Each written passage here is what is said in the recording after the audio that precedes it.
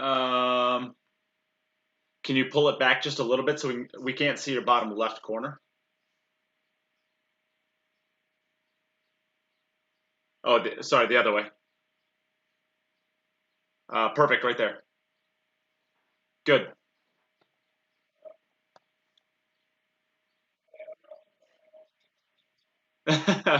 Yeah, you have about 10 minutes. Take some swings.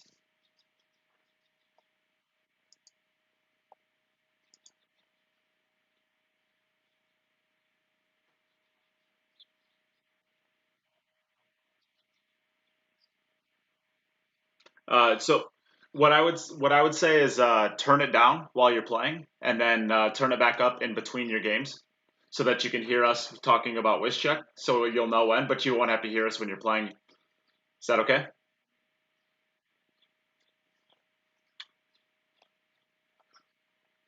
Um, hey Nick, can I have you? Is that a phone on the end of your table? At the foot of your table where the balls are? Is that a phone? Your camera. Okay, is it easy to turn that off and turn it back on? Yeah, could you do that?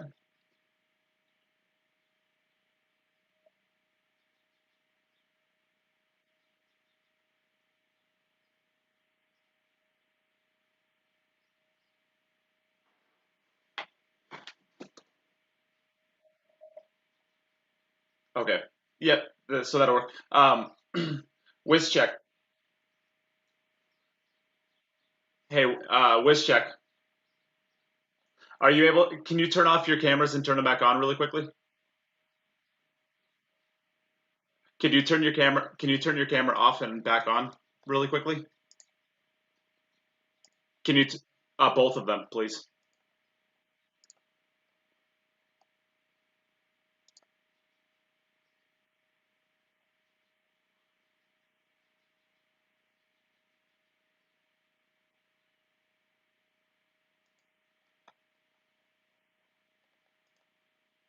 Okay. Perfect. Thank you.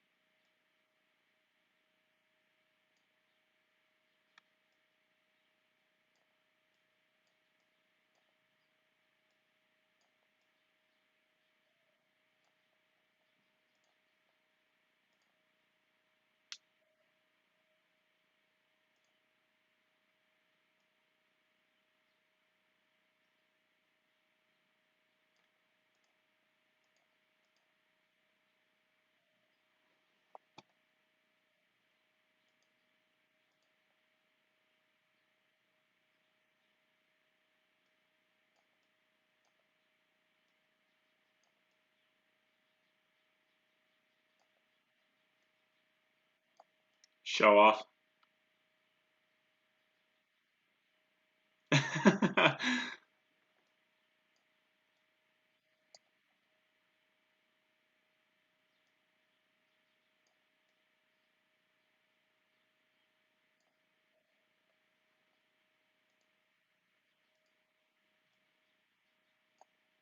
We already checked yours. You're good. Well, that you're using the same table. Did you change them?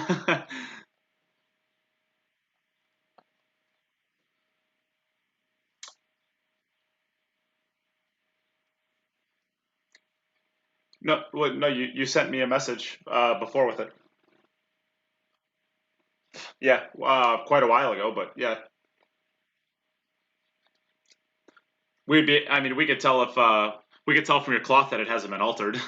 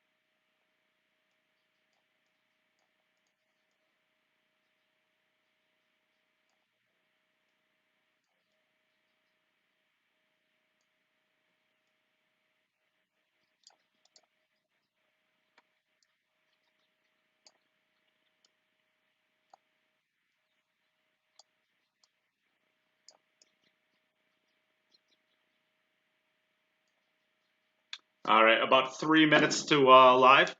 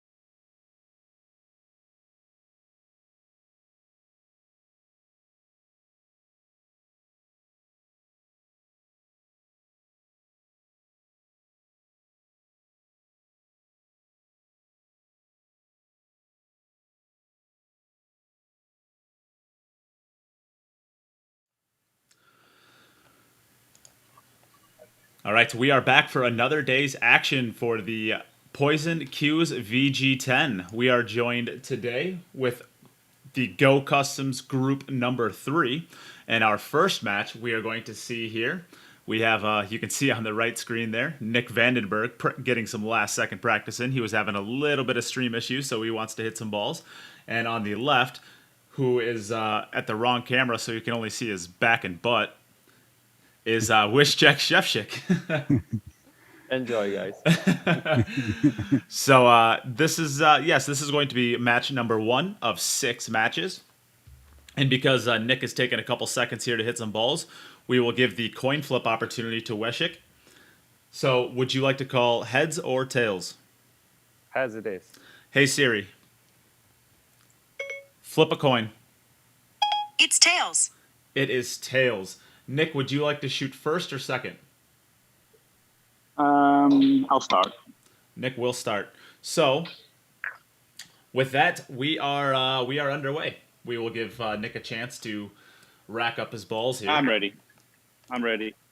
All right. So, best luck to both competitors. And I am going to be joined in the booth today with a legend of the One Sports Live, Mark White. How's it going, Mark?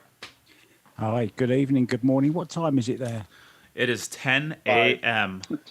10 a.m. It's about, I don't know, 3 p.m., something like that here in the UK.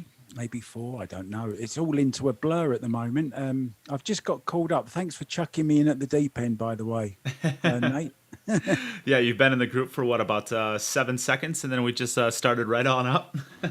Absolutely. Are you ready to commentate, he says. How long have I got? 15 minutes. Yeah, okay then. Well, you're really nice to me. I think I actually only I gave you double about check?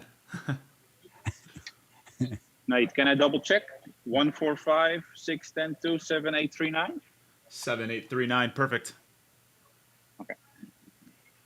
So he is asking about the rack because we actually have a set pattern rack. You have to rack by the same exact way every single time.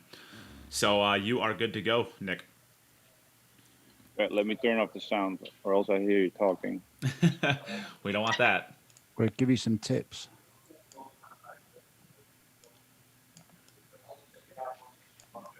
So here comes the first break for Nick Vandenberg.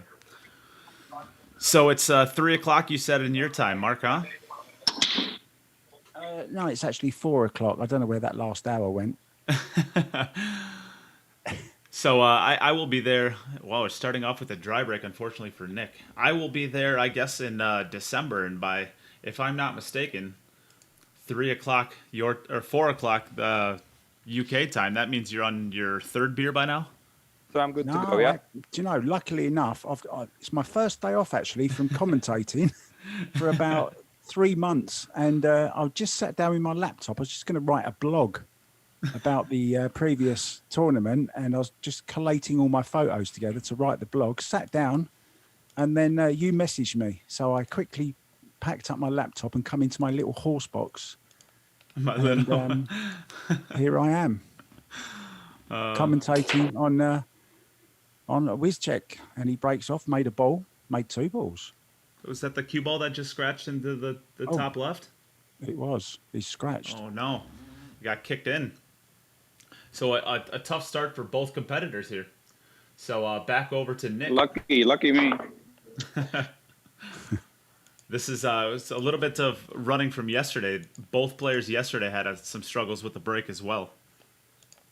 Yeah, I mean, this format is catching a lot of people out. I watched Margaret Fefilova and Dennis Grabe on the opening day, I believe it was.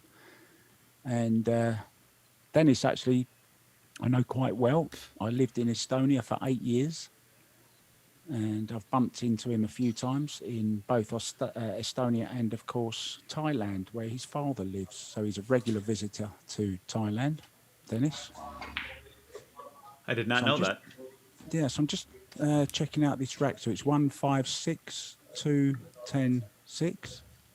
No, sorry. 145 210 6, and then 9-3. You might Nick Vandenberg. Hold on. Yeah, Hold on. It's wrong. It is a wrong rack. And by Yeah. the rules, it's going to be a scratch anyways. But by the rules, that would have been a 0 anyways. So, Nick, we will.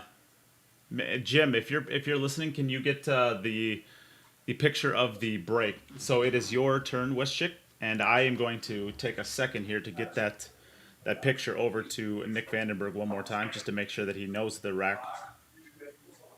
Okay. So we will.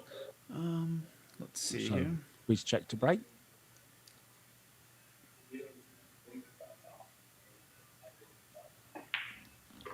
His second rack. Scratch the first one. And he's made the 5 in the side. This cue ball's gonna scratch. Oh, almost. Nearly.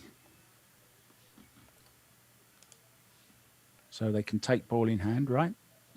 Correct. So I'm going to. We hear a little bit of background from Nick. But Nick, I sent you a message on Facebook. If you can hear me, you had the rack wrong last time. So I will send a message to you so that you can see what the correct rack is going forward.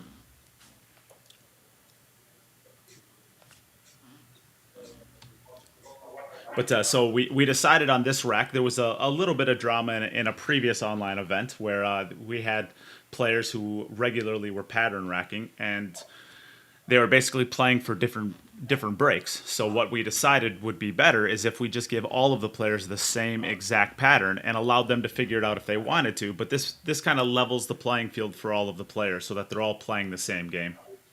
Yeah, I actually watched the program where you, Jim, and I can't remember his name. Sorry, a Dutch guy, the Predator designer guy. Yes, Jay Latapuddy.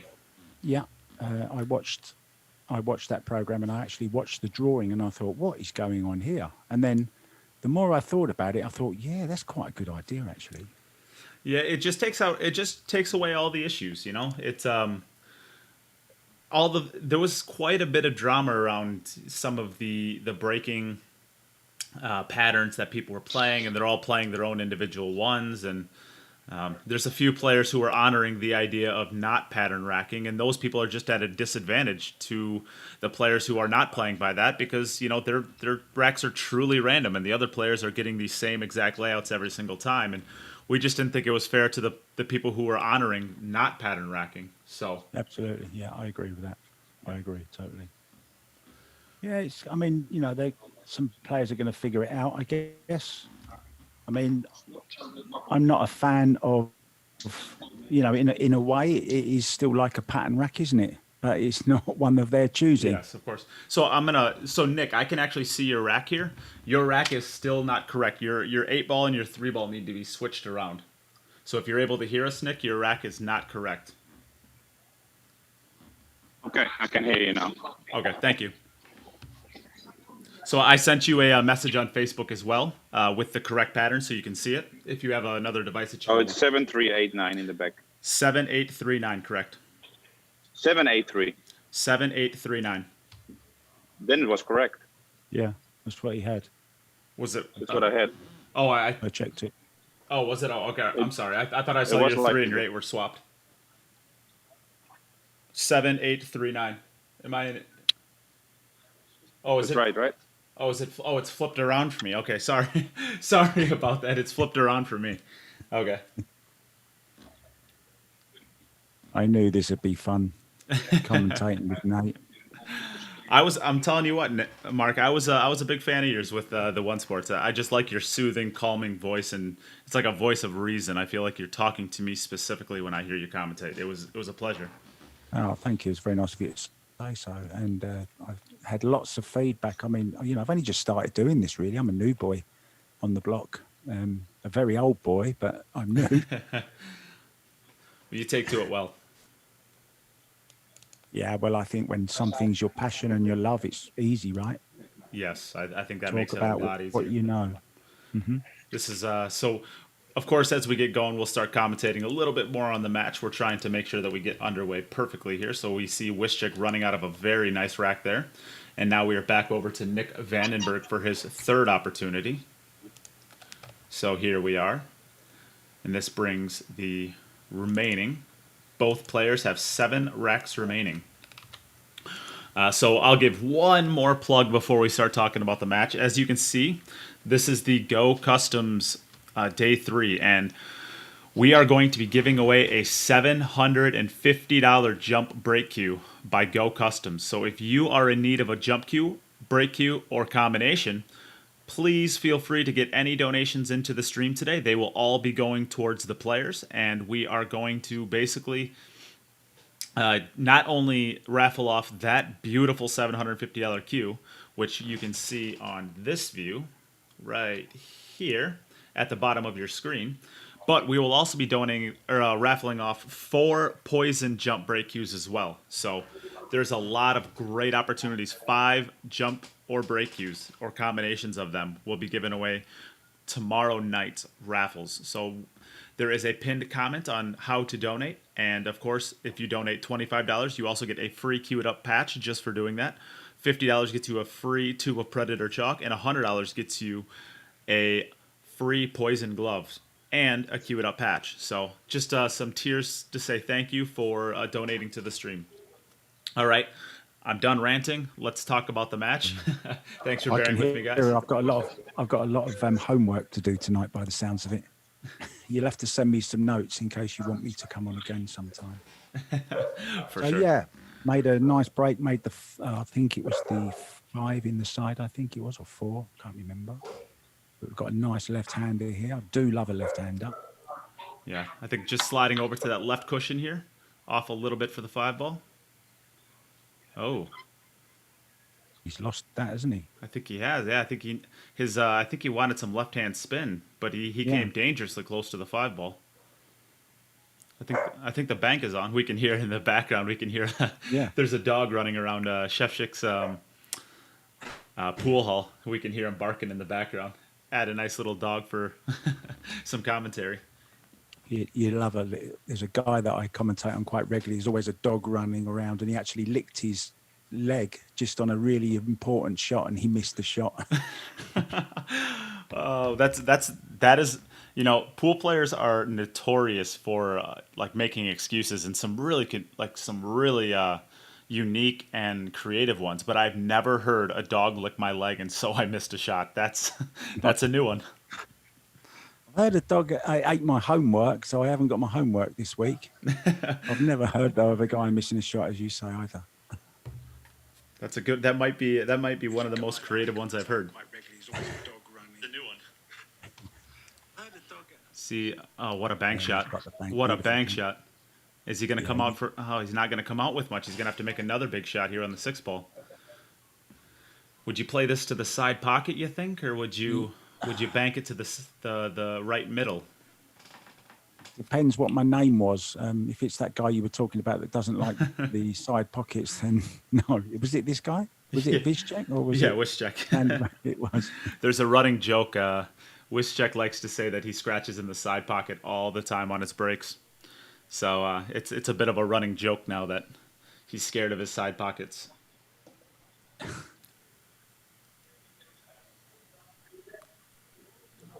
Yeah, I'm just looking for the live, so I can have that on next to me. No sound, of course. Yeah, he's going to go for the side, isn't he? It looks like it. Oh, what a fantastic nice shot. Beautiful. Hold on, cue ball. Hold on, cue ball. Oh, it's a great shot. I think he's able to just follow forward here, and what a run out this has been.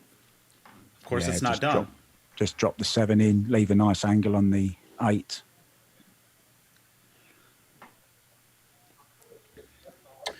So everybody out there, please give the stream a share if you would. Try to get our numbers up for the day.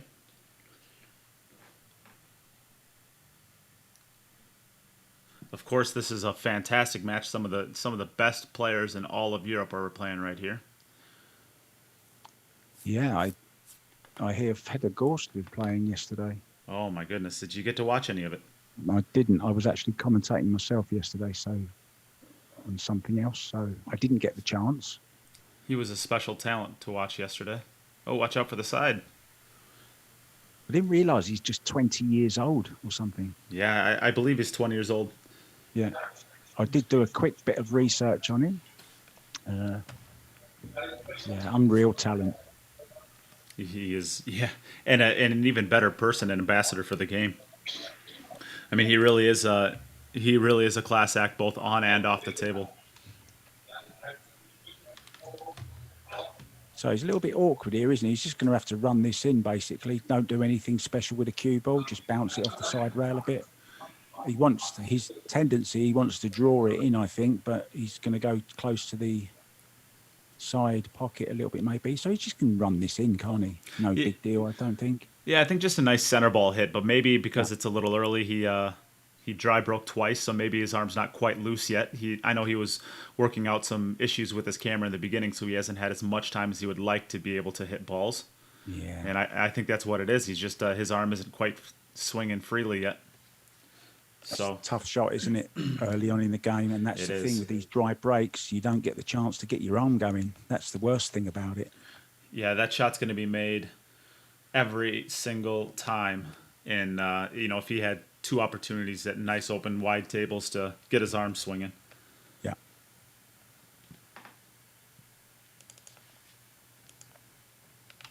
So back over to Wischek. He's got a. Oh, is the one ball going to make it? It's not going to Oh make my it. goodness! They all fought to get into that pocket up there, and none of them dry. made it. It's dry again. It was like a race.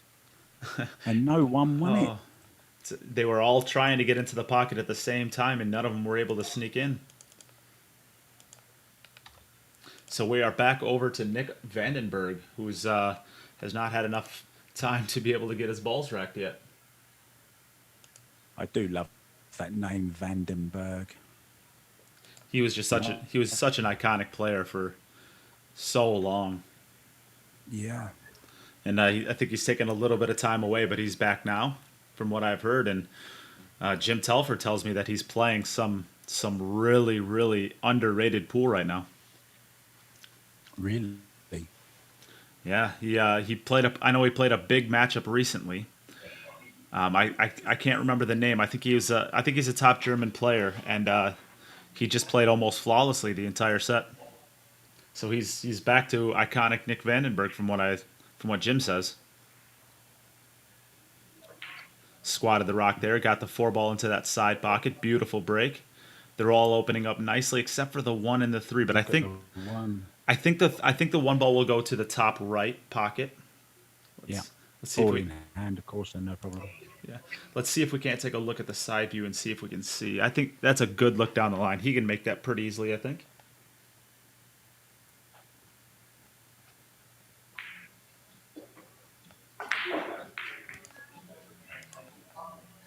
Okay, so Chad just joined the Zoom call. Chad, I can't have you turning on your video yet.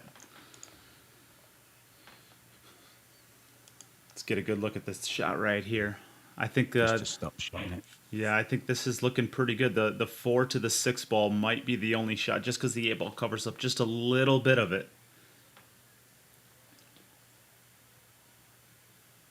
He just wants centre, doesn't he? Centre table after this.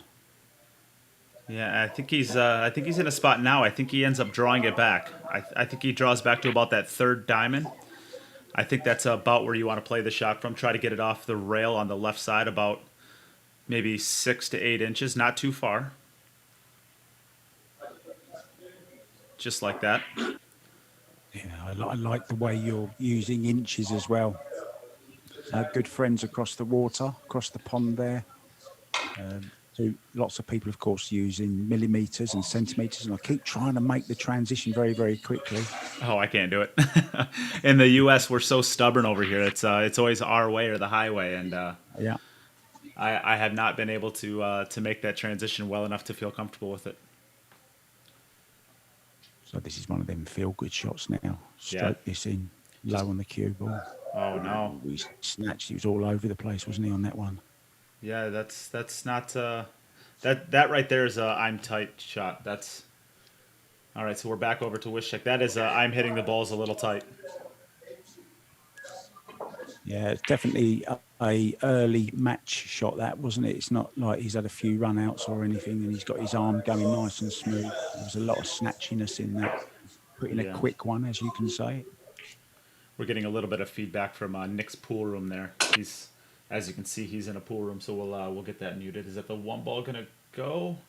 He got one in the Okay. side. He fluked the. I think I can't remember. I can't see what ball it was. Do you know? I've seen so many different coloured balls in the last 2 months. I wish they'd just standardise it. Yeah, of course. There's a lot of hands in the cookie jar as far as the balls. Well, really, everything in pool right now. There's a lot of hands in the cookie jar in all aspects of pool. There's a lot of chalk. There's a lot of balls. There's a lot of cloth. Yeah, There's a lot tips of and organizations, tips, cues. gloves. It's hard to know if that's what's good for the industry or whether there is just having one really big superpower is better. Have you ever given much thought to that idea? Um, I think to give people choice is nice. It gives us something to talk about. Do you know, I'm just in mid changing cues now, actually, and I'm not a fan of carbon fiber, but my friend is trying to talk me into having one. So Oh, they're great.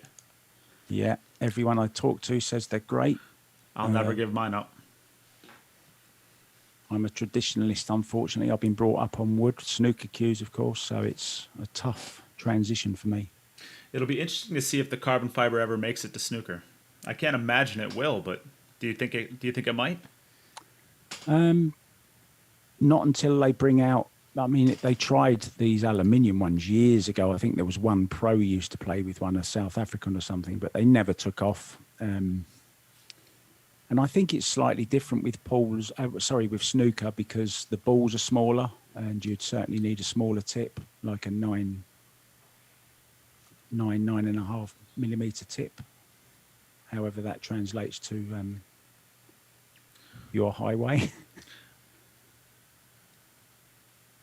Well, I think we actually use because my shaft is a 12.4, so I think we actually use millimeters as well for the shaft size. Right. So, what are you using? A Revo, is it, or what I are you I use the Q-Tech Synergy. Ah, okay. Although I do have actually because of my podcast, I actually have I did a video on reviews for the carbon fibers, and I actually have a Obi Fusion, I have a Jacoby Black, a Peach Hour Rogue, a Predator Revo, a Q-Tech Synergy, of course. I have a Odin. I don't think Have you got a shop? You sure you just haven't got a shop? I've got 9 different carbon fiber shafts. I have a Wheat State Onyx and a Wheat State shaft. I've got a lot of them. I only my shooting cue though is a Synergy. It's the shaft that I like personally best for my game. I'm not afraid of using deflection. I kind of enjoy it. So Synergy has just a tiny little bit more deflection than some of the other ones. As we're seeing a very nice clearance here. Yeah, all of a sudden, a pool match broke out while we were talking.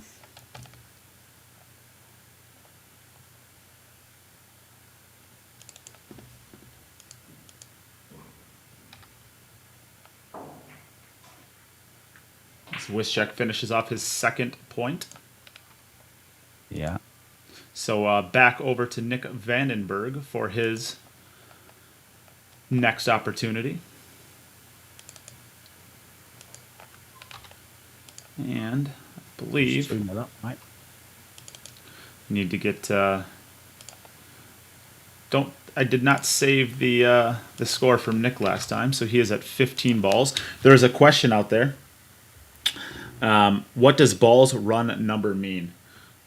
So the ball ran number means basically if the players come down to, well, it's basically used later on for a way to distinguish between players when making the playoffs. So, for example, yesterday, we actually had Fedor finish with a 21 out of 27. Albin also finished with a 21 out of 27. Oops, sorry, I need to get the camera switched over. They both finished with 21 racks out of 27, but Albin actually made 3 balls more than Fedor Gorst. So Albin Ocean is still the number 1 seed for the playoffs, and Fedor would then be the number 2. So it is a way of distinguishing between seedings later on for the playoffs. Like a countdown, count back kind of thing, is it? A ball count back? Yes, so it's In basically every case ball of- that's been made. So yeah, so the idea is they both ran 21 racks, correct? But what happened on the 6 racks where they didn't run out, and how many balls were made on those other 6 racks? And I get it, yeah. Yep. So we figured that would be a good way to distinguish between players in the pools, to be able to get. Where's this cue ball going? Oh, he's had a lovely Oh. little touch there. He's got a great little nudge there.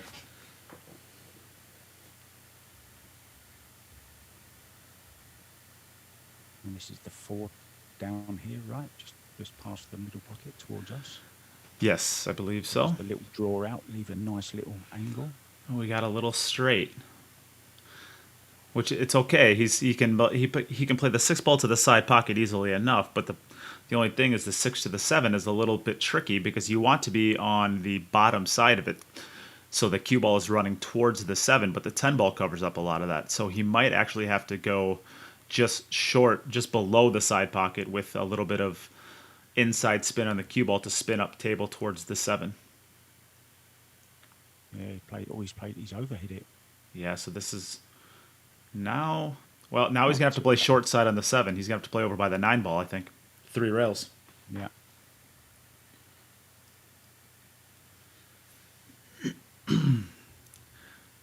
The track is. It looks to be, if you're a 3 cushion billiards player, which I'm not sure if you've ever tried that game. It's brutally tough, but I believe the track needs a little bit of outside spin to help it onto the correct track here. Absolutely right. A little bit of left hand. Zipping it up. He's played that very well, hasn't he? It's a gorgeous shot. Just absolutely fantastic. And he's going to get a little bit of a... Oh, no, he's going to be dead straight in, so he'll have to play the 8 ball, I believe, down into the bottom right now from here. We take maybe we can get a good look at the side view. Yeah, he's almost straight in. He will have to play short side on the 8, I think. Yeah, it's no big deal, is it really? Just run this in. He can probably get out a little bit. Just a fraction. Oh, he overhit that one too. Overhit it, hasn't he? He's doing that a lot just recently, isn't he? That cloth actually looks very quick. It does. It does look very quick. And unfortunately for him, the bank to the side pocket is not on, and I do not think the bank back at him is on either. So he's going to have to cut this into the corner. I can't see quite how far off the rail the 8 ball is, but it does not look like it's very far off. So this is a very difficult shot. It's about an inch off, maybe, something like that. Not much. Yeah, definitely not even an inch. I don't think. Maybe a millimeter or 2. I always exaggerate.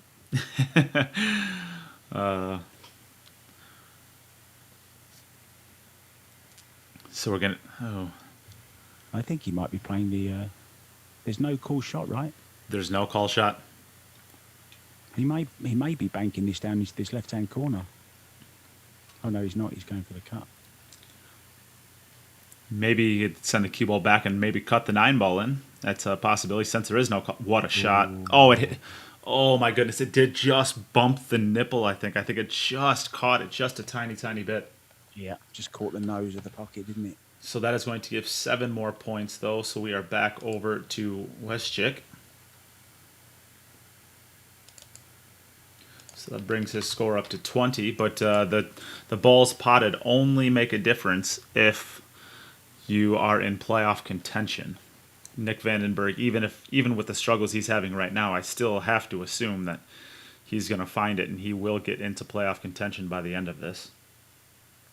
There's nothing worse than being late, is there, to the party when you're having a few little problems maybe, and he should have been practicing and getting his arm moving.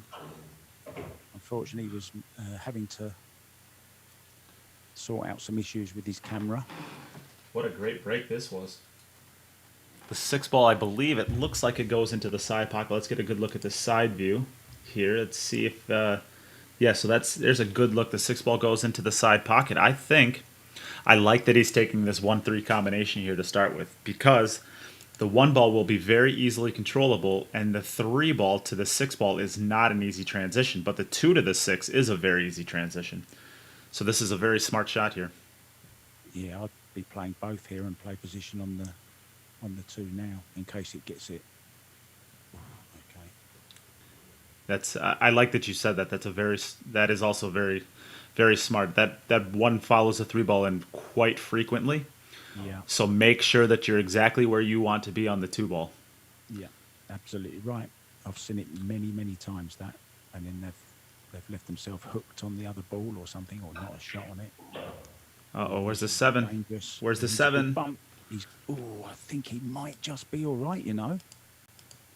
Let's get a good look down the side. Oh, there's a good look down the side. I don't think he's there. Before he gets into the way, I do not think he's there. And you can see him kind of shaking his head. I do not think that he is there on this shot.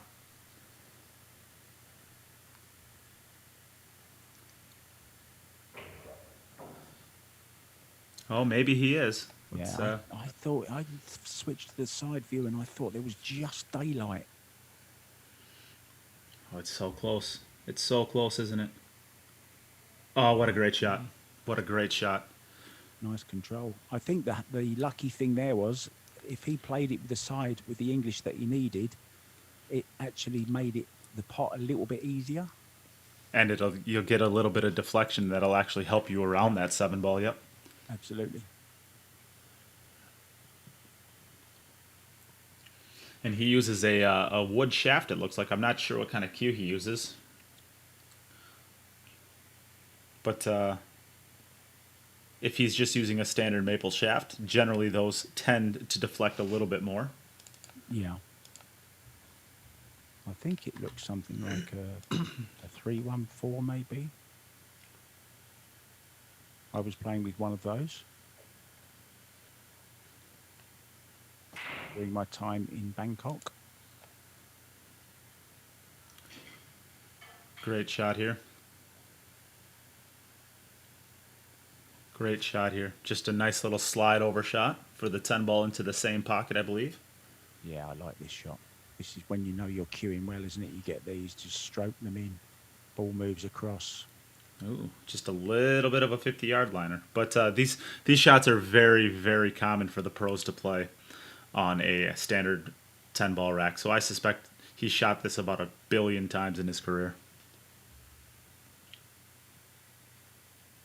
I was watching a lovely video about 3 o'clock this morning when I couldn't sleep, thinking about Paul.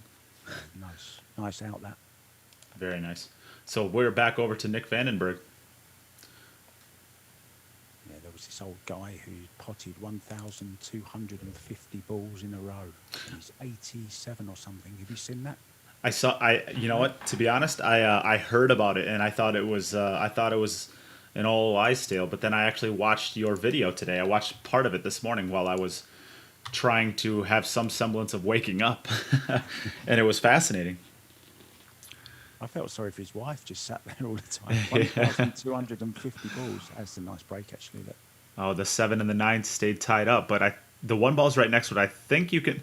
So this is the debate you can kind of have with yourself: is bumping that 9 ball and opening it up and taking a longer 2 worth it, or do you want to try to manufacture it later on, potentially with the 3 ball? You could use the 3 ball to try to bump the 9 ball as well and take a longer 6 ball.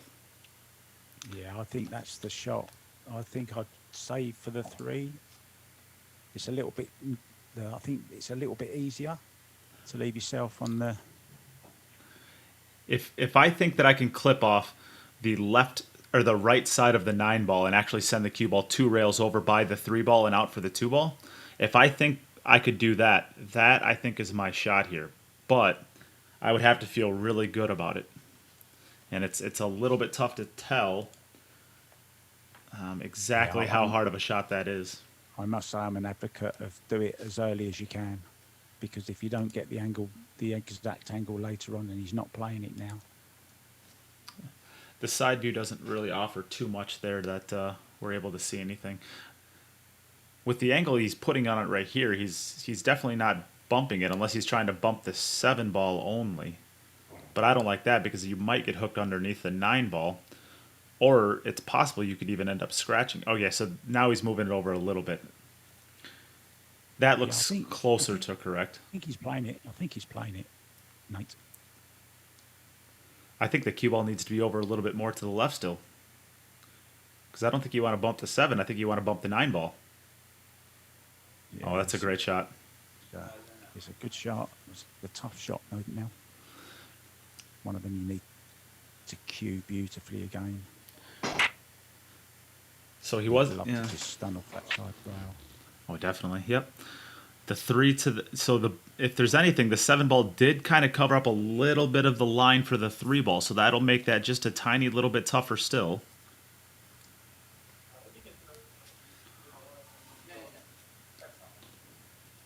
I think it's fascinating to see the way different players go about it. That's what we love about Great shot. this game, isn't it? And he's played that beautifully. Came just a beautiful angle on this 3 ball, maximizing the angle that you can get on it without bringing the 10 ball into play. Go a little bit further, you might have to cue over the 10 ball, which is never ideal, but you're getting your maximum amount of angle here without having to bring that 10 into play. Just a straight high ball hit here, I think. Yeah, he's playing centre, isn't he? Played it very well. That's perfect. Just a little stun over. A few inches for the 7. He seems to be getting his stroke going now, Nate. He looks more comfortable at the table, that's for sure. It's interested to see if he'll go to the side rail, if he just kind of stuns it in. Just so I like the fact that he's did that there. I think that shows a little bit more comfort at the table. If he does the right shot, isn't he? He's playing the right shots now rather than the ones that are trying to get his cueing going, if that makes sense. Yeah, the rack, and I believe it was the 3rd rack for him. He had missed a ball to the bottom right, and I think he missed it because he hit it a lot harder than he needed to, because he maybe didn't feel as comfortable cueing the shot as he should have, and now he's just kind of cinching balls with it seems like a lot more control. I didn't really like that shot, to be honest, though. I thought he could have run that through, and he drew it over, and it was always going to be pulling it over towards the 9, wasn't it? Yeah, It's a little bit awkward. just has to take a little bit more cut on the 9 ball, which is okay. Oh, and Jay Latiputty says that Wischek plays with a Martin Welk custom cue. So I've never heard of that. Maybe you from Europe have heard of that. Oh, I haven't actually. No, never heard of it. It's working for him, though. Cue ball tracking beautifully into line here. Yeah, this will make him feel a lot better as well, won't it? Has to, yeah. All right, so we are back over to Wischek for his next rack.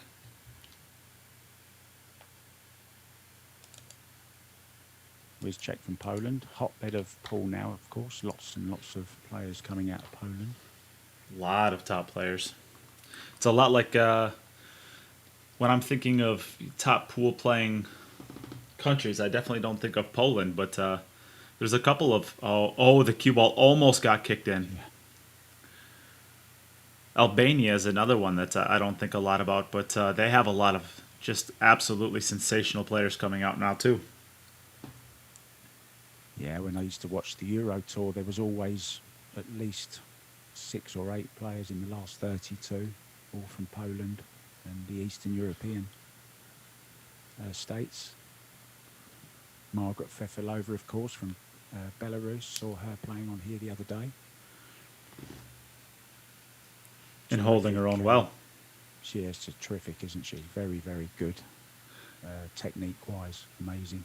Yeah, she missed almost no balls. The only thing that she struggled with was consistently potting a ball, and she still did that pretty well. Yeah, it's brutal, isn't it? you don't make a ball, it's the end of the rack. But as we saw from Fedor Gorst and Albin Ocean in the last 2 days, that this game is just too easy for some of the players already.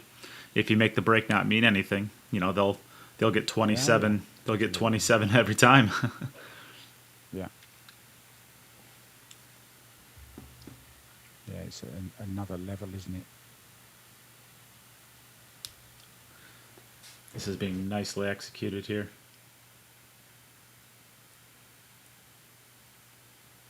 Without overlooking, I mean, we've been talking about Fedor and Albin, but Wyszczek is putting on an absolutely phenomenal performance here as well. The only time he had a dry break and then he had a ball get kicked in on his break. Other than that, he's been breaking the balls extremely well and running.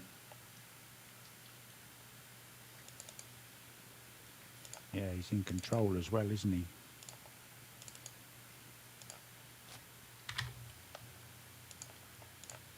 Pinpoint position. Just needs to creep this ball off the rail, about a diamond and a half. That's beautiful. Forced it on and off, didn't he? Went just in between a diamond and a half and 2 diamonds. Now probably over and back and playing the 10 ball into the same pocket, I would think. Could roll it in softly, but I don't see a reason why he would there. No, you're always better off stroking them in, aren't you? Using the rail come across. Big chance of deceleration on the cue when you're playing them really soft shots. Great run out there. Great run out, keeping it going strong. So we can head back over to Nick Vandenberg, who has 3 racks remaining now. Both players have 3 racks remaining.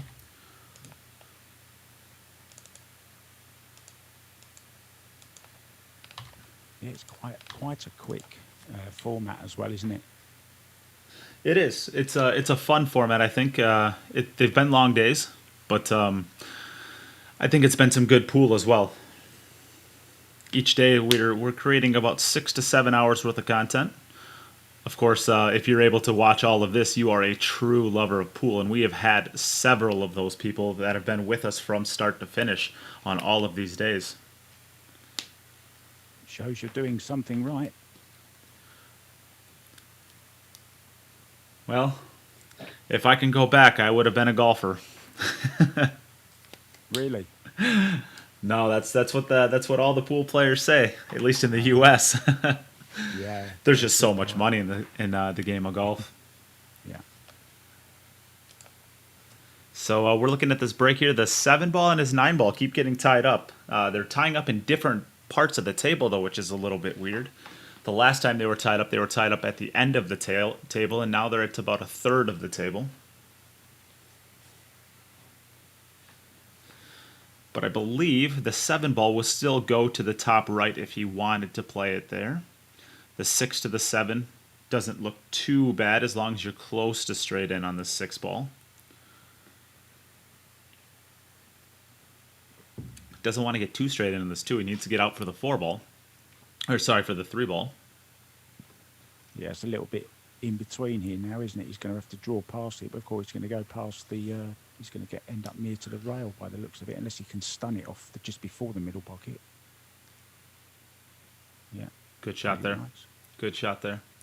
But he came up a little bit short again, so he's got his cue ball's going to be tracking away from the 4 ball. He'll probably have to hold it. Maybe just come off the rail, maybe a half a turn. Not too far. But you got to get it off the rail, but you don't want it to go too far either, because you don't want to have the angle to go towards the 10 ball. You'd like to maximize as much angle as you possibly can to be able to go to the right cushion to play position for the 6. Somebody in chat, Joel Wenger, saying can't hear Mark at all. That sounds a bit weird, doesn't it? I have your levels as you're coming through on the levels, so that might be... Is that the problem with anybody else as well?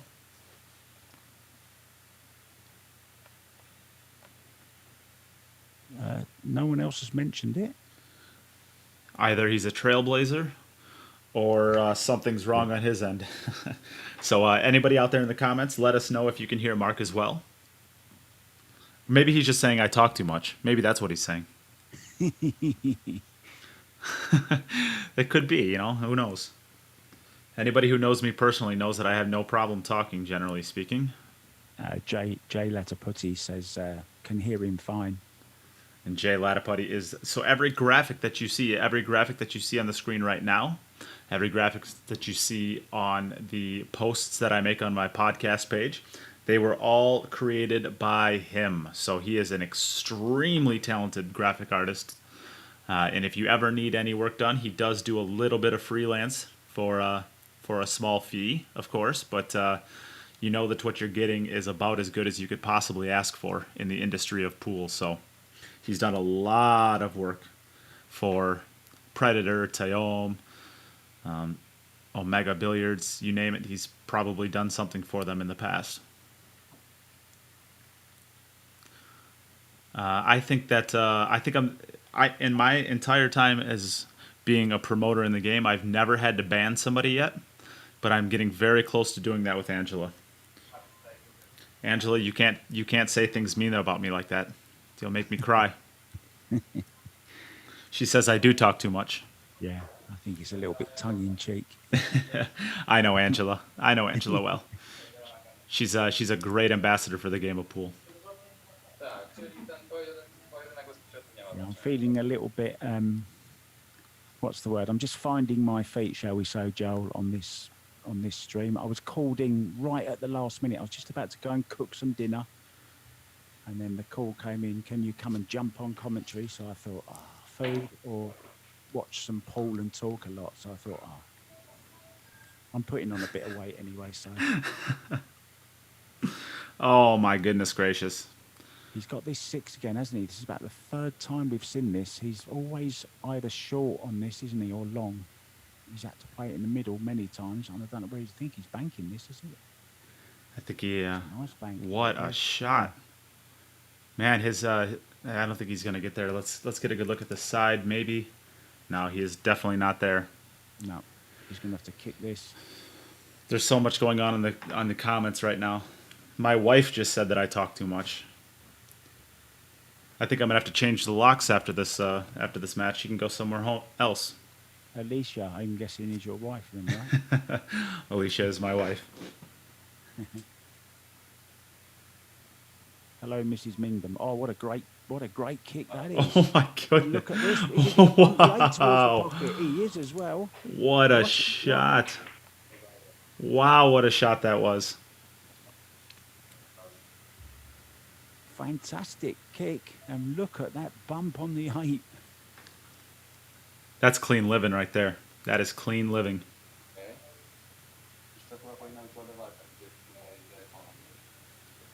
Wish Great recovery.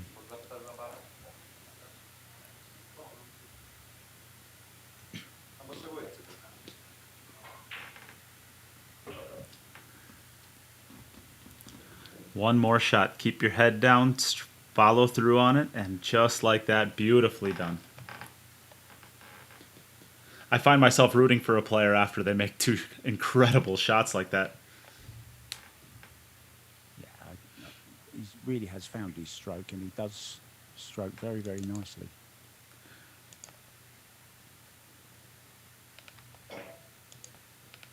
Beautiful run out. Back over to Wischek. You are good to go, Wischek. Does tend to lift up slightly, though, sometimes. So we can... So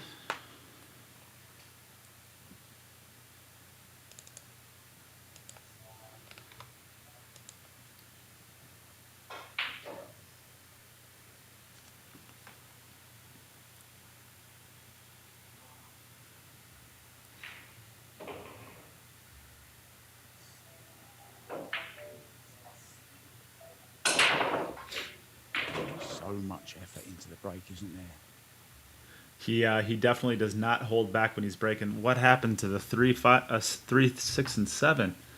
Does the 3 ball go to this? I think the 3 ball goes to the side pocket. So he should be able to work this out, I think. My wife says leave the cats outside for me. I can change the locks. I just have to leave the cats outside for her. Angela, look what you started. I mean, this looks pretty Okay, it looks a little bit naughty at the moment, shall we say? But if he leaves the correct angle on the 3, he can just nudge into the 6, can't he? I think, yeah, I think that's the shot. I think you can flick off the left side of the 6 ball and kind of push the 7 ball down table. And with brushing off that side of the 6 ball, your cue ball should kind of direct up table. You'll probably leave yourself a thin cut on the 6 ball, but for a player of his caliber, I suspect it should be a routine shot. Yeah, it's a nice shot as well. Perfect on the 2. Just a little spun over foot leading. Make sure you leave yourself an angle though on the 3. He actually gave himself enough angle here. He could actually send the cue ball over there if he wanted to try to disturb it right now. I wouldn't, but you could. Yeah, bit risky, I think. Yeah. That's perfect, isn't it? That's about as good as you could hit the ball, I think. He just doesn't want to catch this from the rail first and then hit the 6 because he could hook himself behind the 7, and that's where he's coming round to have a look. I think I would go into the rail first. You would? Oh yeah, I would go into the rail first and try to clip off the left side of the 6 as we're facing it right now, and that'll hopefully if you hit on the left side of it, that'll flick off the right side of the 7 ball, which should open up the 6 ball, I think. Yeah. What, lead the 6 in the side after this shot, you think, or what? Ooh. Oh, what a shot! What a great shot that was. Oh, he doesn't look happy about it. Oh, because it probably froze exactly on. So this is a tough execution. You want to be playing these with a little bit of left-hand English here, don't you? I don't know whether he can from where he is. It's a very fine cut. Just don't hit it thick. It's a tough execution. Yeah, that's hit it too thick. Yeah, that's a very easy shot to hit thick. So that was not a missed execution shot. I think that was a breaking miss right there. So we're back over to Nick Vandenberg. I call it a breaking miss because he kind of took what the table offered him from the break and just got a little unlucky with the breakout. Okay. And are you a green cloth man or a blue cloth man? Well, I am predominantly a diamond pool player, or a diamond pool table player. That's predominantly what's in our area. So, of course, I have to be a blue. Although I did grow up on a valley pool table, unfortunately. So okay. I've played plenty of time on both. But I prefer the blue cloth. And I prefer the blue chalk. I'm not a fan of the fancy colored chalks. No, I'm a traditionalist. I like the blue chalk. But you grew up playing snooker, you said, right? I mean, that's kind of your... That's green chalk. Yeah. Sweetens.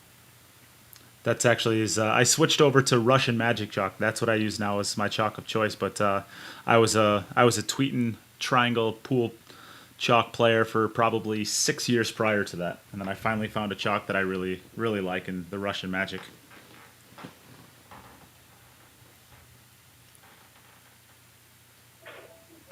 This looks pretty straightforward here, doesn't it? You just got to get just basically got to get from this 3 ball to the... Where's the 4 ball down to the 5 ball? I think the 3 ball to the 5 ball is going to be the difficult transition. Unless you can get close to straight in on the 3. It kind of looks... Okay, so he hit it great. Okay. I thought he might have to have a angle going away from the 5 ball and a steep cut, but he hit it really well. Yeah, he can just drop this 3 in the side, can't he?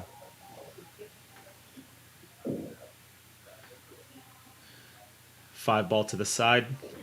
Oh, he needs to get there. I don't. He's going to be tracking away from the 6 ball now, I believe. So this is another... It's not a big error. I don't think it's going to derail his run out or anything like that, but that was a very simple execution that he just came up a little bit short on, and now he's going to have a little bit tougher of a shot on the 6 ball now. Okay, so he drew it back. Okay, so he was fine. I figured he had to go forward with it, but I actually didn't even think about coming back with it instead.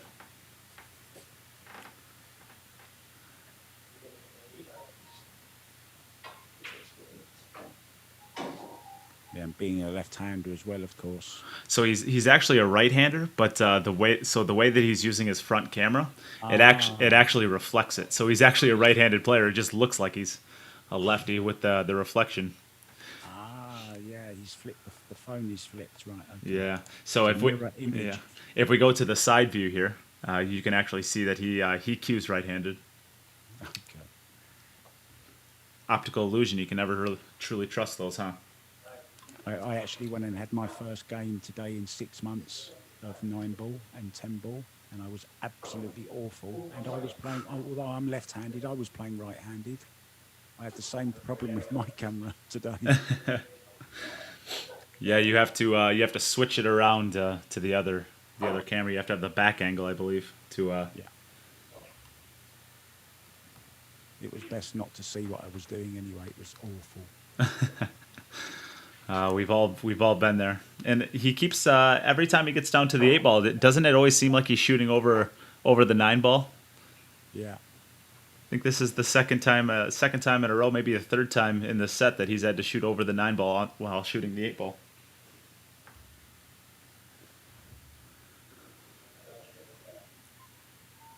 And I'll tell you what, if Nick is able to get out of this rack, he brings it to within 1 with a rack remaining. I'm not going to say that puts Wischek in any sort of crunch, but it applies a little bit of pressure to him.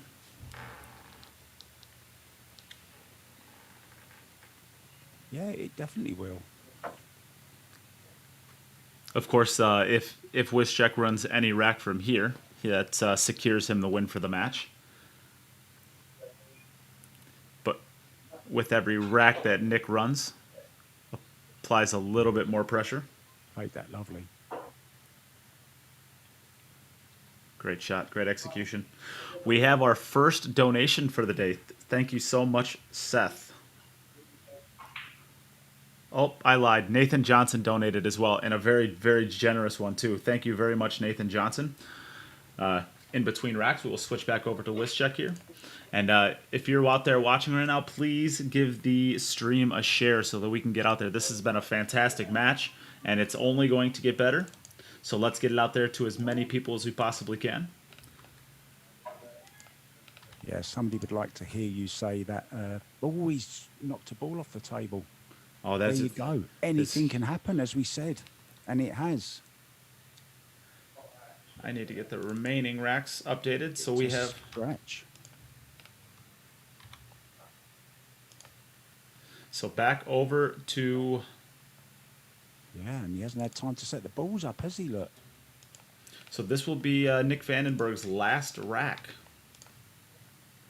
And he could tie it up, right? He could tie it up.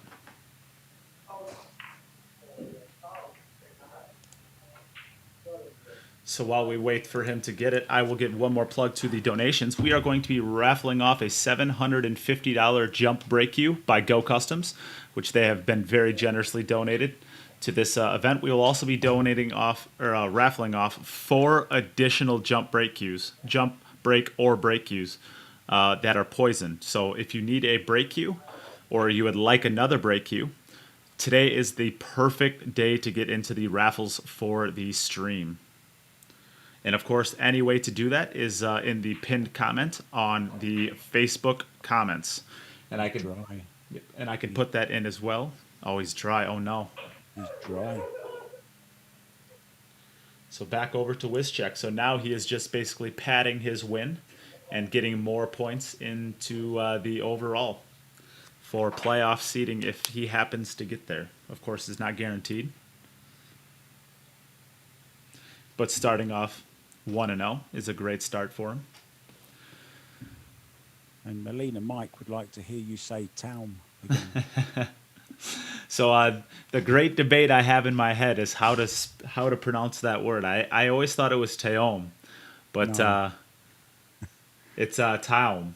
It's town. One of my Town. good friends, Jonas Ottonen, is one of the owners, of course. He is the O in the town.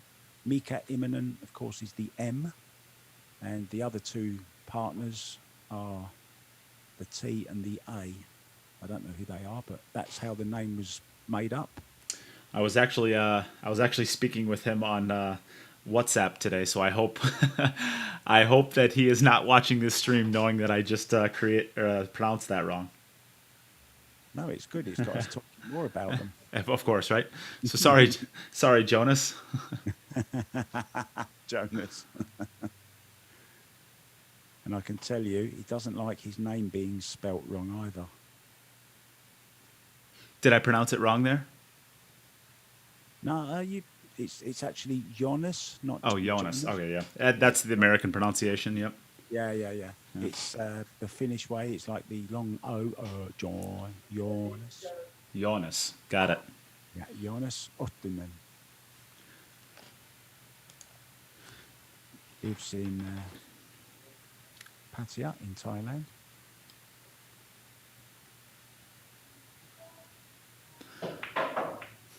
Oh, that's a bad miss. Why did he? Wow. I don't think the two must not have passed the 8-ball. It looked like it did, but it must not have. No. So we can actually ask him right away here. Wish-check, did the two pass the 8-ball, or did you need to play the combination? No. I completely screwed the positioning. I wanted to position for either of those two corners, but I don't know. I mishit the one ball. I think played it too thick, and the positioning was disastrous. And yeah, actually I got lucky because the combination was still easy, but I don't know. I just missed it. Yeah. Well, you end up getting the win anyways, and you played pretty well. I think you missed 2 balls there the last few racks, but I mean, besides your break, you played well. You made some really good transitions. Actually, I'm pretty disappointed, to be honest. I had really good layouts. Obviously, my break didn't work as planned. I practiced a lot, and it didn't show in that match. Actually, during practice, I almost after every break I had a chance to run out. But here I got some easy outs and screwed up some positioning, so I had to save myself with some transitions. Yeah, I'm pretty disappointed with 4 out of 9, but that's the way it is. Yep. What can I say? Yep. Well, luckily for you, that still is good enough to get you the win, and it was good enough to get you the win because it looked a little bit like, Nick, you were struggling to get settled in the beginning of the match. You were making some great shots, but you just couldn't quite get out of some racks. Were you a little tight in the beginning, you think? Oh, Nick, I think you're sorry. I think you're muted. I'm not sure if you can. Oops. There we go. Yeah. There Can we you go. hear me? Yep, now we can. Thank you. Okay. Well, I haven't played for a very long time competition-wise. Of course, I played some long money games, but it's different than this. The pressure is on every shot, and it's different. I mean, you're playing alone, but everybody's watching, so that's quite strange. Correct. And yeah, I missed some very easy shots, and I could feel it almost felt like my arm fell off. I didn't get settled in, and after a while, I just told myself to stay calm, try to make every ball, and it got better in the end. So hopefully in the next matches, we'll be playing better. Definitely, Nick. Yeah, and that is. Project. Yep. And, Thanks, Nick. Good to have you back. and that is a little bit what it looked like watching the streams. That by the end you were starting to make some fantastic. I mean, I don't think you missed a bank shot in that. I think you were 3-0 on bank shots and 1-0 on kick shots. You made some some big highlight reel shots. It was fantastic to get to watch still. Yeah, but I also think I was 1 in 100 on position shots. So You made that lovely. I just need to get the cue ball under control and play a little better. Then, yeah, I might be able to make a gym a little tougher in the next match. Well, of course, we would love to see you beat up on Jim. So that is the ultimate goal, right? Yeah, true. So we will take a couple seconds away here to get the next stream set up. But thank you both, and congratulations to you, Wischek. Thanks to all the spectators for watching, and we hope to put on a better show in the next matches. Keep fingers crossed. Thanks. Cheers. Yeah. So we can take we're gonna take a small break away from so we can get the next match set up. Use this time to share the stream if you're willing, and if you're able to get a donation in for the stream to win the $750 Go Customs jump break queue or any of the other 4 jump break queues that we will be giving away for tomorrow's. please do take this time to do that, and we will be right back.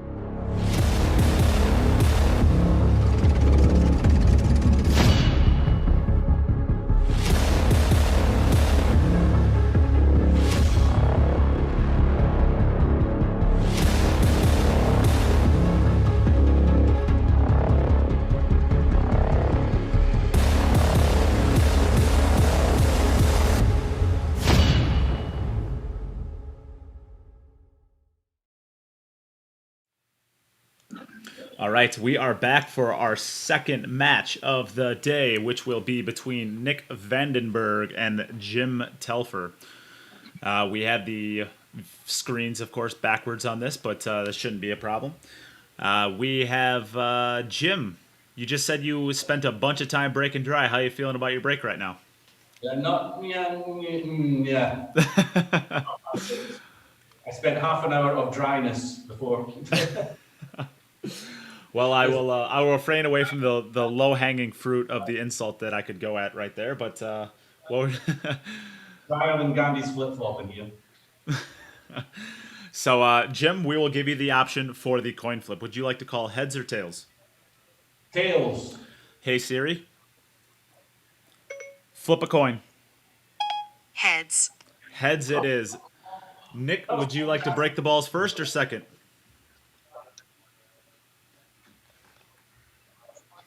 Nick, are you? I can second.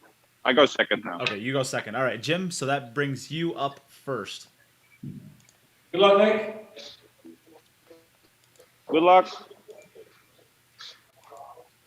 All right, so Mark has stepped away for just a moment, but that is okay because there are a couple questions out there that I would like to address. So, what is the scoring system by Bruno? Basically, this is a 10 ball against the ghost, which means as long as you make a ball on the break and have a legal break, meaning not scratching or jumping the cue ball off the table. Oh, you get ball in hand and you get the opportunity to try to run out. So, Jim, there we see scratches into the side pocket. So we're over to Nick Vandenberg, and as long as you do that, you get 1 point. So back over to Nick Vandenberg, who we see coming into the shot here. So that is basically this pretty simplistic setup.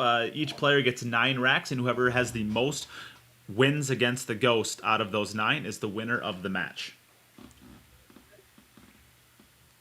So And I'm back. Hello. Hopefully that answers your question. Welcome back, Mark. Thank you. What did I miss? What did you miss? Jim broke and scratched on his first opportunity at the table, and here's Nick's first opportunity at the table, so not too much.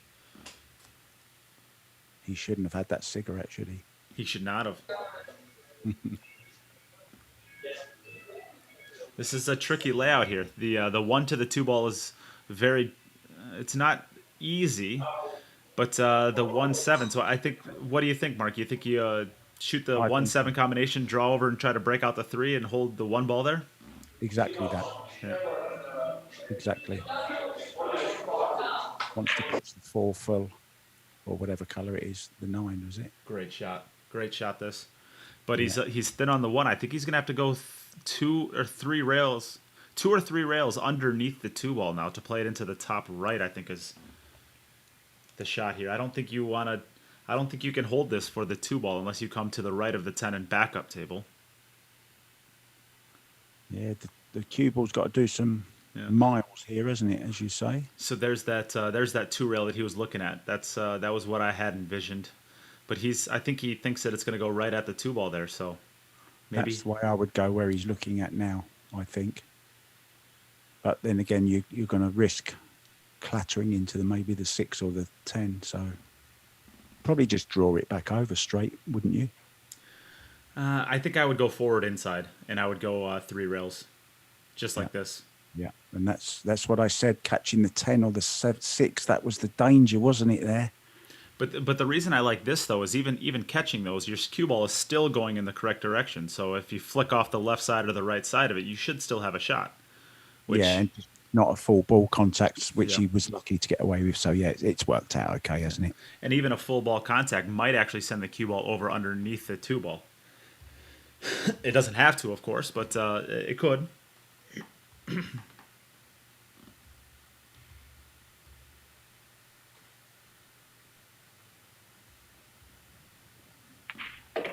So this will be a nice tester to start out his match right away with. Just rolling the 2 ball in. I don't think you want to draw back too far, but just above the side pocket.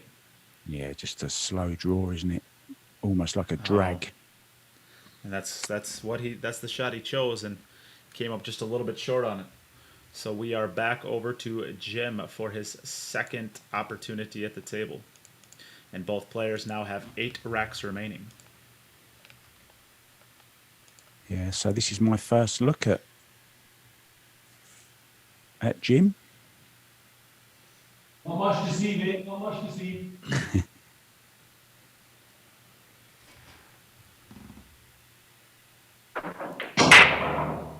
Good contact there. I was actually playing with a guy from New York today, and an English guy who lives he's an Englishman in New York. He's over here for a couple of months, and he knows Jim personally, and he said he's a very good player, Jim, or used to be, I think was the words he used. I think he's stronger now than he's ever been before. I think he's Really? Oh yeah, I think COVID is he's had a lot of time on the table since COVID. I think he's probably playing the strongest pool of his life right now. That's great to hear. Maybe he would agree, maybe he wouldn't. But Jim is, as much as Jim and I like to banter with each other and heckle each other from here, from time to time, he's not a professional player by any means, but he's not far off of being that next tier below them. He really is a very, very top player. And from a lovely part of the country as well, Prestwick in Scotland. Got a lovely little airport there. I used to go past it on the train when I worked in Scotland. Near Troon, I think it is, if I'm not mistaken.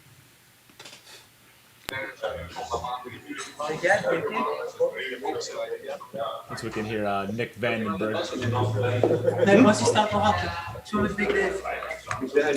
Bit of noise there from... I'm gonna mute Nick there, so if you can hear us, Nick, your ambient noise in the background was quite loud. Pretty good opportunity here for him now. He's maybe just the 7 to the 8 ball is about the only transition that he has left to make. I'm impressed with this stroke. Very nice stroke. Got a perfect view of it here, look. Nice pause at the end of his backswing. Very important, of course.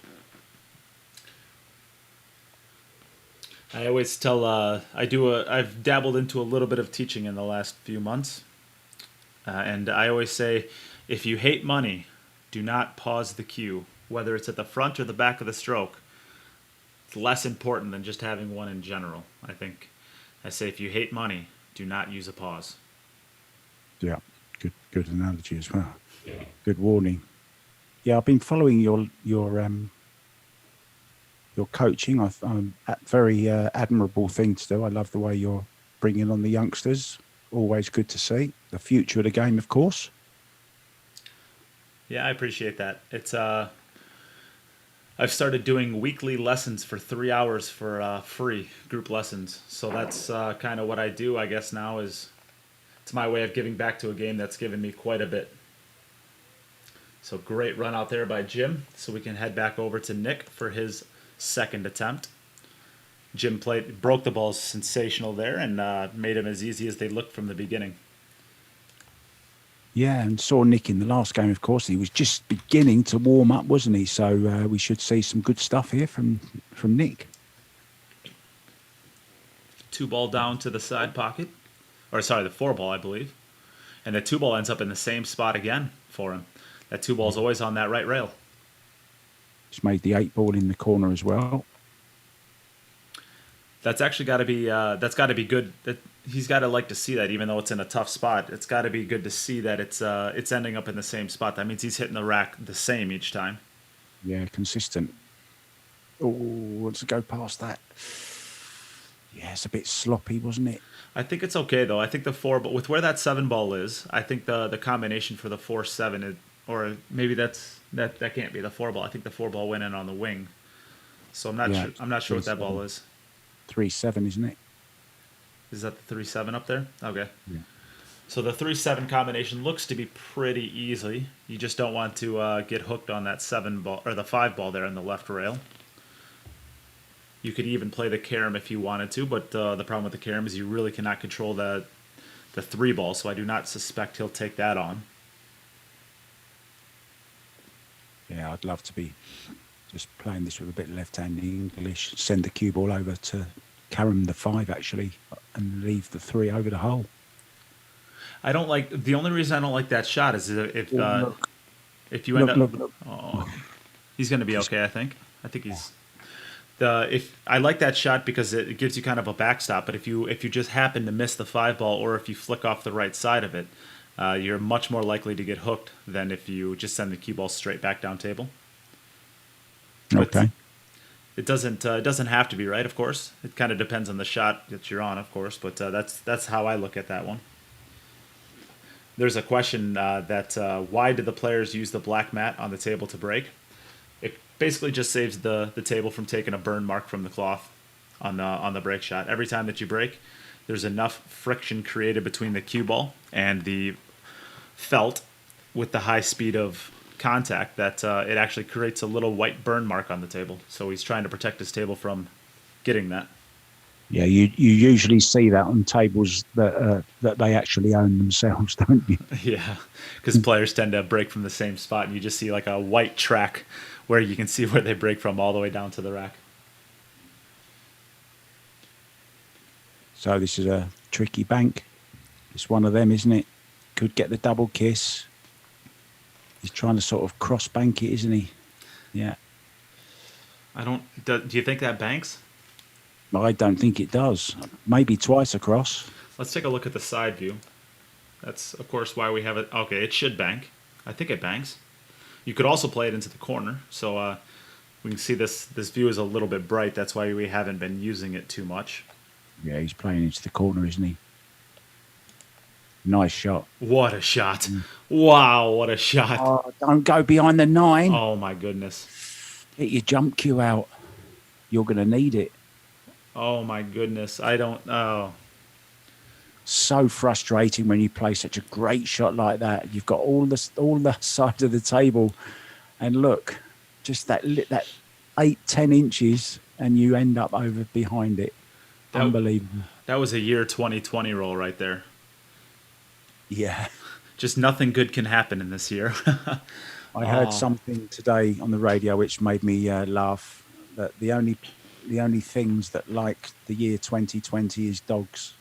The family's home all the time, and they've been walked more than ever. Well, I'll say that my cats are quite fond of it as well. What a shot! Oh, is this in? Come on, fall! Oh no!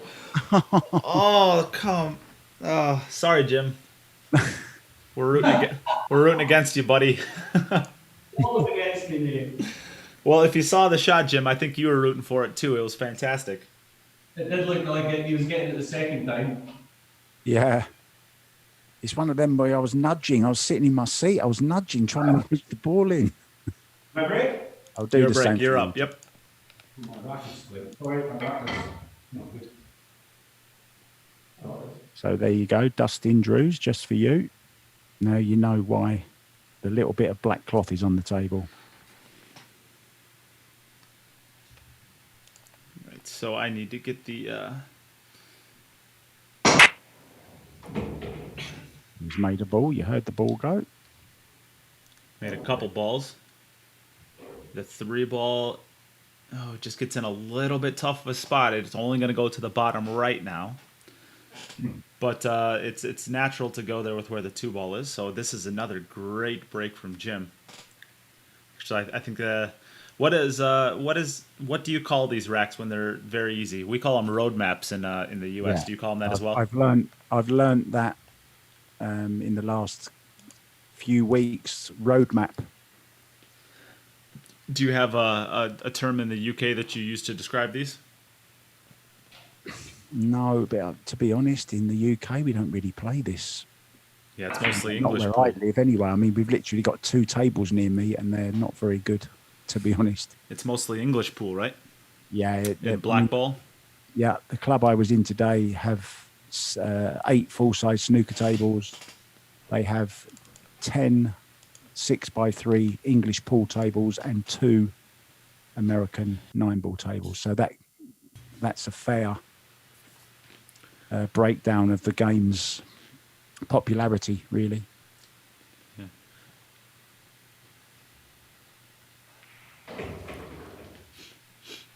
Thank you, Yeah. Jay, for keeping me in line. I missed how many balls Nick had in the first rack, so thank you for updating that. So he is at 11. It's a nice shirt he's got on, actually. Yeah, I like that. It's a snazzy little T-shirt. So he found a way to get himself a little bit tough here, but I think he can just go off the right cushion naturally for the 6. Oh, he's got beautiful action. He has that nice long draw back, the pause, and then smoothly pushes through. That was lovely shot. That textbook. It's a good shot here. He wants the cue ball about where it's at right now, maybe even a little bit further back, because he doesn't want to run the cue ball away from the 9 if he doesn't have to. And you can see where he's picking it. It's about straight in from there. Yeah, just a nice little stun out to the side off this same stroke as he just had on the 4. Yeah, probably a 2-railer, is it? With draw, left-hand English. I think maybe I put a little inside right on here and just kill it off the top rail. Yeah, that's what he done. Yeah, I think you can go left, but this much angle on the 9 ball is okay. You can either go over and back, or you can just roll it. He chose to roll it. Very, very impressed with this. Yeah, Jim is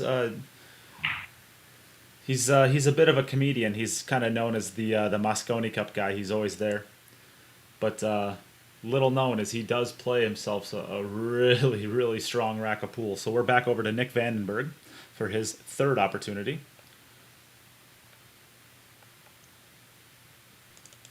And here he comes.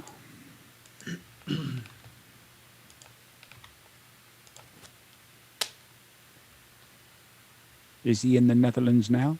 He does. He lives in the Netherlands. Mm-hmm. Great country. I've not had the luxury of getting to the Netherlands yet. For anybody who follows my podcast regularly, come on, ball. Get in there, 10 ball. I think that's another dry break. And he's struggling, isn't he? Yeah. Break. For anybody who listens to the podcast or my podcast regularly, that's actually what this entity is. Cue It Up is actually a podcast that once COVID started, I got a little bit into streaming just to get some more content out there, just basically because I wanted it. So Jim, you're up. Yeah, I actually wanted content. I was sick of not being able to watch pool, so I decided one day, I'm like, well, if nobody else is going to do it, I'll do it. So dabbled a little bit into the streaming, but I actually, so when people travel, sometimes they, collect shot glasses or coffee mugs or little trinkets, and I collect flags that I hang in my apartment as decorations. Oh, lovely. So if you ever watch me go live in my office, you'll see a German flag and an Icelandic flag, because I have been to both of those countries. I saw a German flag this morning. You were talking about the cues that you're going to be Correct. giving away. Yeah. So those flags just happened to make the decorations in my office. So I went to Oktoberfest actually last year in Munich, and wow, was that a lot of fun. I don't remember much of it, but it was a lot of fun while I was there, I think. I've never been to Oktoberfest, but I have been to the Love Parade in 1999 in Berlin, and that was something else. That was. Never even heard of that. Haven't you? Yeah, I've they not. don't do it. They've stopped it now, but it used to be a huge event for many, many years. Yeah, it's. We actually drove there, me and 3 friends. Had an amazing time. So do you? I think do you, for the 2 ball? Do you bump into the 4 ball to play the 3 ball, or do you try to get the 3-5 combination? I think he's left himself an angle to bump into the 4 ball here. Yeah, I'm just going to stun over onto the 4 here. Just needs to hit the 4 ball full. Doesn't want to clip any of it. Oh, and that's so. How often does that happen when you see somebody concentrating too much? So 2, 4, 6. So 2 more points for Jim, and Yep. we are back over to Nick for his next opportunity, his 4th rack.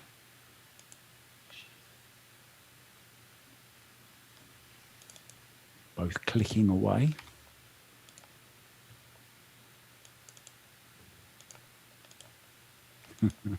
I think your wife's having a go at you again. Is she really? Oh, she's I'd get ready to put the cats out if I were you. well, now she's not. Now she's not getting all of them. Now she's only going to get one of them. Yeah, you got to split them, right? 50-50, everything straight down the middle. Exactly. She And can. good evening to Ivan Maluto, great Filipino player who's playing in Abu Dhabi in the Power Break Billiard Hall at the moment. Nice to have you with us, Ivan. Fantastic player. Great break as well he's got. And you're going to be seeing him in the near future, I can assure you. It's a bit of a tricky layout here for Nick. It looks like the 5-8. It looks like the combination is on. Let's take a look from the side. I think it's on. But Yeah, he just needs to get behind it, doesn't he? the 5 ball will get a little squirrely coming out of it, though. I think it's going to be coming out with a little bit of pace with how thin he's going to need to hit it. So he might have to maybe shoot that with the intention of playing the 5 ball into the opposite middle pocket after the contact on the 8 ball.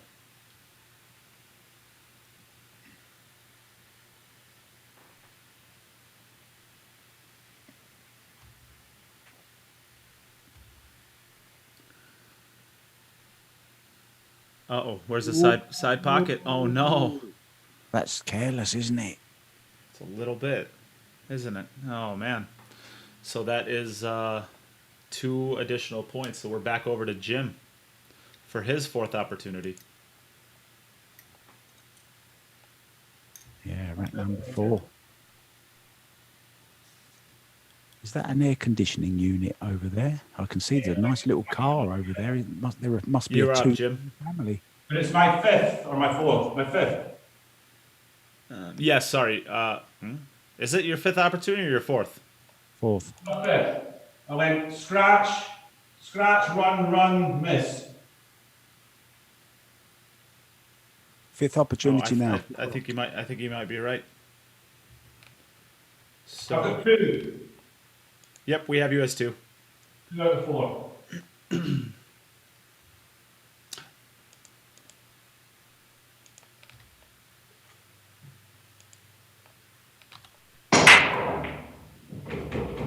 Got both wing balls down there. Wow, what a break this was. Wasn't he complaining about his break a little bit ago? I'm not sure why. This looks pretty good. Yeah, I think the cigarette sorted him out. So it's just whether or not the 6 is going to pass the 10 ball, it looks like. Pretty close. Everyone could make it.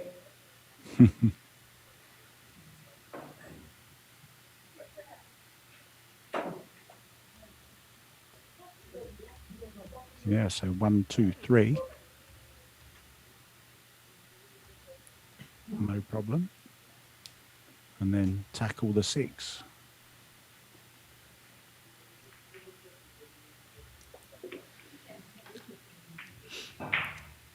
The 6 ball definitely passes down to the bottom right pocket, Yeah. but there's not a great way to get onto it. There, you've got to be so precise, haven't you, to get on that 6 in this right-hand corner. Yeah, it's a very tight window.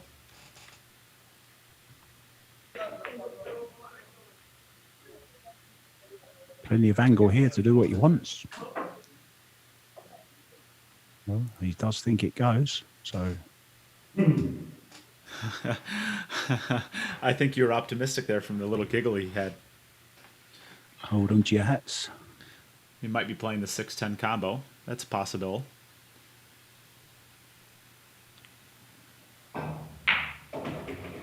Yeah. Oh, what a great shot. Great shot. What a great shot that was.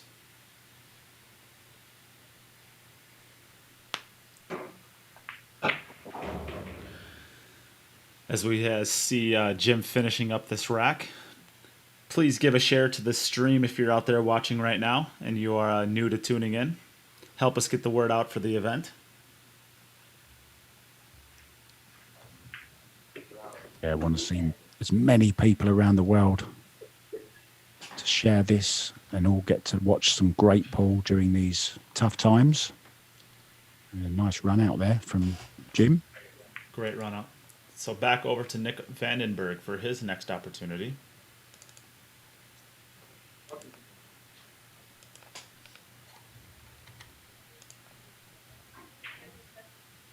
Any questions, guys? We're pleased to field them. I'm sure between the two of us we can find the answer, or at least Google it. And if we can't, we will make it up and say it with such confidence that you believe us.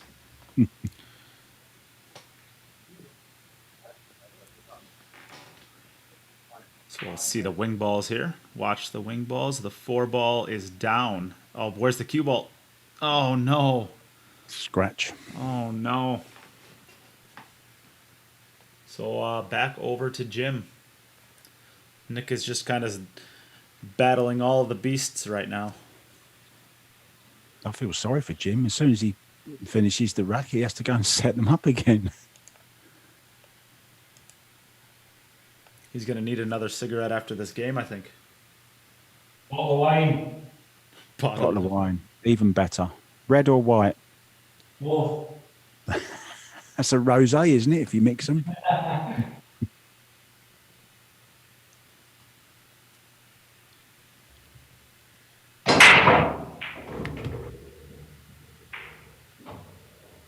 Yeah, powerful breakies, guy, isn't he? It's another good one. I think there's Lovely shot on here as well. Just draw around the back of that 3. Can see When he this. takes ball in hand.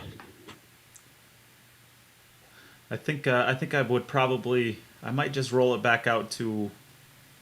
Oh no! I think that's the right shot. You're right. For the 2 ball into the side pocket. I think that's the shot. I agree with that. You talked me into it. You're a good salesman. Let's see if Jim does. Yeah.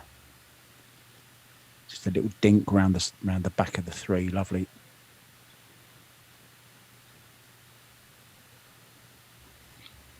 Just stop this. Perfect. Nicely done here. Needs to get above the 4 ball, so he's gonna put a little bit of low spin on this, or a little bit of right. Needs to get above the 4 ball and back out to about the center of the table. He elected. Okay, so he's a little bit more straight than I thought on it. He was able to just go straight out to the center of the table without bringing the other rail into play. Get a good look at it here. Wants the cue ball about right where it is right now, or just inside of it. He doesn't want to have to play off that right cushion if he doesn't have to, just because the side pocket's there. About where he would want to have to hit.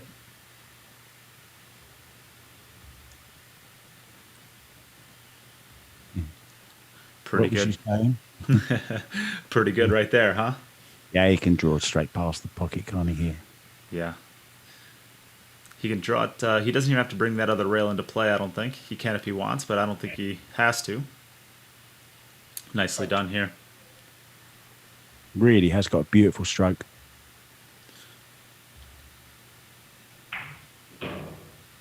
His elbow just drops at the end. I like that. For that extra little bit of follow through.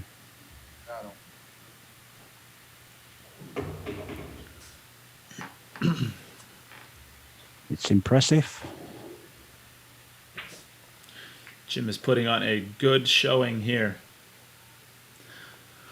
All right, so we are back over to Nick Vandenberg, who has 3 racks remaining. Yeah, he's the flying Scotsman at the moment, isn't he, Jim? So both players have 3 racks. No, Nick went second. Yeah, so, yep. Nick has 4. All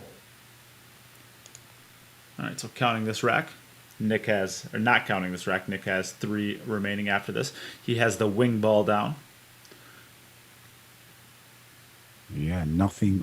Okay, the 3's a little bit, but it's not really a problem. No, it looks like it goes okay, and the 3 to the 4 could get a little bit tricky. He needs to be straight in or on the left side, but that 9 ball is covering up part of it, so it is a little bit tricky. You can't be cutting towards the 9 ball though, because you will not be able to get your cue ball back out for positioning on the 4 very easily. Yeah, as long as he stays middle of the table side. It shouldn't be a problem.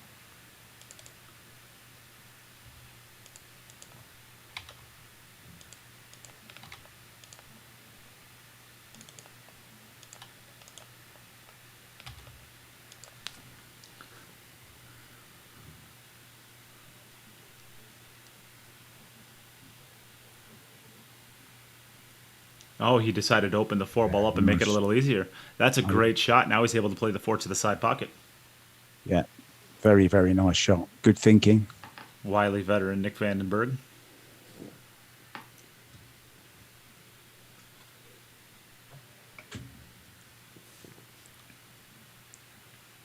And gets the cue ball to a perfect position, but maybe just a little bit further so he doesn't have to cue over the 6. Just another couple of inches would have been perfect, wouldn't it? But it's okay. He can just drop this into the corner, leave himself on the 4 in the side. Of course, you'd never cue over a ball if you don't have to, but as far as cueing over a ball goes, this shouldn't be too bad. Hit it nicely. Yeah, you don't mind them, do you? If you've got nothing to do with the cue ball, really. If you could just drop it in, it's not normally a problem. So it's a little tough to tell whether the 6 passes the 10 ball, but if it doesn't, he has himself in a tough position here. There's not too many places he can go with the cue ball. It must go to the side pocket, I think, or he'd have been a little bit more careful about his positioning. Yeah, I think it goes no problem, the way he's played that, obviously. Just a draw for the 7. Not sure. Let's see if the side view offers anything. The side pocket, that does not. So Head down, don't jump up. follow through. Great shot. Really, really nice shot. Executed nicely. So now you have the option to either roll this in and take a little bit of a cut on the 8 ball. I think you can stop your cue ball back about where it's at, or you can run it over and back. I think if he was shooting his first match, he would have ran it over and back, but he's been hitting things a little bit softer recently. Nicely done. That's about right.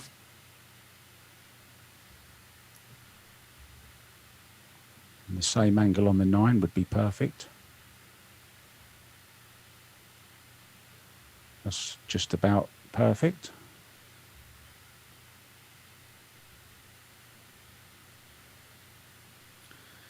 So Nick Vandenberg gets on the board. Yeah, it's been tough, hasn't it? All right, so back over to Jim we go. And this time he's had a bit more time to set them up. Might even have had time for a fan. That's a cigarette to you, by the way. Yeah. A little bit different meaning in the U.S. Yeah, I just remembered, as soon as I said it, I thought I'd better correct myself.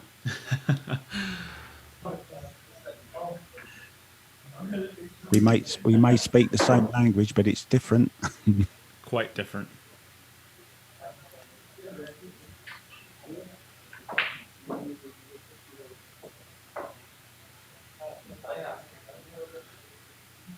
We are getting some feedback from somebody's feed. I'm not totally sure whose that is.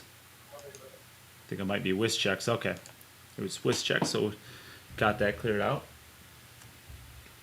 Of course, he's practicing for the next game, right? Must be.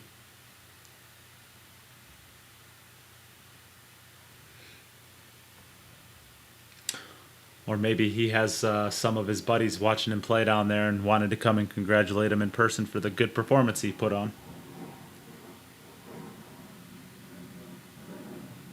I'm honestly not sleeping much at the moment, and my mind is just buzzing with the amount of pool that's going on around the world. There's just something every day, and watching a great game between Orcolo last night. Dennis is in action all the time these days. Yeah, they were playing just this one ball on the table, and they had he gave his opponent 2 pockets, and he had just the 1 pocket. And it was fascinating, and I couldn't believe how long I watched it for. So it's like a 1 pocket / 2 pocket. game. It's interesting. I mean, anything for a gamble. Yeah, it was literally that. I think it was a race to 7,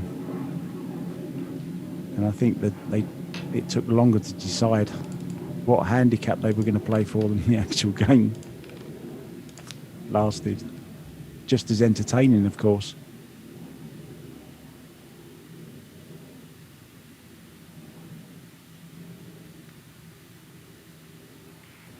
So I get the score updated for Nick. I had somebody reach out to me asking for the link for the Zoom call we're in, so I did not get that updated as quickly as I should have, but it is updated now.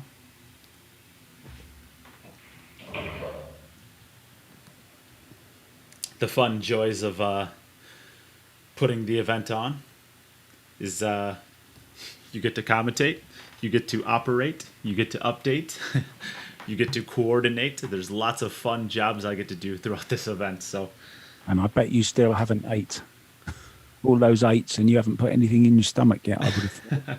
well, No time. does coffee count? Not. Yeah, I'll let you have that one. I think I drank my weight in my body weight in coffee today. I wouldn't bank on your wife having dinner ready for you. Put it that way. Well, my wife's got to be at work, so some of us can have this luxury of streaming events all day.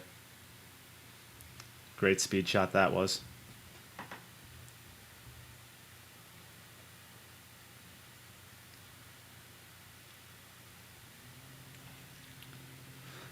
Just needs to stop the cue ball here, I think. 9 into the side, and then stop the cue ball again for the 10 into the top left. The same pocket the 8's going in right now. No reason to move the cue ball any more than you have to. I think Jim's played a bit of snooker in his time as well. So we can get a nice side view of the 10 ball going into the pocket, I think, here. Yeah, impressive. He liked that. He enjoyed that. Nicely done, Jimmy boy.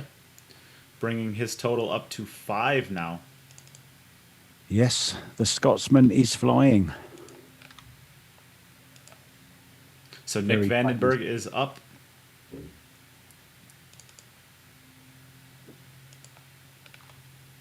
In case you didn't know, Nate, the Flying Scotsman, very famous train that used to go from Glasgow to London. It was the fastest train around at the time.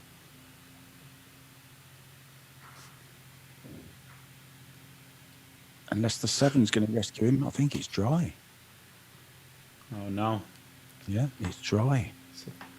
It's, when it rains, it pours for Nick, unfortunately. Yeah, so Jim's straight back on again.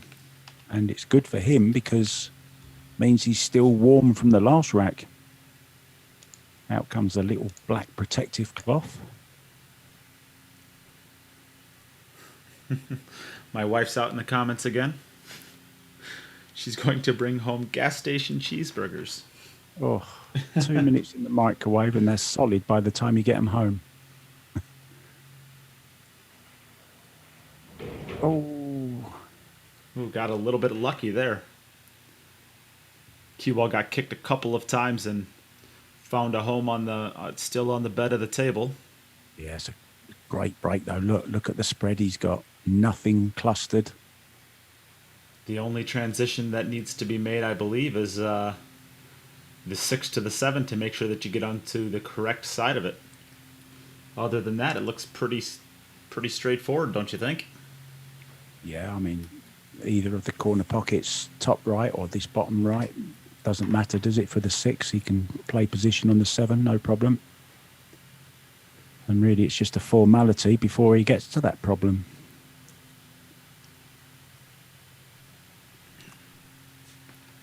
Jim is putting out quite the performance in his first pool. Yeah, I think he wound him up. Well, all those half hour of dry breaks apparently got all the dry ones out of the way for himself. And what's Jim playing with? That's He plays with a Predator Q and a Predator Revo. mm-hmm. So he's going to play the 7 into the bottom right, or the bottom left, it looks like. overran it a little bit. I think I would. I think I like following that forward and playing the 7 to the side personally. Little bit easier to control. The speed. Now we're going to get to see a big stroke. He's going to have enough to get over to that right cushion and back out to the center. Yeah, loads of left-hand English on this. Draw it up. Or maybe a center ball hit and playing the 8 ball into the top left, but I don't like that shot, I don't think. Yeah, that's a great shot. Really got hold of the cue ball. Beautiful. Executed that nicely. You got the stop the cue ball here. Textbook stuff. Absolutely. Jim is playing quite well this set. It's great to see. I like to see Paul played this way. So we're back over to Nick for his next opportunity. Doesn't hang about, does he, Jim? He's got a nice rhythm to him. He's a very quick player.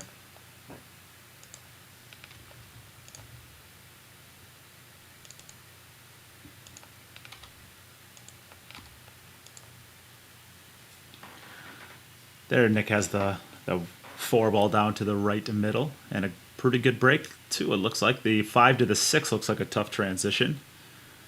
I think maybe even the 2 to the 3 ball a little bit. Might be a little bit tough, just because the 8 ball is there, but should be a problem. Yeah, I think the 6 is more of a problem, isn't it? It needs to get good position on that. Got good on the 2, so the 3 ball should no longer be an issue. But the side pocket, I think the last time he had an opportunity at the table, he unfortunately scratched into that side pocket, and it looks to be about where he's going to want to play the cue ball to get down for that 6 ball. I don't think you want to play to the right side of the 6. The next shot's the important shot, isn't it? The angle that he gets on this 5 or the 4. Is it the 4 or the 5? I believe it's the 5 ball. Yeah. Because the 4 ball went in the wing, I believe. Oh, I think he's straight. Bit careless. Might just be able to force an angle off the side cushion here. Left hand English. Yeah. Oh, nice shot. He hit that very well. So just follow it forward. Maybe come off a cushion for the 7 ball with a little bit of outside to play the 7 ball into the same pocket.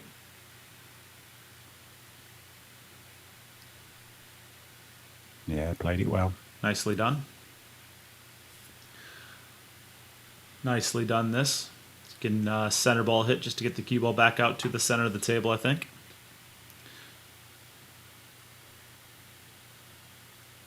Oh, he overran it. Oh, he's lost the cue ball a little bit. He overran this one. But I think he can put a good confident stroke on this. Really focus on potting the ball with just a slightly below center hit, and get the cue ball over to the left cushion and back out. Shouldn't be too bad. Just got to focus on making the shot, which he did not. He hung the 8 ball there. Oh no! He overcut it just a little bit. Oh, the 8 didn't drop. Yeah, it hung up. It was a little tough to see, but it did hang up. So we're back over to Jim for his last opportunity. Yeah, he seemed to stab at that a little bit. I thought there was a bit of deceleration on his cue when he played that 8 ball.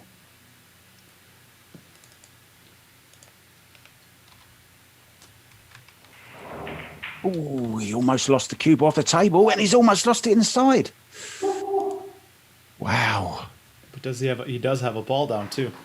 But look at that 3 ball. You might have to play a combination on the 3-4 ball. Yeah, I think. So this is the first time Jim's had to work for a run out, it looks like, for a while. They're all work for me.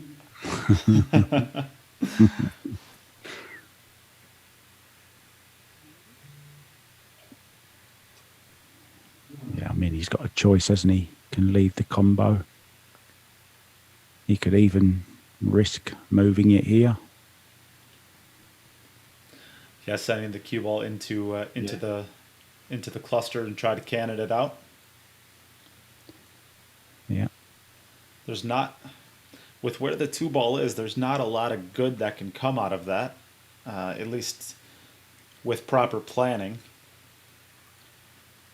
I think that's one you might just have to rely on a good roll for. Yeah, he's looking at leaving the combo. That's what he's decided. So make sure you're on the right side of the 2.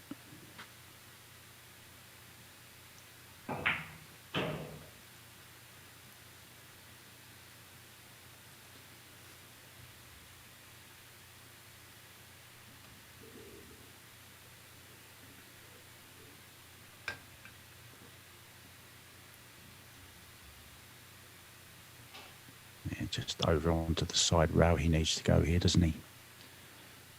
Yeah, the question becomes how greedy do you want to get? Do you want to try to get by the 6 ball, or do you want to just roll it up to the other side of the side pocket and take more distance? He's risked it. Oh, wow. What a great shot. What a great shot he's played there. Wow, that's a beautiful stroke. I thought he was going to settle for the combination. He fooled us all.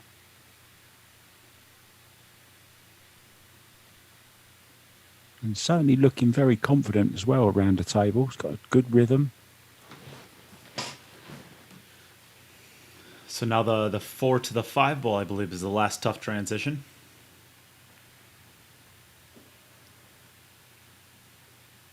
If there's a difficult transition, I should say. I think he can just run this past the 5, can't he? You want to stay to the right of the 9 ball here. You don't want to run close to there. Just a little dab of left hand, just a fraction. Just to straighten it, widen it off the rail. That's nicely played. And he's Another stop shot. It looks like he's straight enough that he can either draw it back out or follow it forward and play the 6 into the bottom right, or stop it for the 6 into the side. Although I think he's got a little angle, so he might not have that as an option. Yeah.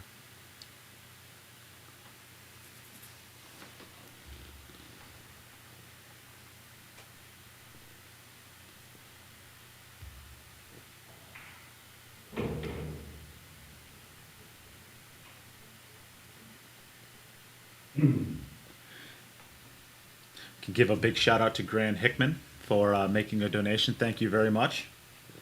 We can also give a shout out to Stephen Hall as well, who also made a very generous donation. Thank you very much to you two. And of course, all donations go into the drawing at the bottom of your queue for that $750 jump break combination queue that is made by Go Customs, as well as 4 additional jump break queues that are made by Poison. So if you'd like an opportunity into any of those raffles, if you need a break queue, or could use a new break jump queue, or just want to have another queue, all donations will go into the drawings for those, which will happen tomorrow night. All ways to donate are found on the pinned comment on Facebook, and we appreciate all of the support. As we see Jim finishing up another great run out, which brings his total to 7, which I'm sure we'll be hearing about for the next week. Jim will not let us forget that. So back over to Nick Vandenberg for his last opportunity. And it's certainly a performance worth talking about as well, because it's been almost flawless, hasn't it? Yeah, he missed 1 ball. I think he missed 1 ball, and he had 1 dry break. And it was his very first break, I think, too. Yes, indeed it was.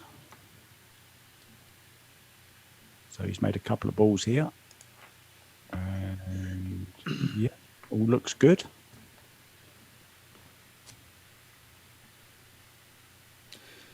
Road map, the journey, not a lot of traffic on it, so no traffic jams. Just needs to slow down. Oh, I think he overran it again. On it. Wow. This is a hit and hope. Is it going to go in the side? I thought it might have gone in the side there. A little bit of frustration, I think, there on that last shot. And Yeah. understandably so. So we can head back to the players, of course. Jim, that was quite an incredible quite an incredible series of shooting you put on display there. Are you sure it was you and not Sony? Sorry? Are you sure that was you shooting and not somebody else? Yeah,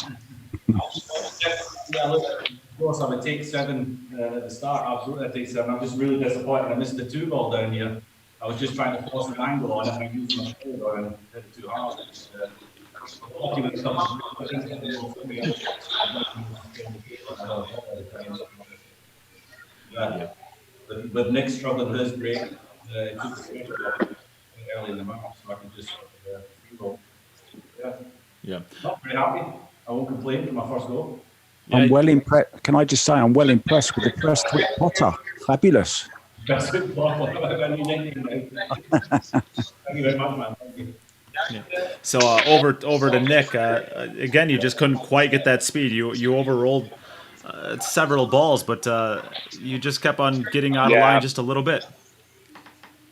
Yeah, I played awful. I didn't feel comfortable at all. But I want to say I enjoyed it, but I didn't enjoy it. I was really looking forward to play this tournament, but yeah, it's one of those things that happen. I just couldn't get going. I just think it's not enough practice in. I need to practice more if I want to compete with these guys. Yeah, well, sometimes you need a situation like this to kind of get yourself a little bit of a restart towards your game and really a reset towards your motivation to play the game. Is that what we're hearing out of you right now? Is you ready to really get a lot of table time in the next few weeks? Not really. Oh, no. Of course, I like to compete, but the effort you have to put in to play good is a lot, and there aren't that many tournaments right now, so it's not really worth practicing a lot. So I rather put a lot of energy in different things. Yeah, that seems to be a common trait with some of the players in Europe right now.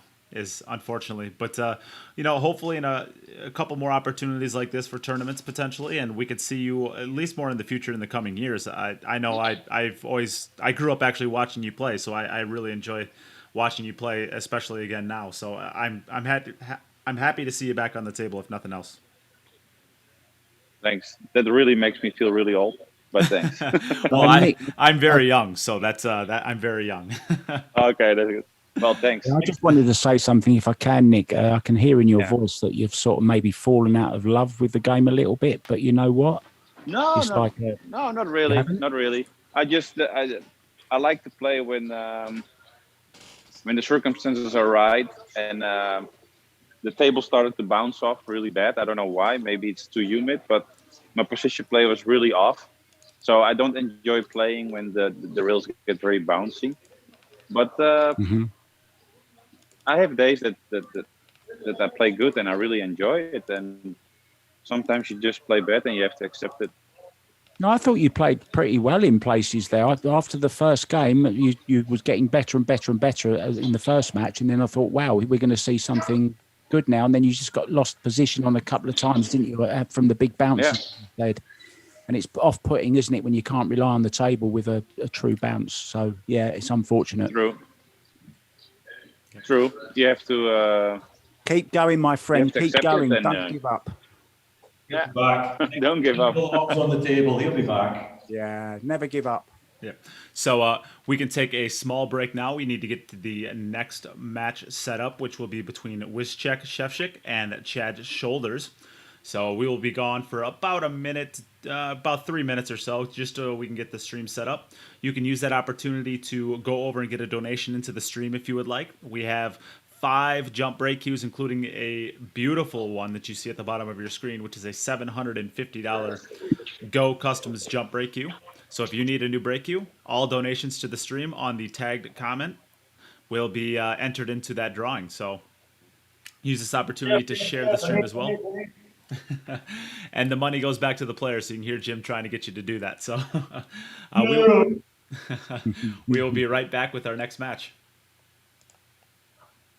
Thanks, guys. Congrats, Jim. Nice performance. Nice, man.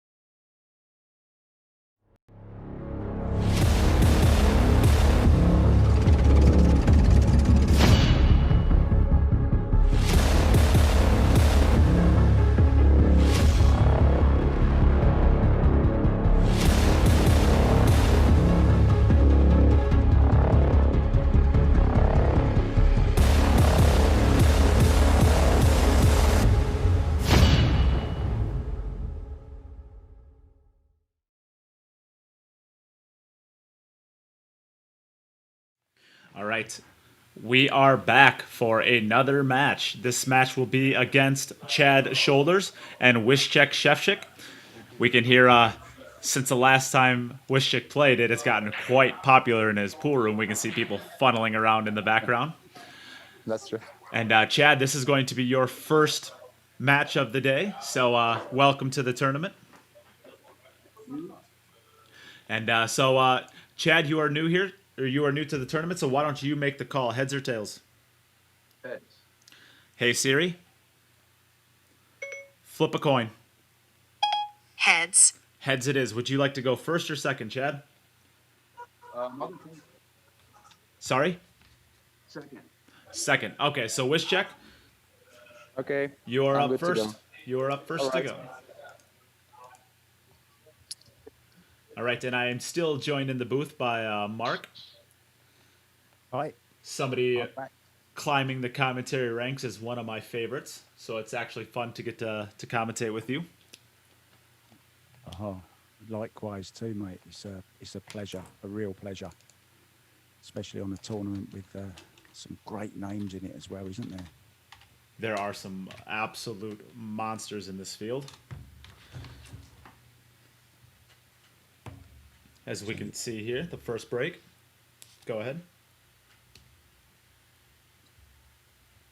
So, what can you tell us about Chad Shoulders? So Chad is a buddy of mine. Actually, he is from the Colorado area, and great player in his own right, but maybe not quite as well known as some of the other players in the field. But he is a good player as well. He is just a great ambassador to the game, and he just does a lot for the game, and just loves it. So he was happy to be able to play in this event because it just gets, it's just a good event. So he was happy to do it. Yeah, you mentioned some great key words there: passion, love, a great ambassador. What more could you want from a player? And it's good to see somebody that puts plenty back into the game as well, and that's what we're all about, isn't it? We all want to share this game and do whatever we can to help take it to the next level. Absolutely. Well said that. So there is a question out there in the comments: is one donation good for all drawings, or donate for or each drawing individual? Each drawing is individual, and we did it that way so that you could donate for the things that you actually wanted to win, so that the things that you do want to win, there is a much better chance of you winning it. So if you made a previous donation, but you did not win a prize, or maybe you did win a prize, that day's prizes are done, and each drawing will be with new donations, basically the new day's donations.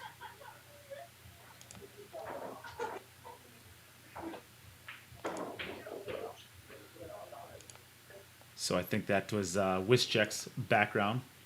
So hopefully that answered your question, Mike.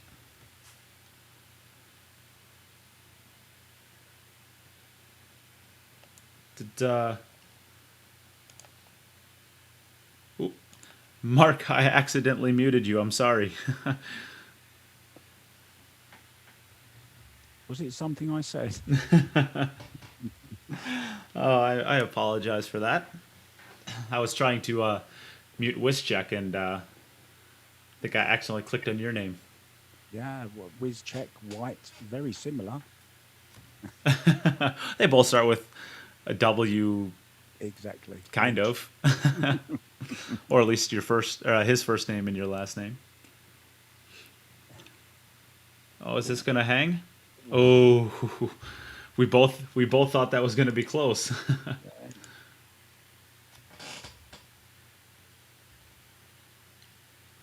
But it falls down, so he's actually picking up right where last match left off. Still playing great. Yeah, very impressive, wasn't he, in the last match?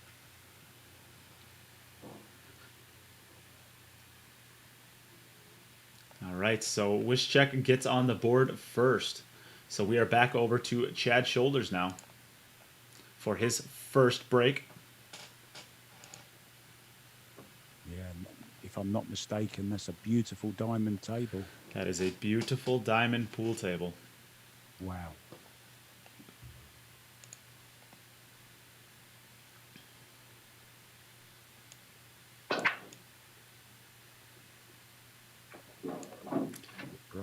Good break to start off with. Very good break.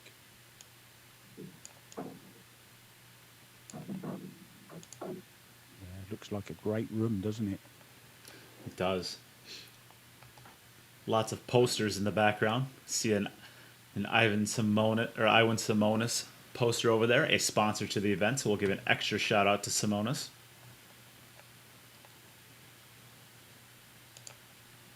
Yeah, fantastic cloth. Oh, Chad, your camera fell off, or no, that's Wischek. Wischek, one of your cameras turned off. Can you turn on your head table?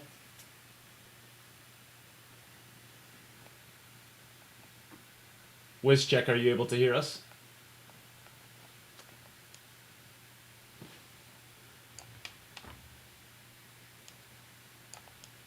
All right, Chad, there we are. Okay, now I'm gonna have to do some work on the fly here. You're gonna get to see a little how the sausage is made, unfortunately, for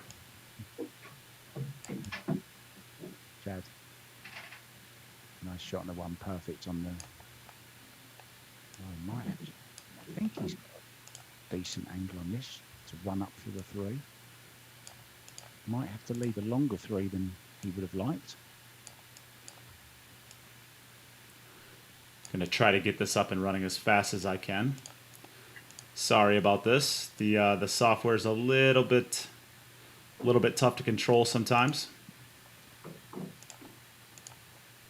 So a bit of a thin cut here on the 3.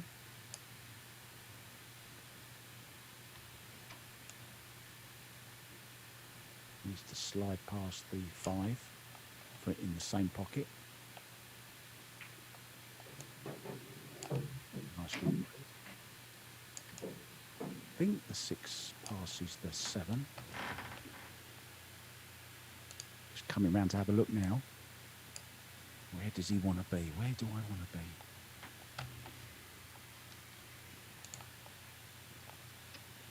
Might just have to leave the cue ball where the 5 is, I think.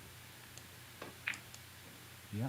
Oh, and he took his eye off the pot. Can you believe it? So he's made 4 balls, but no game point there, unfortunately.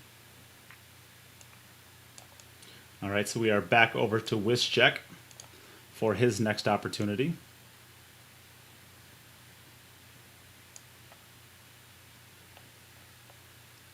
Yeah, and it looks well worn, doesn't it, that table? Look at the lines all over it from the break-offs, look. So 9 ball played slightly more than 10 ball on that table, as you can see. yes, for sure. So did you see how many balls Chad made there? Sorry. Yeah, 4. You made 4 balls there. Okay, thank you. Mm-hmm. As I'm trying to got a little bit of work to do on the back end here. Unfortunately, Wischek's camera turned off, which messed up the ordering of this. So I'm going to try to get all of that back up and running again. Okay, leave it with me. I'll keep an eye on it.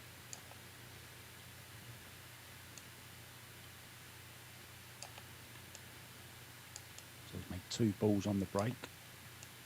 Ball in hand, of course, but this is a tricky shot to get onto the 2.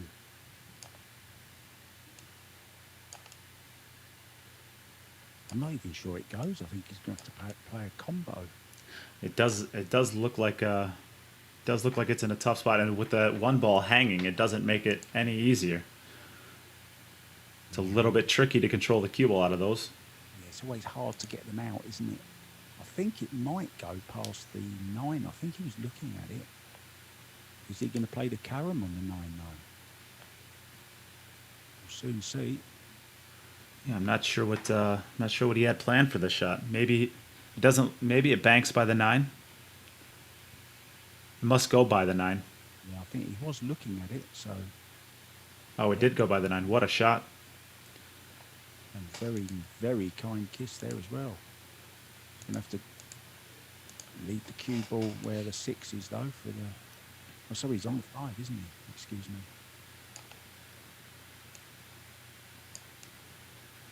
So a bit of a thin one.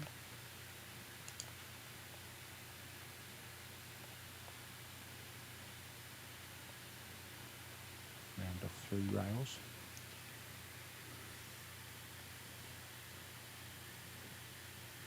Oh, he scratched. Oh, why has he played it that way? So So no, 5 balls. the last one didn't count, Oh, did it? yeah, so 4 balls. Yeah, 4 balls. So back over to Chad for his next opportunity.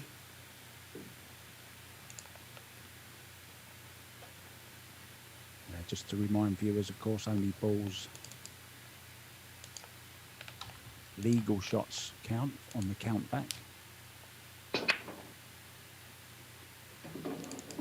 a nice break, makes the 4 inside, 5 in the corner, 9 in the corner. What a great break that was. 3 balls on the break, beautiful. You can still hear them rattling around in the table. Yeah. Going around the runners of the diamond. Going around the tracks.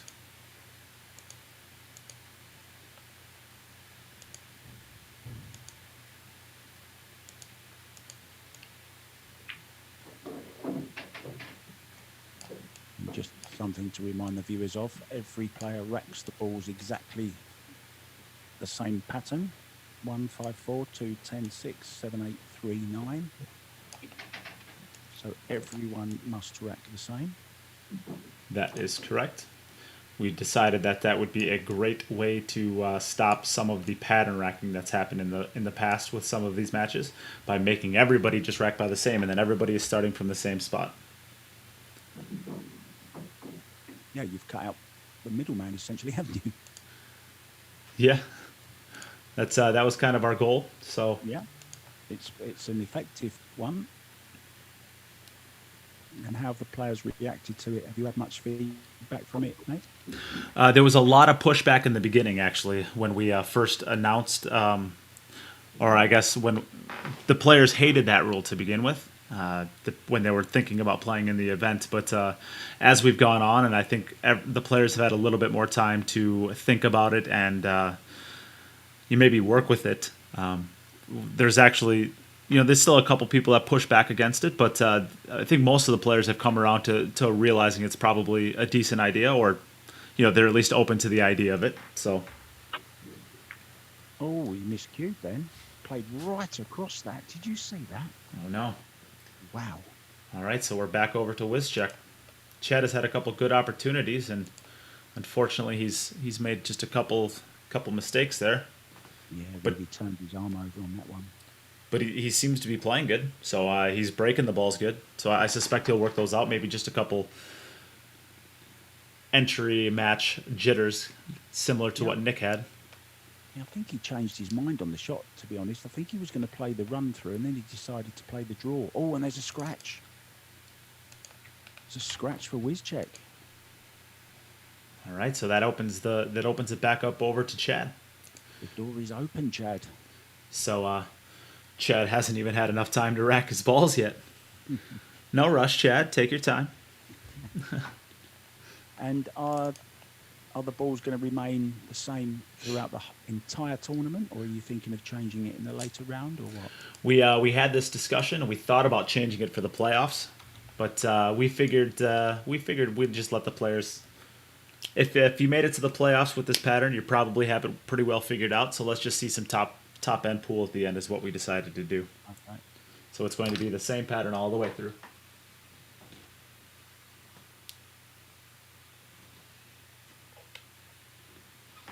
Chad to break. Table looks immaculate. It is definitely a very, very beautiful diamond table. 4 ball down into the side pocket. So he's breaking the balls very well. 2 ball needs to get away from the 10. And the 1 and the 3 is a little funny. Yeah, that's how they were on his first rack, actually. Just put the cue ball on the top rail there for the 1 ball. Take ball in hand, of course. And 2 rails forward, I think, to about the second diamond on the left long rail. Somewhere in that area. Maybe a little bit higher. About the 3rd diamond, I think. Give yourself plenty of angle to get back up to the 3 ball.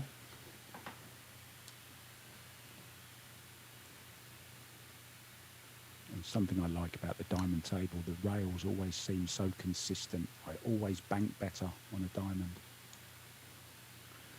They bank quite differently than any other table out there, but they do bank consistent.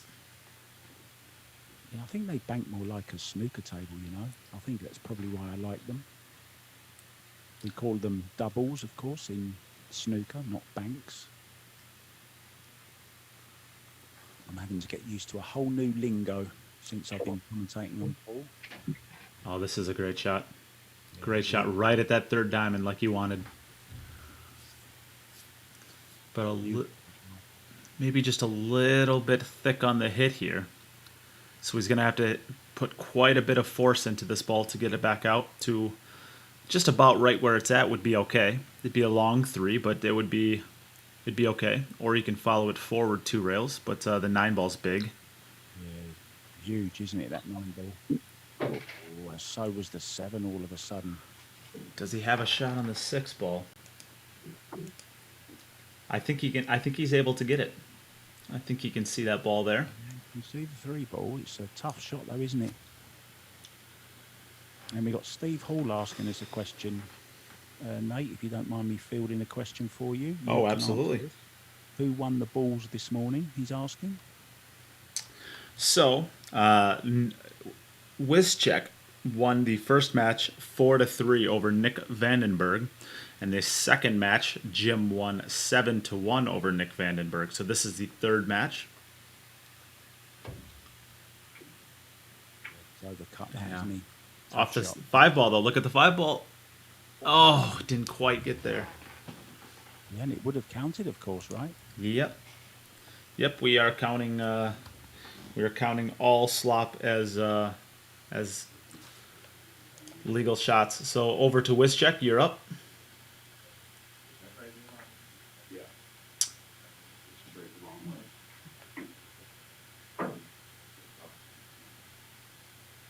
club filling up there.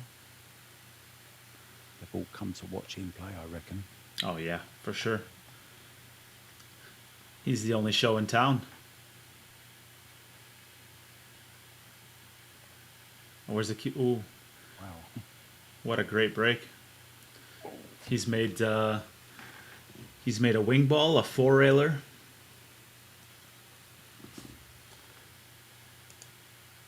Yeah, just having a bit of trouble with his connection at the moment, I think. He's back. Yep. Just a little bit of a lag there. Oh, Lil Chris says, all right, so that we who won the balls this morning? Oh, okay. Yeah, he won. We raffled off a set of air mists this morning, and Derek Klausner won the balls. He made a very generous donation yesterday, so he had amongst the most amount of entries, and when you have that many entries, good chance that you'll win it. So.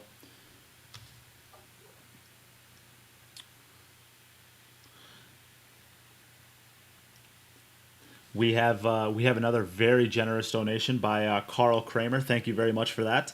I'm reading your, you say 5 entries for the Go Customs break jump queue, but you actually get 10 for the amount of that you donated. So bonus.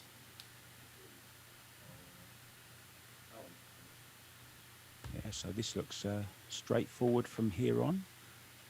He just has to get good on this 5 ball. It's going to be a tough one. Oh, no. Look where his head was when he played that shot. He lifted it right up. Oh, no. There's a commentary curse. You had him. All right, so we're back over to Chad. 5 additional points for Wischek. Yep, made 5 balls. Could be crucial, of course, at a later stage.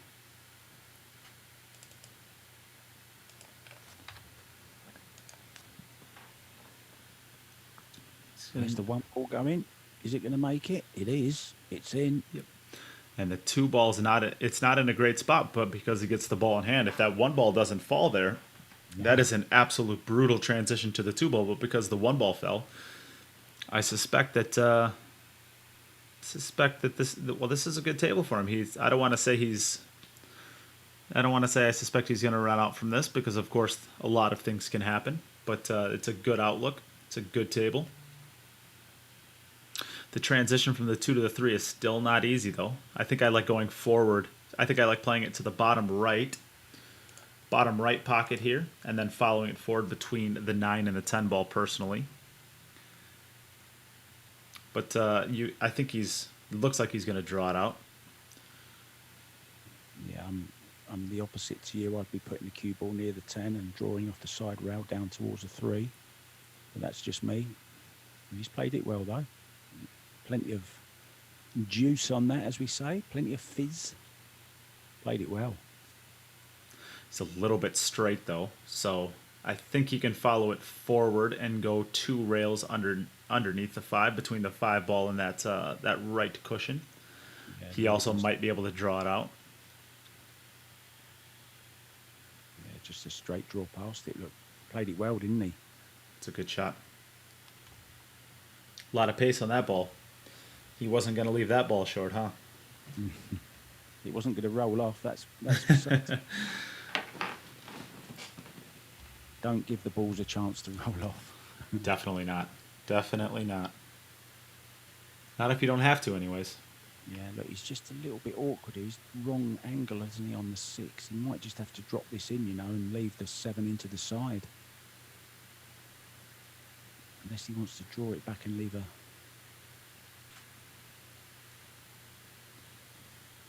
I think I like following it forward to the side. I think it's more controllable. Yeah, I think that's what he's doing. Seems to be aiming high. Yeah. He wants to get off the rail though. He's gonna have to settle for a very long 8, and hopefully he doesn't clip off the right side of the 10 ball and hook himself. I think he's had a little bit of a result in that he's going to come. He's either going to hit it full in the face, the 10, or slightly catch the left-hand side of it, which is better for him, of course. And Mike Lisi is saying, I sent a donation, but didn't comment on what it was for.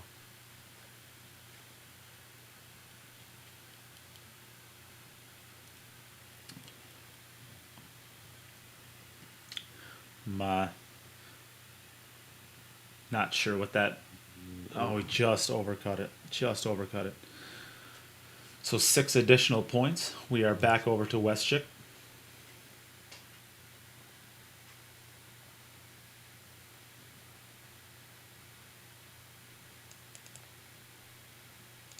This is a tough format.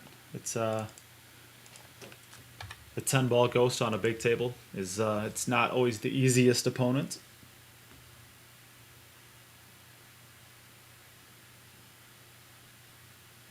I played some 10 ball today, and having not hit a ball for over 6 months, it was disastrous, to be honest. It didn't go well, huh? No, it was...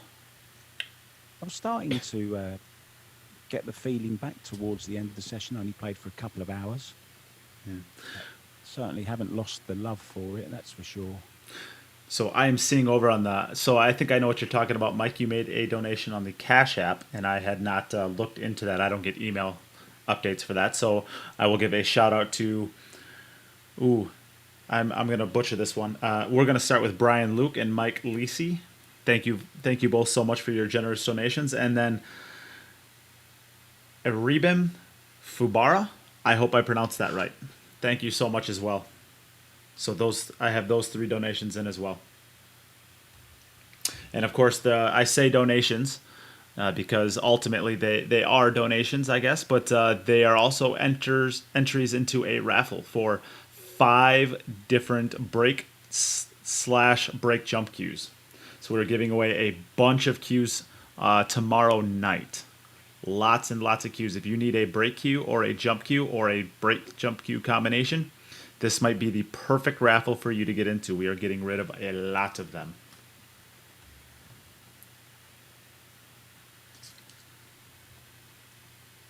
It's just a little thin to the side pocket. I think maybe this is a good view. Yeah, Oh, great shot. Played it confidently. Great shot, this. 5. And of course, all of the ways to donate are in the pinned comment on Facebook. And there's also tiers where if you donate a certain amount of money, you also get free prizes no matter what. $25 donation gets you a free Cue It Up patch. A $50 gets you a free tube of Predator chalk, and $100 gets you a free Poison glove and a Cue It Up patch. And those are just thank yous for making that generous of a donation, even if you don't happen to win a prize with those donations. So we want to make sure that you still get something for it. So back to the match. Just a nice little slide over to the center of the table here. Beautifully done. Yeah, I like the way this guy cuts through the cue ball, gets right the way through it, doesn't he? Minimum effort, Yes, he does. maximum reaction on the cue ball. Very nicely played. And of course, that's a secret. And we can get a good look here at the side view. I think that 9 ball is actually outside of the pocket and frozen, so he's going to have to get the cue ball back a long ways. We should see a good stroke on this ball. We left it just a little bit short, and we're seeing on the side view that it shouldn't be a problem here, but his cue ball is going to be coming out fast off of that rail. Yeah, he just quit on it slightly, didn't he? Just a little bit. So Steve Hall asks the question, when is the drawing? Tomorrow night at what time? So we actually have a scheduled off day tomorrow for the event. So I don't know exactly when, but we do start at 8 a.m. unfortunately for me, my time, on Saturday morning. So I'm going to be going to bed pretty early, seeing as I'll be up at about 5 a.m. that day. But I would think somewhere around 6, 7, 8 o'clock Central U.S. time would be about when we're going to do that drawing. Played that beautiful, that shot, by the way. Really well controlled. It's fantastically done, yeah. It's a special shot right there. Yeah, had the extension on it as well, Nate, which made it that little bit harder. I always think it's harder to feel the shot when you're got the extension on. So nice out there. So we're back over to Chad.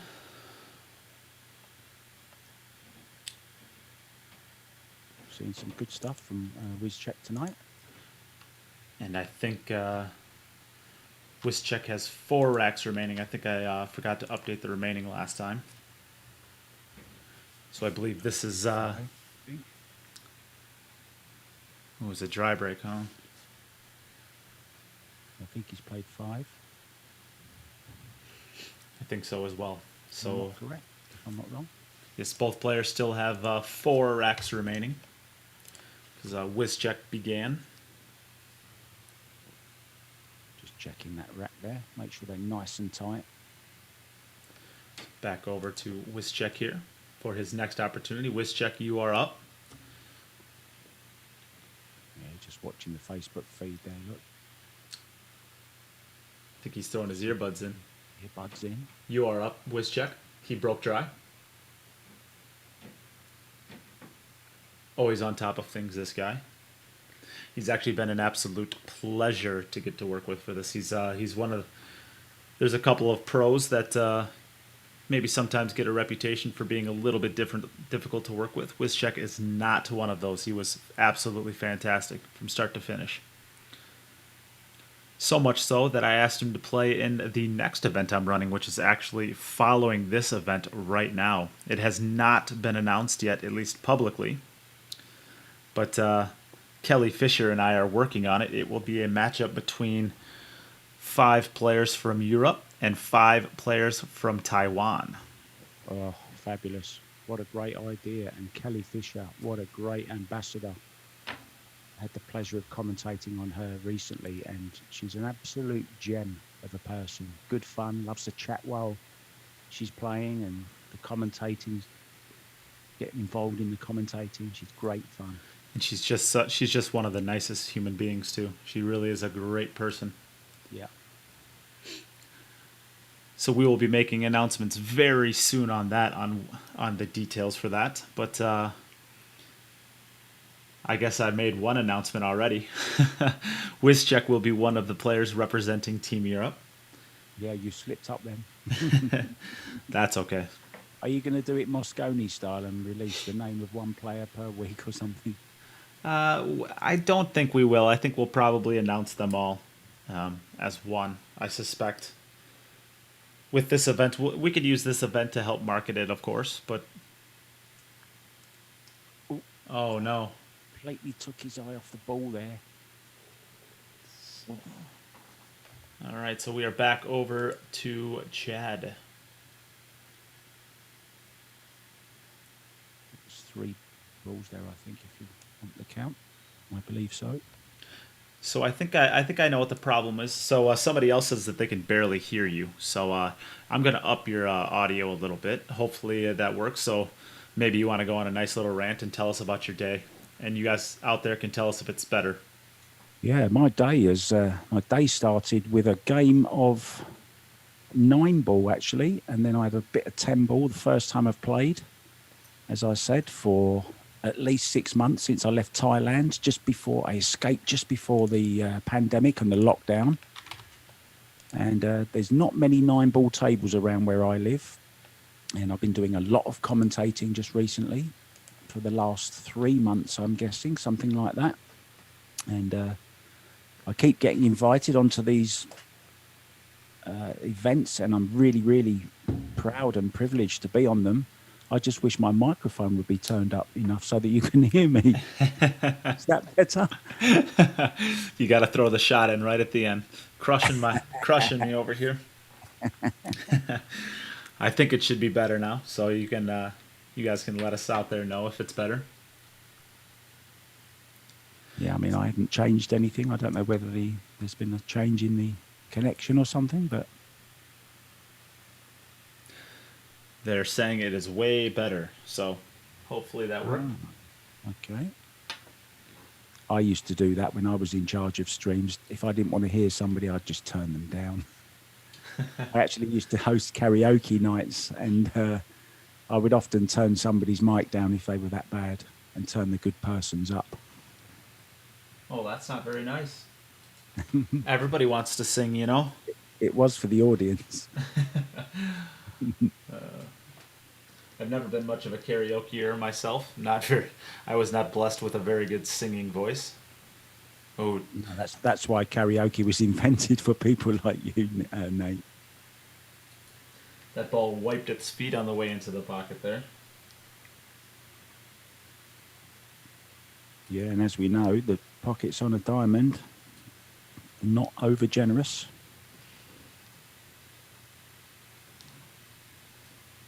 It's a little tricky here, isn't it?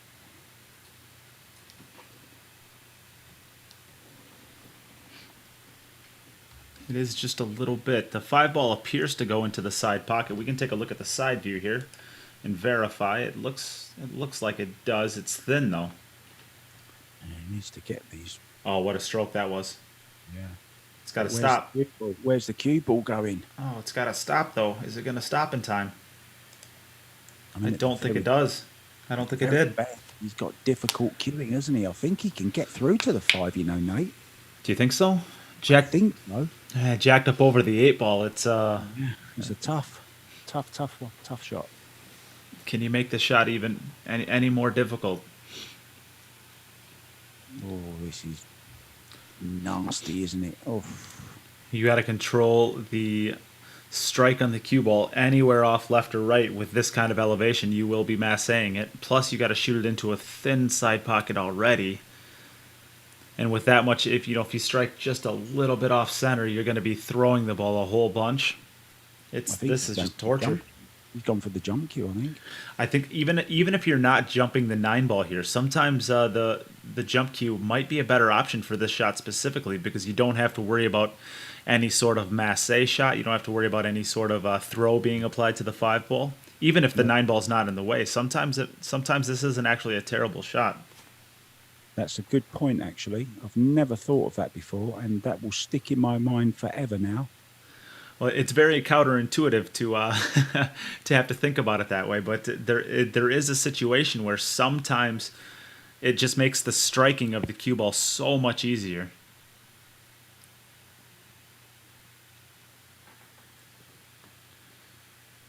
So that is another 4 points. So back over to Wischek for his next opportunity. I think I'm getting a little lazy on the. I think they're both down to 2 racks remaining, correct? Yes. Yes. I had not updated it last time. You've got a lot to do there. My excuse is always I'm not paid enough to pay attention.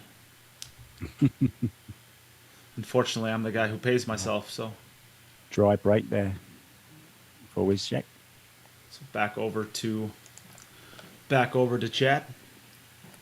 Yeah.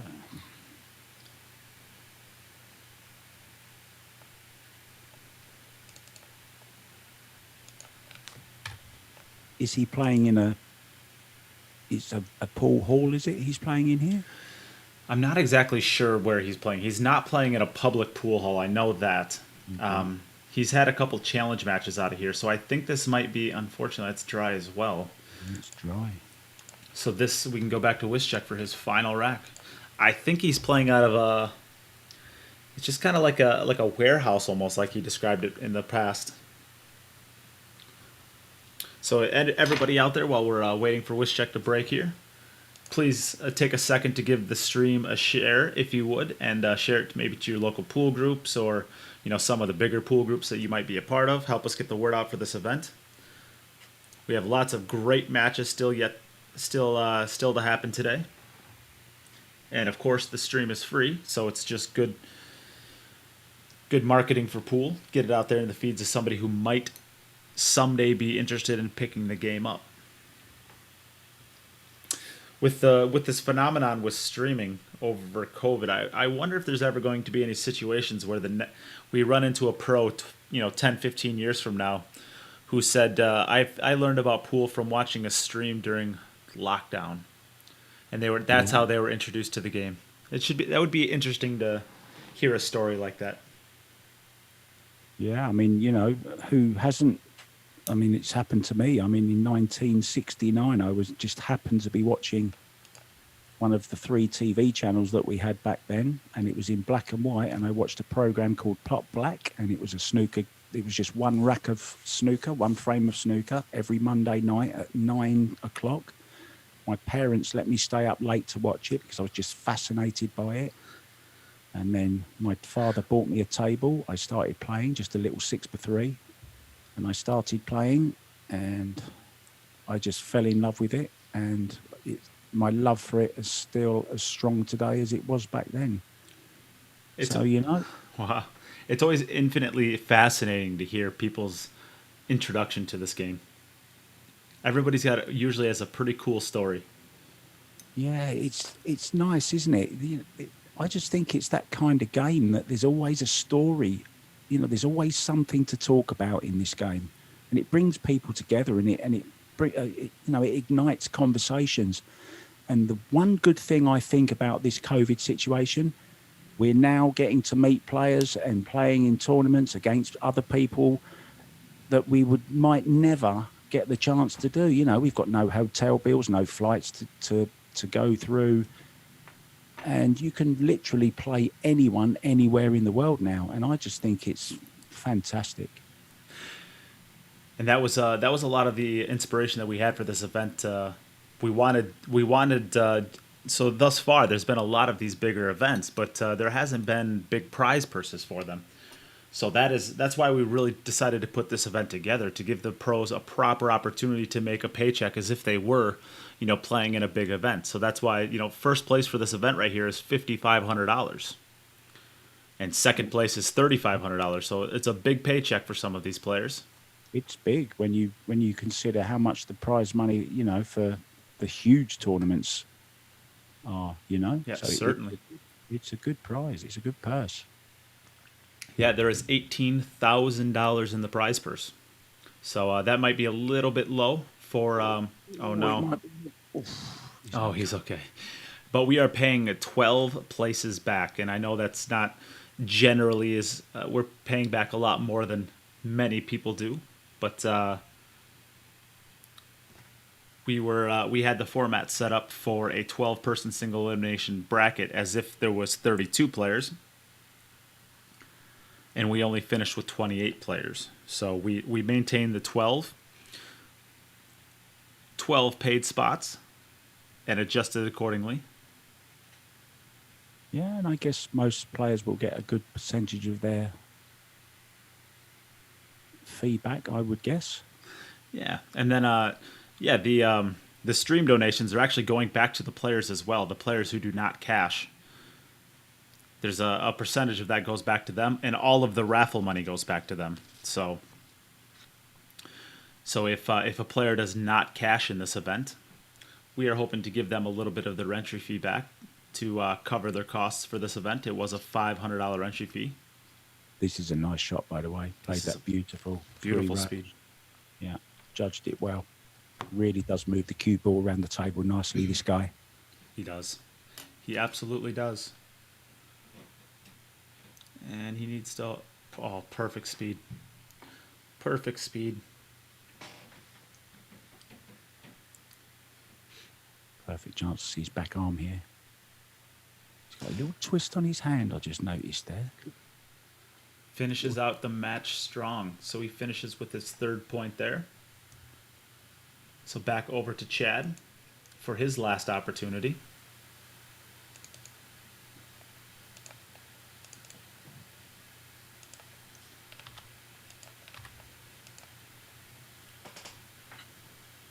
Oh, and he's scratched. Oh, no.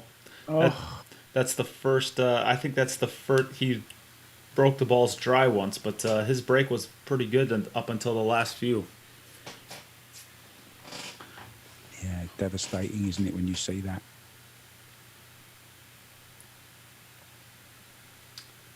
So I'm not... by my count, that is the match, right? Do you have that as... Yeah. Did you have that as well? Yeah. Yeah. So Wischek threw me off a little bit. He racked the balls. I believe you're done. Is that right, Wischek?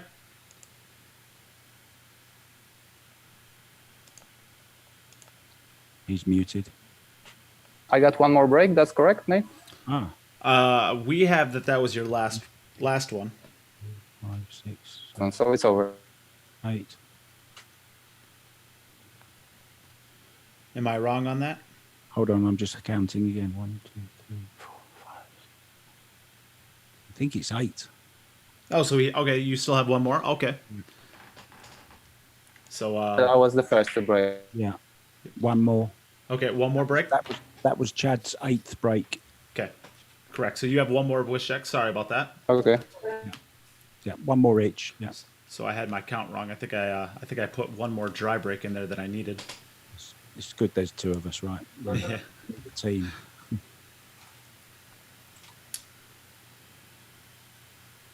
Well, it's a good thing we have one camera because the other one appears to be frozen for him.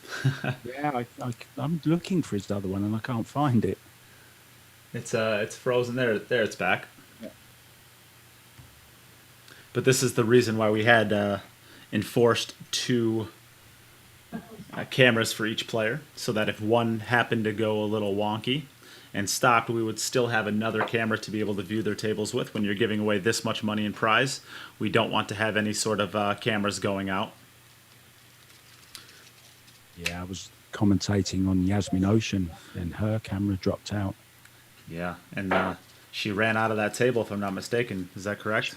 She ran it out, yeah, but she couldn't get the points because, and I think she said that somebody called her.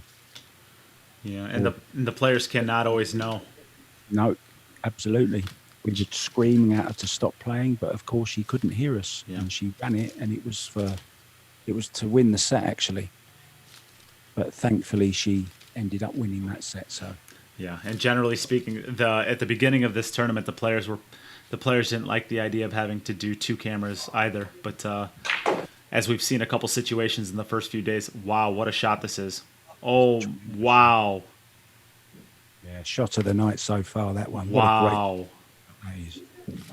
That might be the positional shot of the tournament thus far. It might not be the best executed shot, but that might be the best positional play shot I've seen thus far. Yeah, it's certainly the best one I've seen tonight. Brilliant. Wow, that was fantastic. Yeah, and after you've played a shot like that, very easy, of course, to let your concentration lapse and you're still celebrating the last shot and you go and miss the next one. So, well played for Gonna have to. Following up with the 2 as well. He's gonna have to bear. I was gonna say this is the shot. I think that you're kind of describing.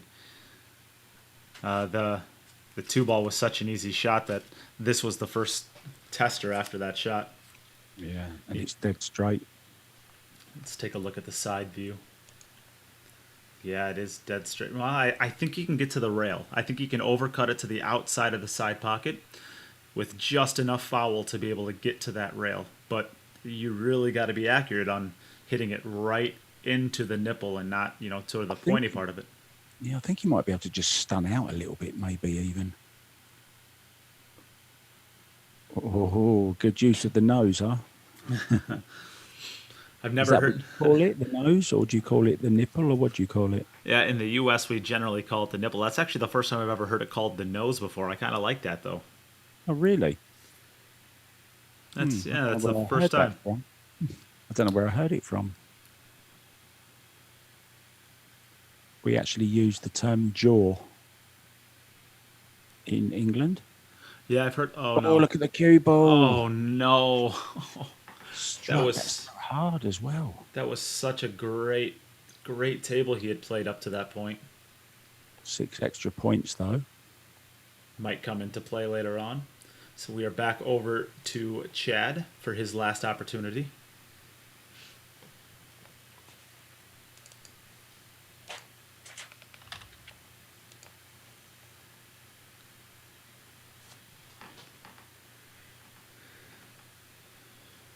He has the 4 ball down to the side. It looks like it's going. Yes.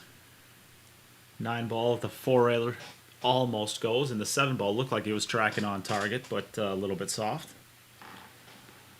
So the 1 to the 2 looks like a difficult transition here, but if you're able to get onto that 2 ball good, I think the rest of the rack looks pretty good from there. Yeah, needs to. Well, he's got 2 choices, hasn't he? Can play it into the side. I think that's going to be the favourite. I think that's where I would play it. Yeah.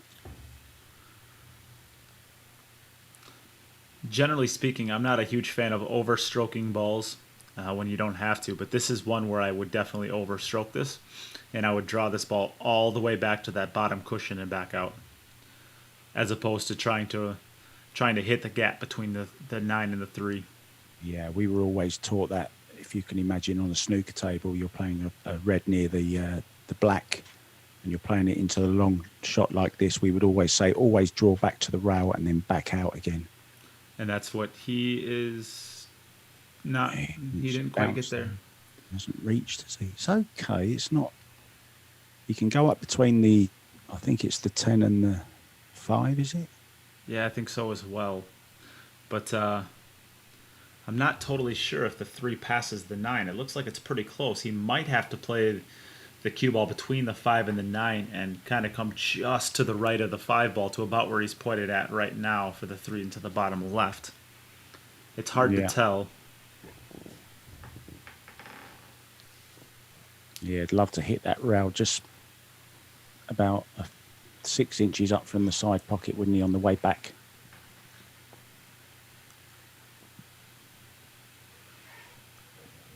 Just about.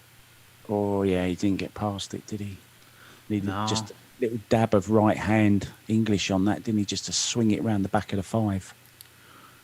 And but if it goes past the 9, it shouldn't be a problem. And on top of it, he moved the 5 ball, which is the ball he needs to play positioning to. He moved it to a tougher spot.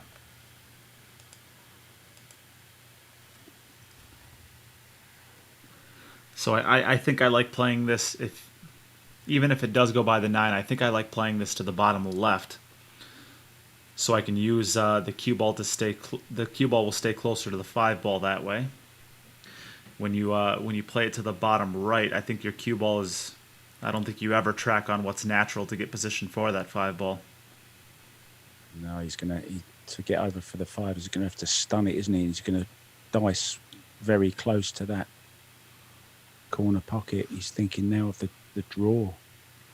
Yeah, and I think that yeah, it's just such a difficult shot to execute, playing it by the 9 with that kind of stun. So he's going to your side. He's going to the left. You could just roll this ball in. It's difficult still. Oh, what a shot! And He he, deserves oh, it. he's He gonna deserves scratch to in the get. Oh, corner. it's going to scratch. Oh, No. it's not. Okay. But again, he's still extremely tough here. You could follow it forward, play the 6 ball to the side pocket, maybe. Oh, that's a tough shot, isn't it? What do? Do you just drop it in and leave the longer 6? But you're going to be close to the rail. It's a And yeah, with how much either way. with how much you need to jack up to get the cue ball to stop, I think it's a pretty tough transition. I like going all the way down to the bottom rail. I think. Yeah, he's missed it. Yeah, that's a tough shot, tough to execute. So 4 additional points for Chad, and that brings us to a close. yeah, tough game. And he was much better, I think, Chad, than his racks. I think so as well. So Wischek, you end up with a 3 and a total of 45 points there. I think that's. I think you played a little bit better than what your score led on there, but you maybe struggled a little bit again with your speed, especially. Yeah, I made some silly mistakes, that's for sure. I wobbled the free ball, trying to force the angle once, which was a really easy rack. And once I took my eyes off the free ball again, and I was too focused on positioning of the cue ball, and missed it too. So yeah, I made a couple errors. That's true. So, but I think to date, I think you may have had the positional shot of the tournament that I remember onto that 2 ball. That was a phenomenal positional shot to that 2 ball. Thank you very much. Pity I didn't capitalize. I messed up the next position from the 3 to the 6. I don't know. I played it just too hard and ended up with a funny angle. But thank you. Yeah, that was a nice feeling shot. This draw shot. Yeah, I sure. like this kind of shots. Yeah. So over to Chad. So your first match, it definitely looked like you had a little bit of match jitters for your first match. Is that kind of what happened there? Oh, I think you're muted. So are you able to unmute yourself? How about now? Yep, we can hear you. Okay. Yeah, I mean, I think that might be right.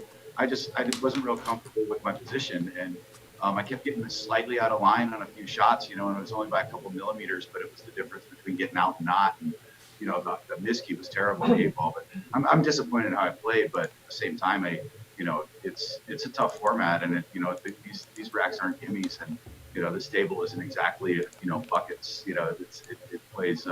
It's not too forgiving, if you know what I mean. But I don't know. Wojciech played well, and we'll see if I can get on the board on the next one.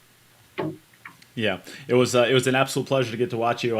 You broke the balls well. I mean, you could take that into your next match. I think you made a ball on 7 of 9 breaks, if I'm not mistaken.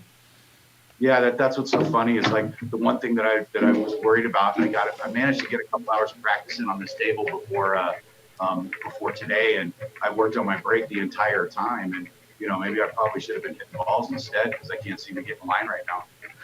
Yeah.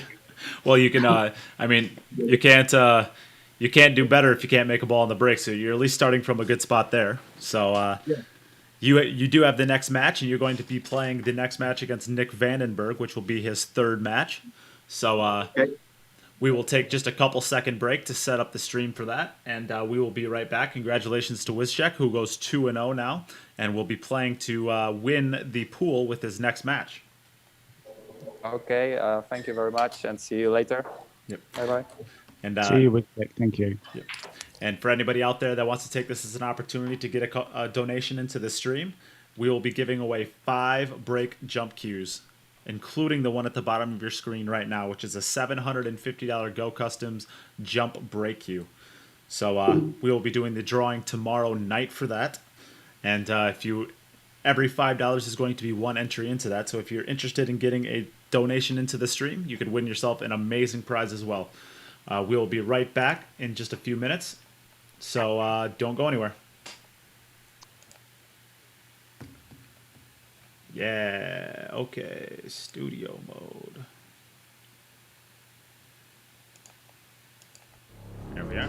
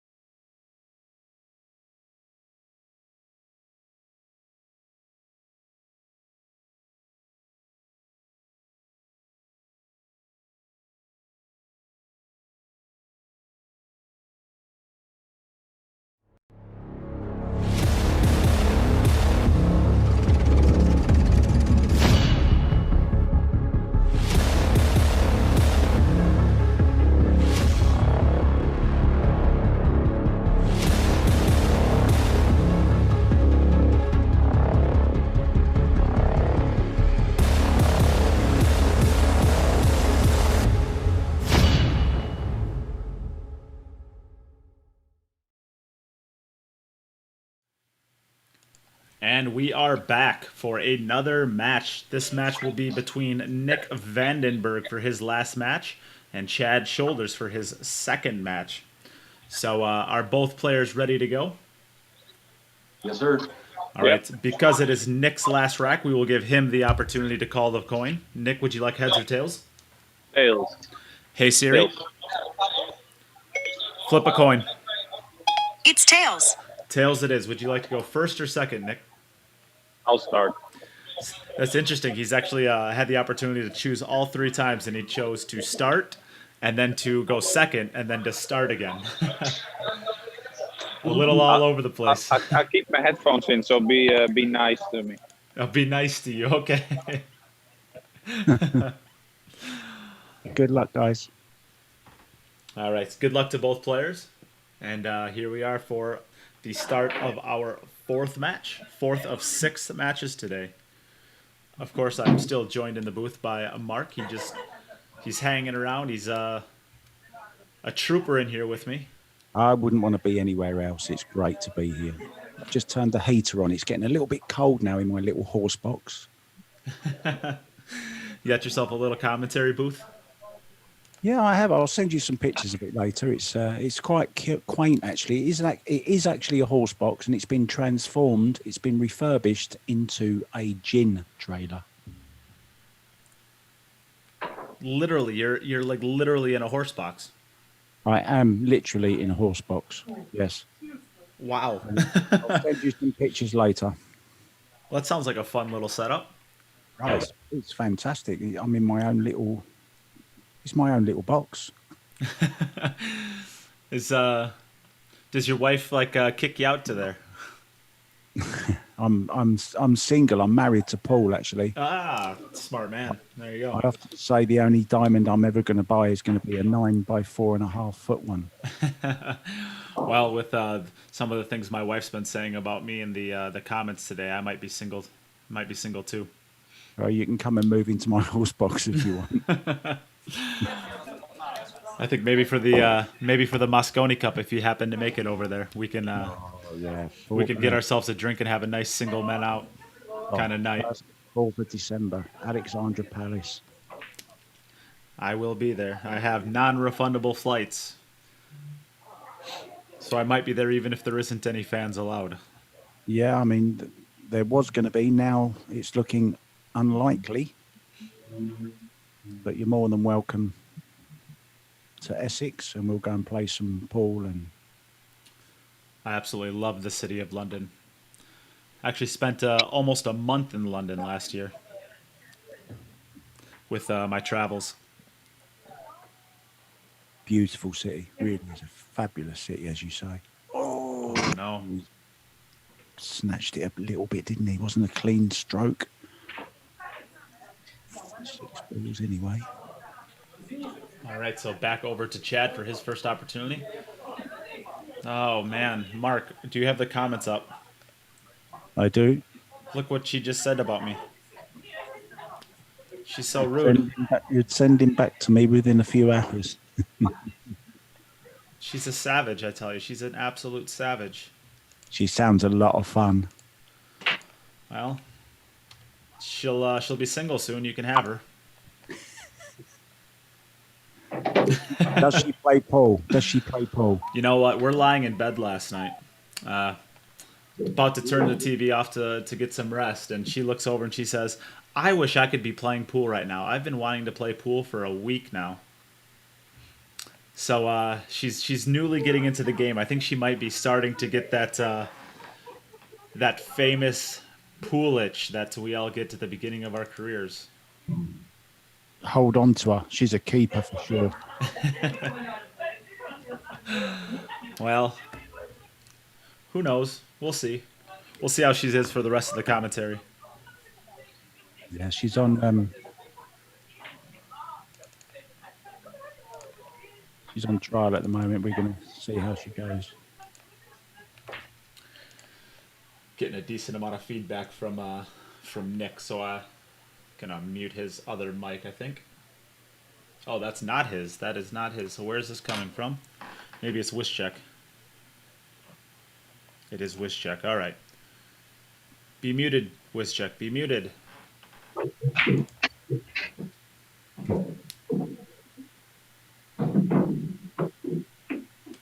Meanwhile, there's a pool game going on.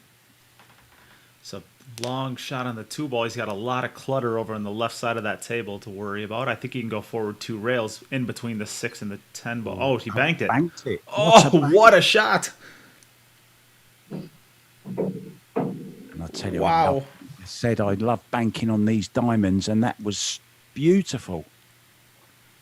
Oh, he hit that beautifully. Chris said they make creams for that kind of itch. The pool itch. They do. It's called Predator Chalk. Rub a bit of it on your hand. You know, I think I'm looking at Chad's cue. He hits a hook there, but I think he's playing with the Shane Van Boning Q-Tech cue. Q-Tech, yeah. I think he has the Shane Van Boning Gen 1 cue. You know, I think he can make this. I think he can kick this off the rail. He might need to just bend the ball slightly to get a little bit further down the rail to kick this 4 in. I think it's on, you know. It's a tough shot.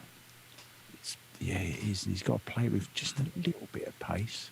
You can hit a little bit. You have 2 options. You can hit it with a little bit of low and try to creep over to the right side of the 5 ball if he's able to make the shot. Or you can just roll it in pocket speed and take a back cut on the 5 ball. Of course, this is all dependent on whether or not he can make it.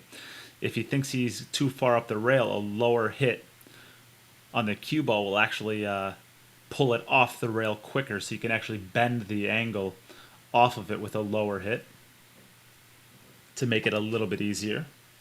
Yeah, he can almost draw this off of the 4, can't he, to stay on the 5? I think he can. Yeah.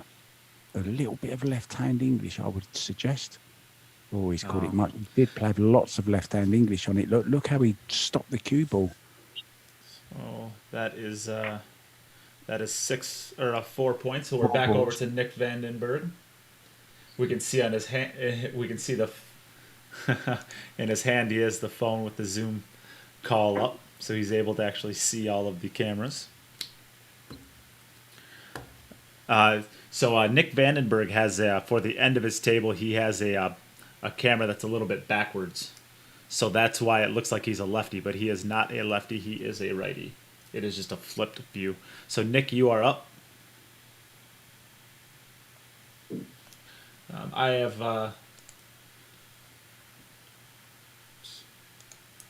Yeah, I like this view. It's a great view of the table. Yeah. It almost looks like. Do you ever see those pictures of like the Caribbean, where it's like your dream vacation is just crystal clear water? Yeah. The color of this felt reminds me of those commercials. Yeah, almost like a turquoise, like Mauritius or somewhere like that, or St. Lucia. Absolutely beautiful. What did you just say? Those are some. Wow, I've never heard of those color. Turquoise. Oh, okay. Oh, okay. It must have been that the little bit of an English accent that. Yeah, a little bit Cockney, eh? I heard actually that the American ladies, they love an English accent. Well, wifey, is that true? Wifey. Oh dear, I wouldn't want to be in your shoes tonight. Yeah. Obviously going to bank this. Worst case scenario, I go missing, and if I go missing, I don't have to run the event for the rest of the time. So it's not all a loss. Give myself a little break, Oh, what a great shot that was. It's a phenomenal shot. Oh. Just a nice little roll-in ball here. I think gets him towards the center of the table. Should have a nice, good angle on this 6 ball. Yeah, I'd stun this in, play it with a little bit of pace. Yeah, I like that. Yeah. I don't know about you, Nate, but I always prefer to stun a ball in than slow roll it. He's gonna have to deal with this. I was gonna say the only reason I don't like that necessarily, and this came out tough here, but if you roll it in, I think you can maintain a little bit better of an angle on that 6 ball, to where you might not have to go into the 7. It's always, when you're potting a ball, of course you'd like to hit it harder as opposed to softer. I definitely agree with that. Oh, it's able to go. That's a good shot. Fabulous. I like that. Little bit of left hand. Good speed. This is good speed. I could tell off that top rail that was going to be great speed. Might just have to stunt past it. He was going to roll through it. Roll through it. Oh, yeah, he's took a risk. Oh, this It's is paid off. this It's is this was the Mika Immonen Mosconi Cup shot where yeah, and pushed it to the rail and had to bank it. That one. yeah. I was watching that the other night. Oh, Believe it. no. And he's missed it. Oh no, that's Can you believe it? oh, that, I mean, that was not, it would, I would expect him to make that, but that is not an easy shot by any stretch of the imagination. All right, so we are back over to Chad for his second opportunity. Yeah, I've actually made myself a little grid on my pad here so that I can keep a check on the racks as well with you. Anybody who's been around the streams that I've done in the past, they know I'm pretty bad about keeping things updated. I got the attention span of a squirrel is what I say.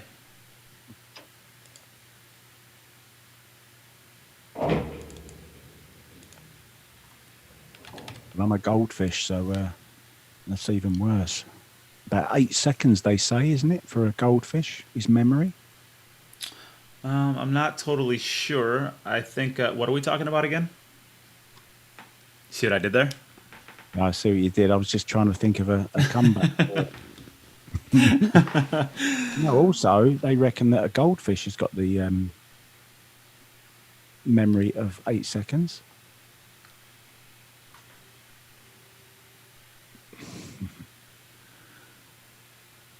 I think I'd if I was trying to decipher between this rack right here, I think I'd want to have a attention span of about 8 seconds too. This is, I would not want to have to remember trying to come up with something here. This is brutal for Chad. I think he just needs to go with power here and smash everything out the way here. Oh, obviously the 3 goes past the. We can get a good look at the side here. I think, looking at the side view here, I think it does.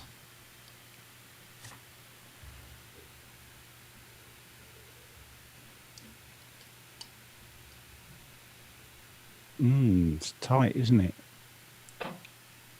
He's always got the combo, of course, if he prefers. He thinks it does he? Think that goes, Nate?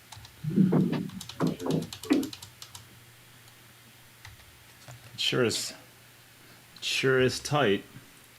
I think it goes. I think, I feel like it has to. Yeah, I just flicked to the side cam and it looks very, very tight. Yeah, there's neither of the views give you quite a great look at it. Maybe we can put both on for the stream. I must say you're working yeah, he's playing the combo. I thought he was going to have to play the combo. I think he just wanted to cue ball over that way more rather than. I think so as well. But as long as he as long as he hits the 8 ball, so this is when you definitely want to make sure you hit the 8 ball. The 3 ball should be tracking both for a potential carom bank shot, or possibly maybe even banking the 9 ball in. So you want to hit this one with some pace. You'll give that 3 ball a chance to do some good things for you, because we are playing all slop counts in this format. I love that, all slop counts.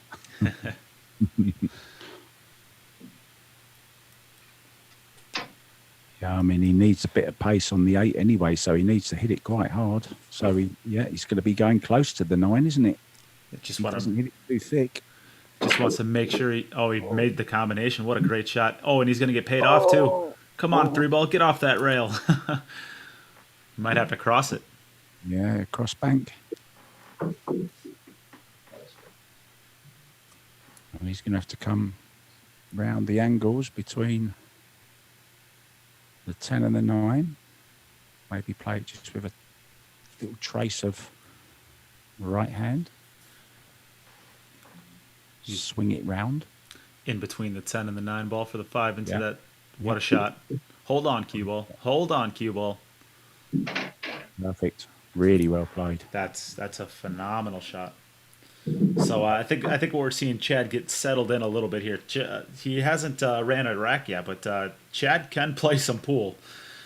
He said he was maybe handling a little bit of nerves in the beginning, but Chad can play some pool. So there's no reason why he can't run 4, 5, maybe even 6 if he has a good rack or a good set. I mean, he's got the game, hasn't he? He's got the shots. He plays the position. That's a good shot. That with a lot of jack as well. That's a nice shot. A little bit short maybe, but he can run twice across here to leave it past the 10 into the same pocket as the 6 he's going to go.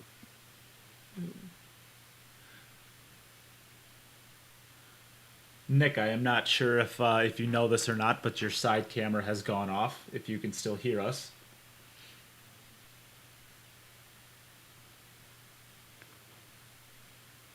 So a little thin one down the. Just stroke this in. Yeah, that's a nice hit. That's a beautiful shot. That's Really was a nice shot. expertly done. But it's going to take one more good one. If he's going to use the bottom of the rail, he's going to have to contend with that 10 ball. It looks like he shouldn't hit it, but he could. But he's a little bit too thin on the cut to be able to draw it to that right cushion, I think. So he has to go to the bottom rail, just to the right of that magic rack, I think. Yeah, you're right. And he just needs to judge the amount of bottom that he puts on it is a little bit too much, and he'll draw it nearer to the pocket, and he might even snag it in the jaws. So he's got to be really careful here to the point of that. Oh, just made it. Oh, and he flicked off the 10 nicely. But now he's really thin on this 9 ball, so wherever he plays positioning to, I don't think he can get above the 10 ball without contacting it. So I think he's going to have to go down table. Yeah. But then when he comes around 3 rails, he's going to be coming across the shot line. So he's going to have to really hit this with very, very good speed if he decides to go forward with it. Yeah, I think he needs to play this with a little bit of left hand. And zip it round 3 rails for the 10 into the same pocket. Oh, he was able to get above it. What a great shot. Great shot. He was able to get above it.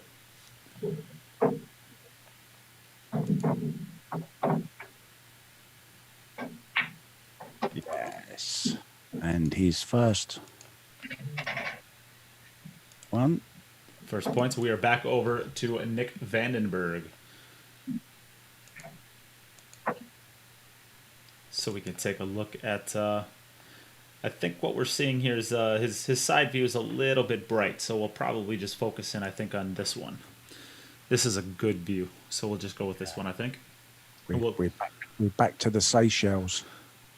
Back to the seashells, he said. Back to the Caribbean. Oh, and there's the 1 ball. 1 ball just falls and saves him.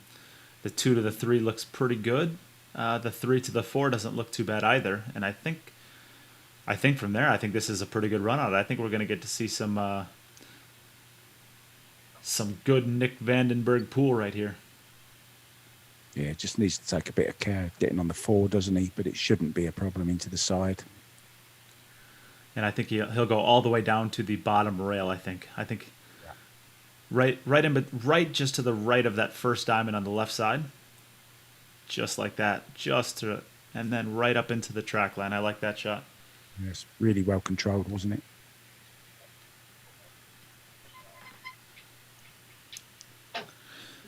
And I think this one, we probably are going to see. He's kind of picking where he wants to be on his angle. I think he'll go to the right cushion and back out.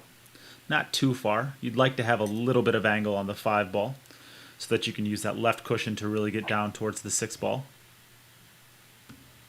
And actually, he's straight enough now. I think he's able to just basically draw a straight down table if he wanted to. Yep. Draw down the 50-yard line, as you say. Might even be standing off the side rail, look, by the looks of it. Oh, he's going forward with it, I think.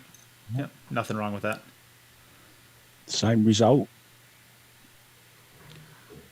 I think we're going to get to see a fun, a straight right-hand spin here to go around the 10 ball with enough to check it back straight. It's a fun shot. Nice. They always look good, don't they, those? They do. Whenever you get to see the cue ball going in a direction and then changing the direction off of the rail, those are fun shots. Yeah, like what happened there? But we know because we played it. This is he's a little straight. He's gonna have to hit this one really good, and he did. And he did. So he's gotten a little lackadaisical about finishing out some of his racks in his 3 matches. So I'm looking to see him finish this one out strong. Yeah, I like the way he's played that up and down, not trying to hold anything, not interested in leaving a long 10. Played it well. Just get a good confident stroke onto the shot.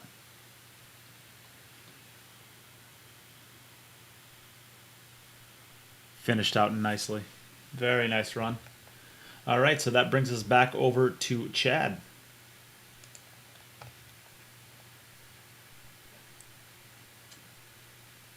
All right, so...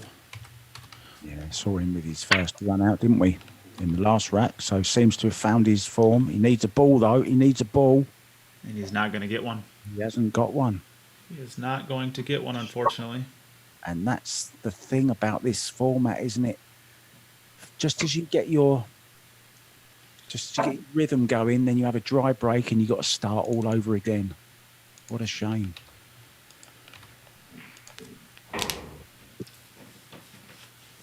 So now 6 racks remaining for each player.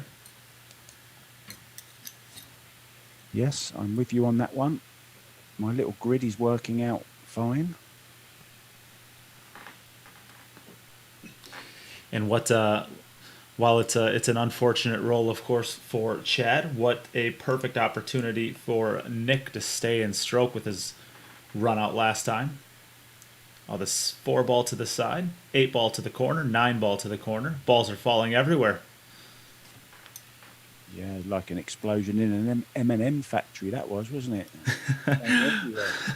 I heard you say that when describing, I believe, one of Jasmine's breaks in the Women's Cup, and I just laughed out loud. I like that.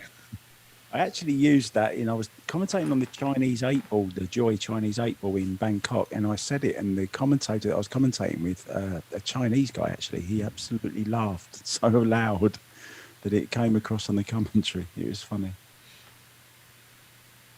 If I would have been commentating with you, the first time I heard it, I would have also been laughing too loud to get anything accomplished as well. You know what it's like. You just get into the moment, don't you? And you just sometimes say the first things that come into your head, and sometimes it's the right thing. And then, of course, they have to stick. And now he's starting to get his cue ball onto a string.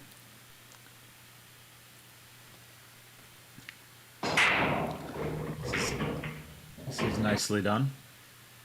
Yeah, when you were interviewing him a couple of matches ago, I was feeling sorry for him. He's obviously loves the game, and maybe he's not playing as well as he once did.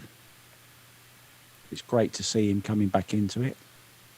Right. So back over to Chad. Yeah, I mean, I think I don't think he realizes how young I am. So when I said I grew up watching him play, but I'm a young man, so certainly no offense meant by me. But I grew up watching him in my young teens, watching him play, and he was one of the top players in Europe back then. I said something similar to Kelly Fisher. I mean, I grew up. I mean, I think I know we shouldn't talk about ladies' ages, but she's I'm 58. And, I followed her snooker career, and I was actually, for the first time in my commentating life, I was actually nervous commentating on her. Especially when I knew that she was actually listening to the commentary as well, which, I mean, I actually like it. Yasmin Ocean likes to listen. And I must say, I had a beautiful message today, if I may say so, from Monica Webb, who said I was commentating on her and her and Jennifer. Yeah, Jennifer Beretta, the first match. In the first match. And Monica admitted today that she was listening to the commentary and she absolutely loved it. And it was helping her through. She said, I was listening to the commentary and it was sort of keeping me entertained. And so I thought that was quite a compliment to come from such a legend as her, so to speak. Yeah, she's been a staple in U.S. women's pool for a lot of years. She's a great player. Yeah, and she's a lovely lady, isn't she, as well? Really, really nice lady. Yep.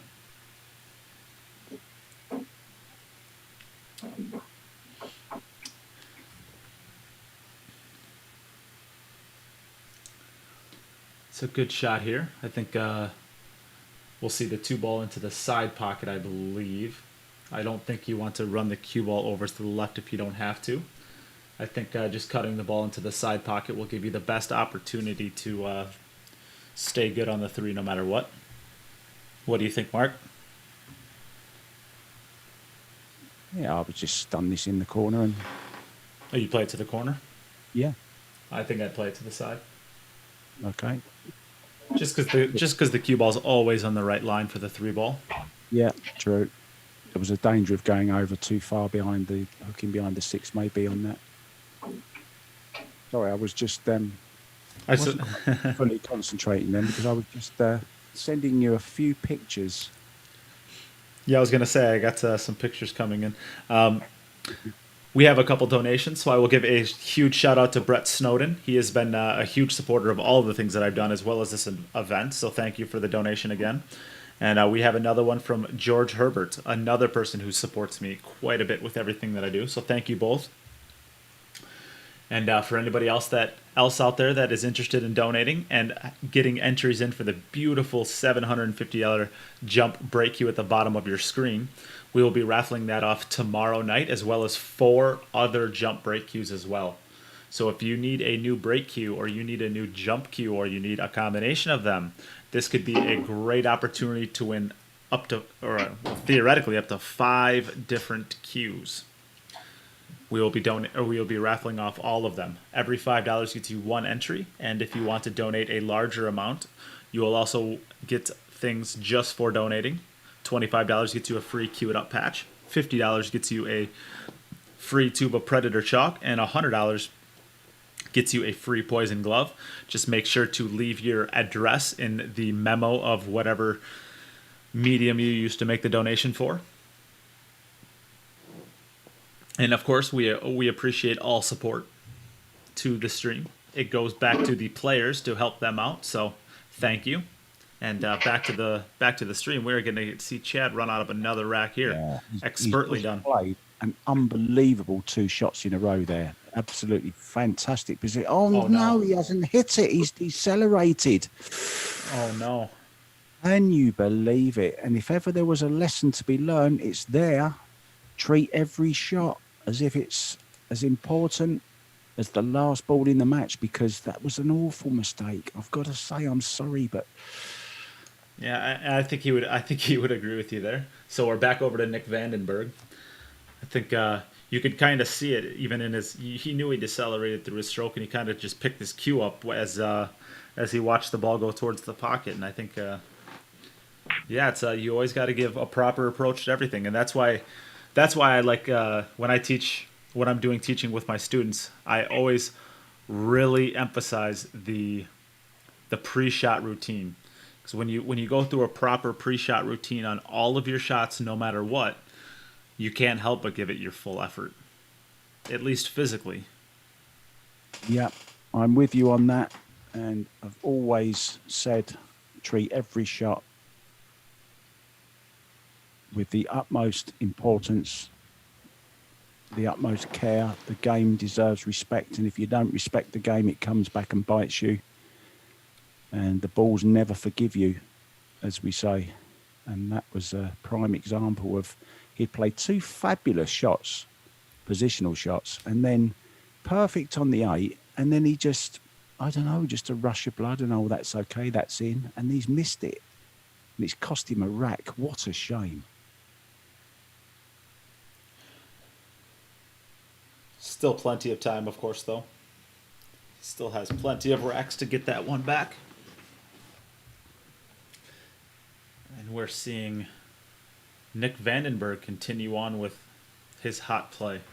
So unfortunately, In a hurry, isn't he? He's in a hurry this time. well, this looks like Nick Vandenberg right here. This looks like the exact Nick Vandenberg that I know. It's unfortunate that we're not starting to see it until, as I say that he hits one ball a little bit rough, but I think he's okay. I think you play it to the top right, you're going to be okay. Cue ball should stop before the 8 ball. Okay, so he was almost straight in. Great shot there. Good recovery. It's unfortunate, I was going to say, that we're starting to see this Nick towards the end of the day. Yeah, I think he's got the sort of attitude now. You can see the way he's playing that, right, okay, just play your game. Just get on with it. Just do what I do. Don't worry about the format. Just play Paul. Just do what I've always done. And it's brilliant. Fantastic to watch. Yeah, he's not playing lackadaisical, but he's playing a little bit more carefree, a little less tight. Yeah, he's playing easier, isn't he? He's not stressing about it. He's got a bit more confidence about him. All right, so we're back over to Chad.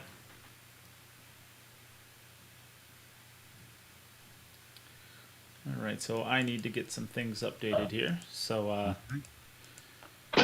Nick should have 4 racks remaining, and Chad should have 5, if I'm not mistaken.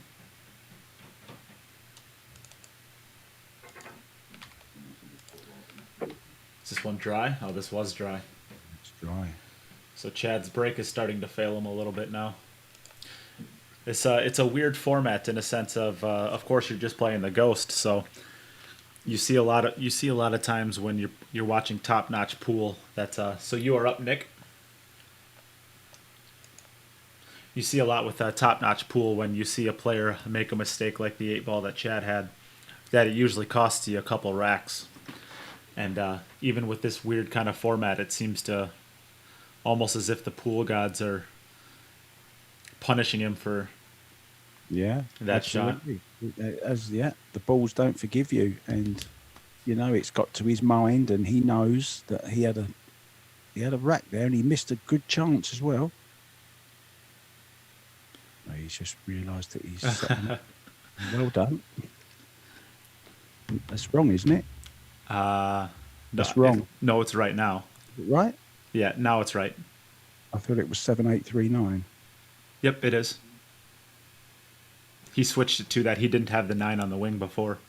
Ah, okay. I was looking at the wrong ball there. So, of course, if you're just tuning in, first off, please give a share to the stream. Help us get the word out there. But we are having a mandatory pattern. So that is why he went up to the rack and switched those balls, because if he would not have switched those balls there, that would have been an automatic 0 for the rack. So we are enforcing and requiring the players to rack the same every single time.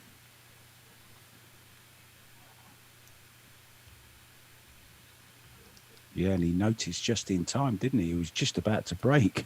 Yeah, and he did have one earlier where he ended up breaking dry anyways, but he had the rack wrong, and he would have actually had a 0 for the rack as well if he would have broke them. Or I guess if he would have ran out, we would have had to enforce a 0 for it. But I don't want to say fortunately, but he broke dry anyways.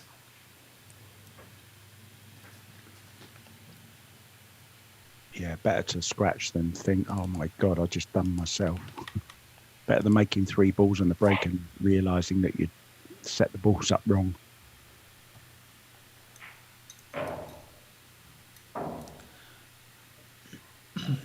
So here is a question from Lil Chris.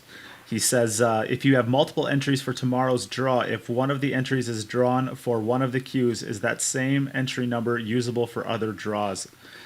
No. So if let's just say there's five, or let's just say there's six numbers or six entries, I should say. Oh, it's gone too far. If three hits twice, the second time three hits, it's not valid. But if you alone have, let's say, 10 entries, and your numbers are 1 through 10, and the numbers come randomly 1, 2, 3, 4, 5, all of those are valid, and you would have just won yourself 5 Qs. So you can win multiple times on the same entries, but it cannot be the same number. They need to be unique numbers.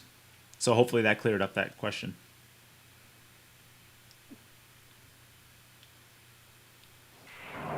Even I understood that. Oh, he went just bang. missed it. I'm surprised he didn't cut that in the side, to be honest. All right, so we are back over to Chad, and then I think he had a second question on there. Do the carry over days? The do not carry over. So if you donated on day one, it is not still valid for the drawings for tomorrow. And we did it that way so that you can more, I guess, focus your entry so that you have a better chance of winning the things that you want to win. And if you're not interested in something, then you don't have to donate for that day if you don't want to. And you could maybe potentially get more entries in for the things that you do want. So it allows you to have a better chance. And by the end of it, if we were to carry them over every day, by the end of it, you could donate a small amount and just have basically zero chance of winning anything. So this gives everybody a better chance each day. And of course, while I'm, on this, I can give the plug one more time. We are giving away 5 different break jump cues tomorrow, including the $750 one that you see at the bottom of your screen right there. It is a Go custom jump break cue. It is a phenomenally beautiful cue, and it will hit like amazing for you. So if you're interested in that or any of the other 4 jump break cues that we have available, you can get a donation into any of the ways in the pinned comment. And now I will stop because I'm probably plugging that way too much. Back to the match. I want one. I think you're plugging it just enough. I really want one now.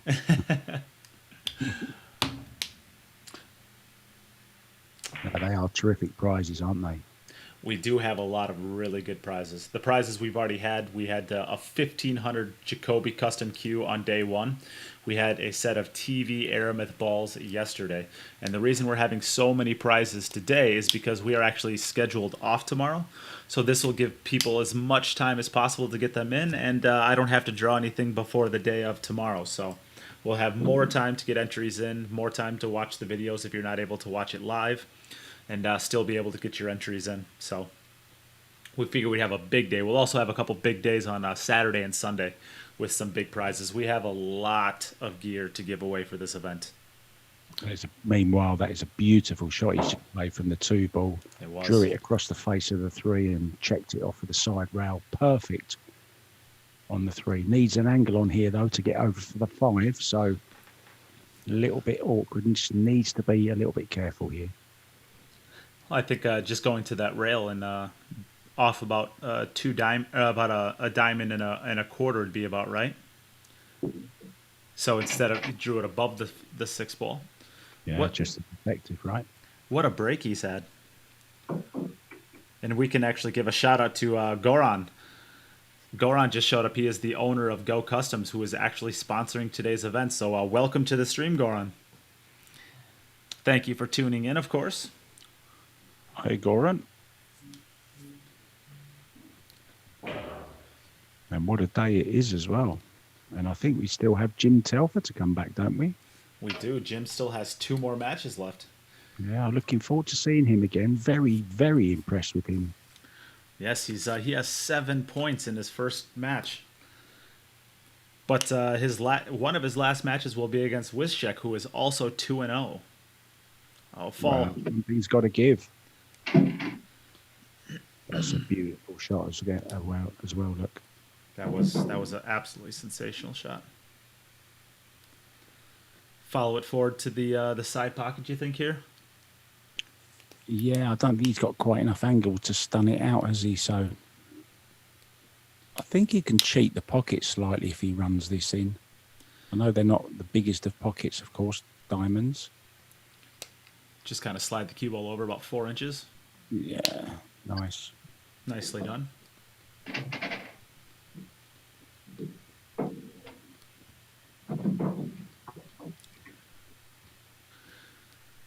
You're welcome, Goran. Lovely to have you with us.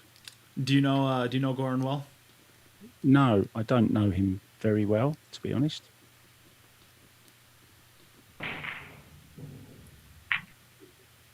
Oh, no. What a miss. And he was up off the shot. What a shame. So 8 more points for Chad, and we are back over to Nick.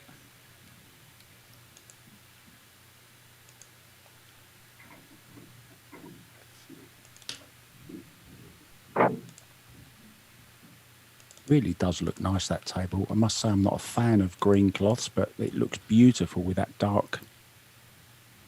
the dark rails, and what a break that is. He has figured out his break for sure. He is crushing the rack now. Breaking like a beast. He is breaking the balls quite well.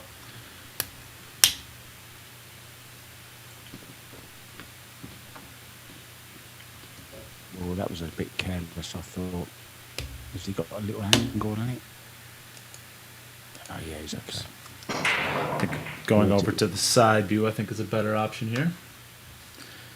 I think we have Jim practicing in the background, getting ready for his next match. We hear the crashing of the balls. He's just dropped his wallet, I think.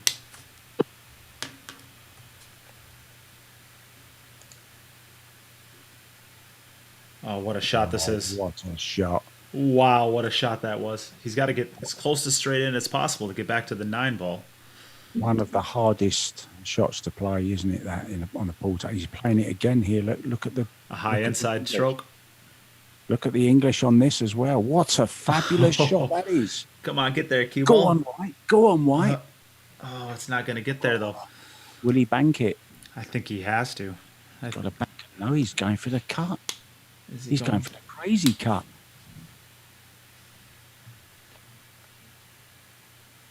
Oh, he drills it, too. Oh, look at the 10. Oh! That'll do. That'll do. Oh, and because that's the last ball pocketed, that actually counts. He doesn't have to worry about spotting it up and shooting it. That's right. It went in second, so it counts. Yeah. Why play 2 shots when you can play 1? So nicely done there.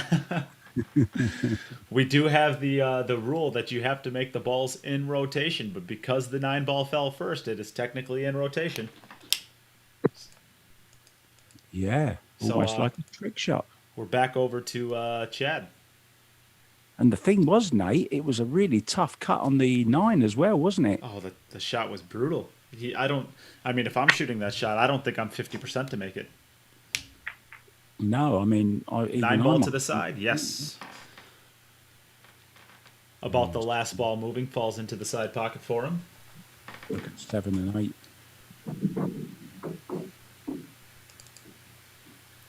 So that brings... Nick, can I lift and drop to the rack? He wants to move the rack, can he? Just mark the table with it. With the chalk, yeah. So,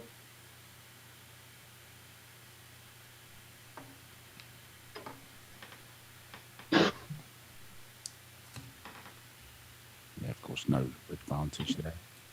Some competitions do have the rule where you're not allowed to move it if there is a ball on it. So the official rule actually for this one is if there's a ball in the neighborhood, we are not allowing it. But because there is no ball anywhere around the 10 ball, we will allow that there. That's the rule that we discussed in the beginning. Yeah, it's fair enough. I mean, there was no advantage to be gained there, was there, by... Yeah, there's some competitions that if it's on it, they don't let them change it no matter what, and I understand that to a point. There is a potential for things to be changed, but the way that we looked at it is if that is the case and there is something that can be changed, we are not going to allow it. But as long as nothing can, there's no real difference, we decided it doesn't really matter at that point. Yeah, that's not a bad way to look at it. I mean, it is incorporating a little bit of gray area, but it's gray area that just doesn't seem like it's a realistic thing to have anything go wrong. No, I mean, if there's no ball within even 3 or 4 inches, it doesn't really matter, does it? Yep.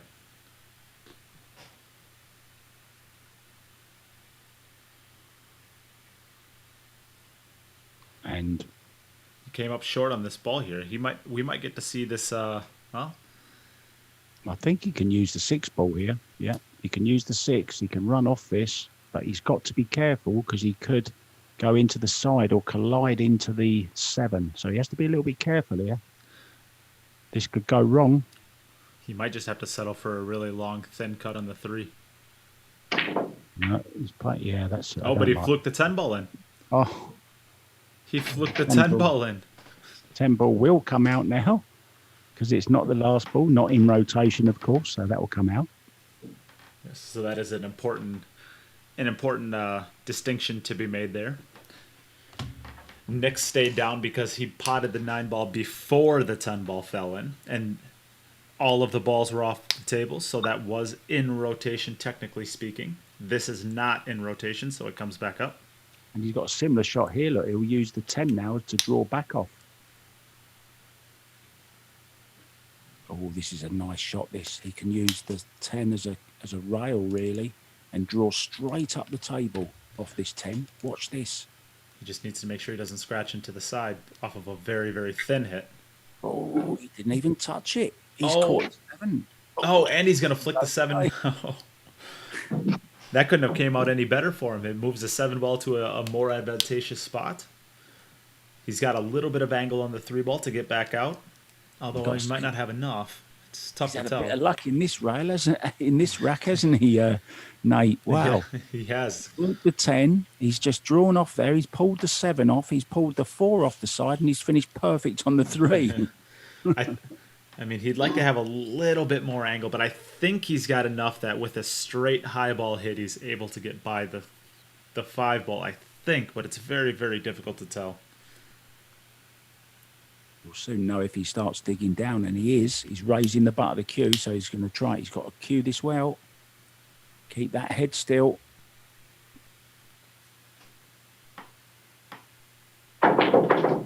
Oh, And that was the no. problem. Didn't hit it well, did he? He didn't really hit it smoothly, and he raised the cue ball jumped, and it caught not the right part of the cushion, so it didn't move. Yeah.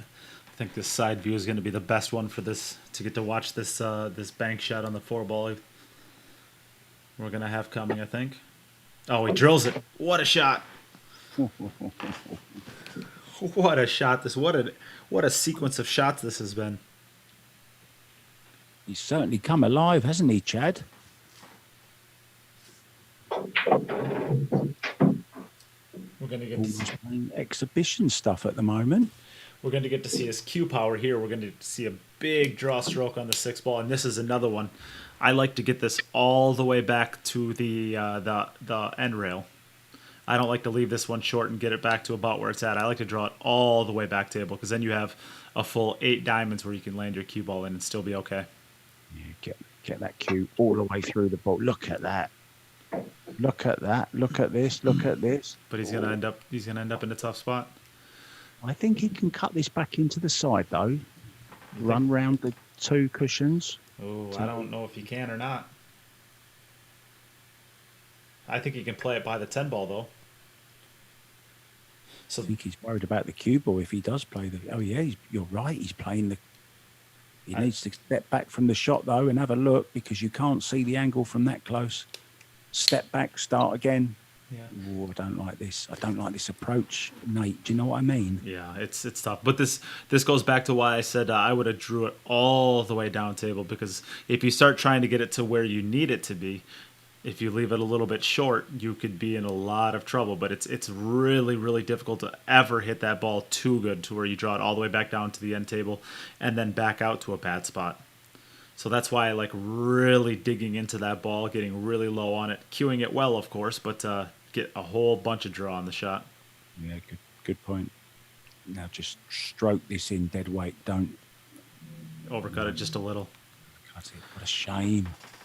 That was a Shame. good sequence of shooting, though. So we're back over to Nick. I mean, it was entertaining, wasn't it, Nate? It was great. was. Some great shots there.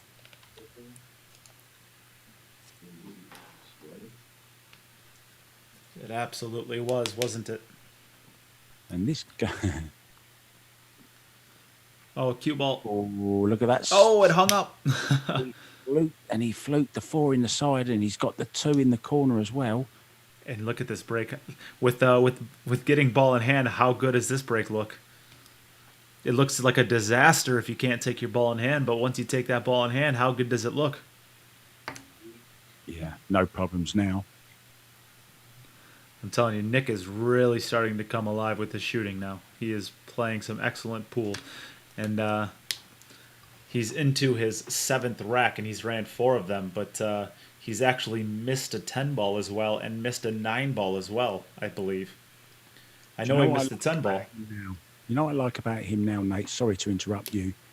He's just playing with such freedom, and he's playing some, not exhibition shots, but, you know, really fancy positional shots, shall I say. You know, he's just going around the houses a little bit, getting his cue through, letting his cue run free a little bit, you know.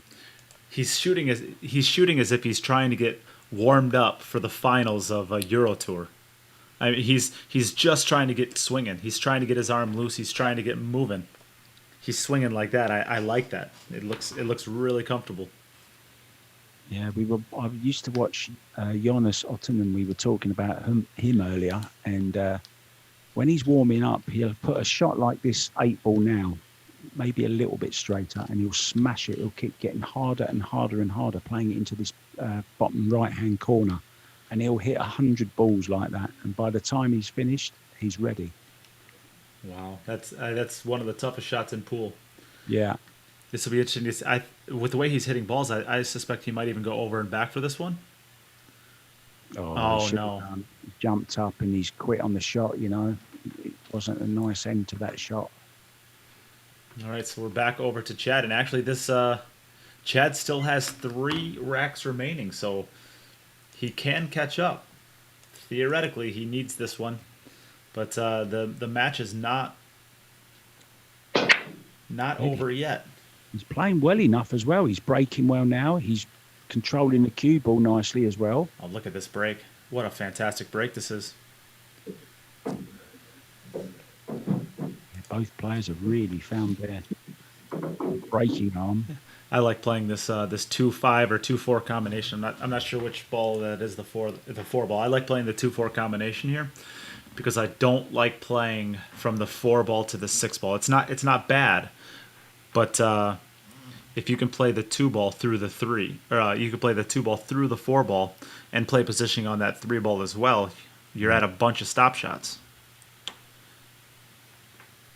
Up until the 8 ball anyways. But now you actually have to play positioning from this 4 ball to the 6 ball. Shouldn't be an issue still, but it could be.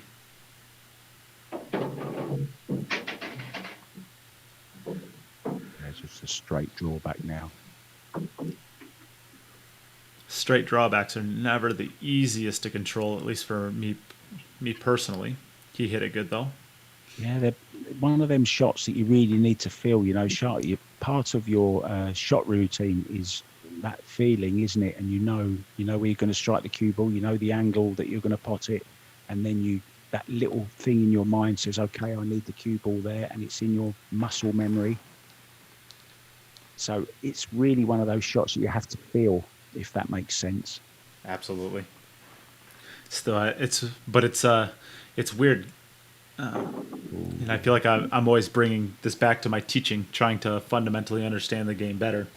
Generally speaking, when people learn how to play this game, they learn how to play this game by hitting balls around with their buddies in a pub or a bar, and you kind of learn by, what you see around you as far as your peers. And generally speaking, bar pool, everybody hits balls really hard, and they use a lot of low English because there's nothing that looks cooler to somebody who's learning the game than watching a cue ball get whipped back off of a shot. So most pool players, unless they grow up around the game at a very young age, generally learn the game by hitting hard and by hitting low. So a lot of players actually are better at that than they probably should be, because that's how they've played their first 3, 4, 5 years at the game. Yeah, we love to hear the crack of the ball in the back of the pocket, and we love the cue ball to zip back to impress our friends and that, don't we? And just going back to the shot that Chad has just played to get to the 8, it was a terrible shot because he played it with a lot of check side, but he didn't allow it. It took all the pace out of the cue ball. He was playing to leave the plate ball in the centre. It could go anywhere. It could go in the centre. And that's exactly where he played it. That's where he was playing the position for. Not many players play that 4 rails. If he's playing, No. if he's playing Nick Banks by the rail, he's up a couple nickels now. How many is that worth in Carrum? Does anybody in the UK ever play any bank pool? No. That's usually, it seems to be an upper Midwest thing. Of course, me being from the upper Midwest, I do know that game. I mean, I must admit, I don't come from a hotbed of 9-ball, any style of 9-ball pool. But, well, I mean, we even shy away from banks when we do take up pool because most of us play snooker and it's just a completely different animal. And you rarely play them in snooker. You only ever play them if you're out of position. You'd never leave one intentionally. Yeah. It's when I was watching.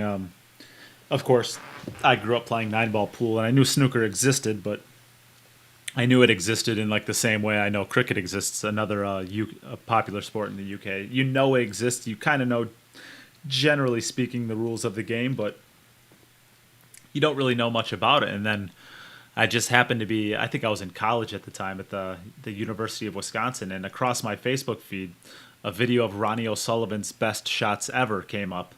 And I was kind of watching it, and did we lose Nick here? 2, 4, 6. Oh, that's a dry break. Okay, so we're back over to Chet. I thought he made the ball into the side pocket. So did I.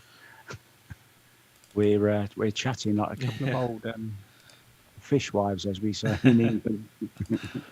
So, I'm watching the best shots of Ronnie O'Sullivan, and there's a couple seconds of like just bank shots that he's made. And I'm thinking to myself, I'm like, well, what's so impressive about a bank shot? We do stuff like that all the time. And then I actually had the luxury of playing some snooker for the first and only time last year in London when I went to the Moscone Cup. Not this previous year, but the year before that. Yeah. And you don't realize how hard snooker is until you try to bank balls on those 12 by 6 tables. It's so impossible. It is nearly impossible to bank a ball in on a snooker table.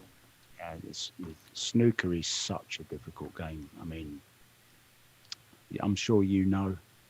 I'm pretty sure you're quite a good pool player, and you very rarely get the transition from people playing pool and then going to snooker. I mean, there was Steve Mezerak, I think. Did I get his name right? Yep, Steve Mezerak. Yeah, Steve Mezerak. Yeah. He actually turned pro in snooker back in the 80s, but he never won a match, I don't think. Such a different. They're just fundamentally different games. Yeah.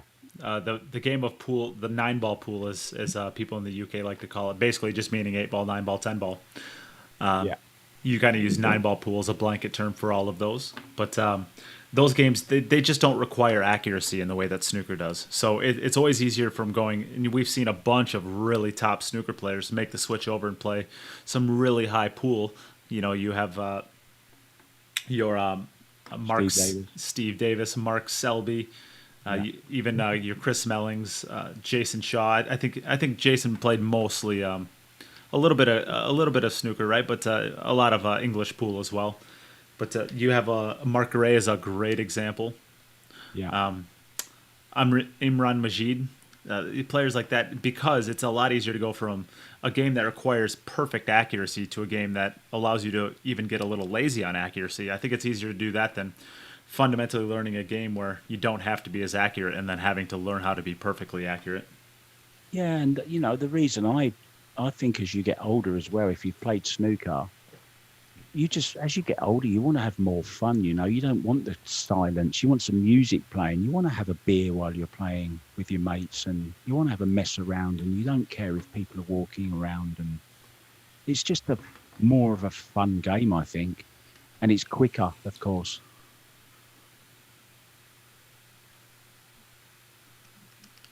So, question You've got by Sunny watching. sorry, question from Lil Chris. If you make a combination on a ball, it stays down unless it's the 10. So because the 10 ball comes up only because you have to make all of the balls in rotation. So there's no short racks on the 10 ball. So that is why the 10 ball comes up. But it is only because we are not allowing short racks that ball comes up. So it's the old style 10 ball, the new style 10 ball last ball, right? Yeah, they a lot of so I know the Diamond Las Vegas Open played by those rules now. I know that's a big 10 ball event that plays by those rules. I think maybe the U.S. Open 10 ball doesn't. Oh, this is a great speed shot. Oh, it's got to stop though. He's on the line, so just how hard the shot is going to be from here.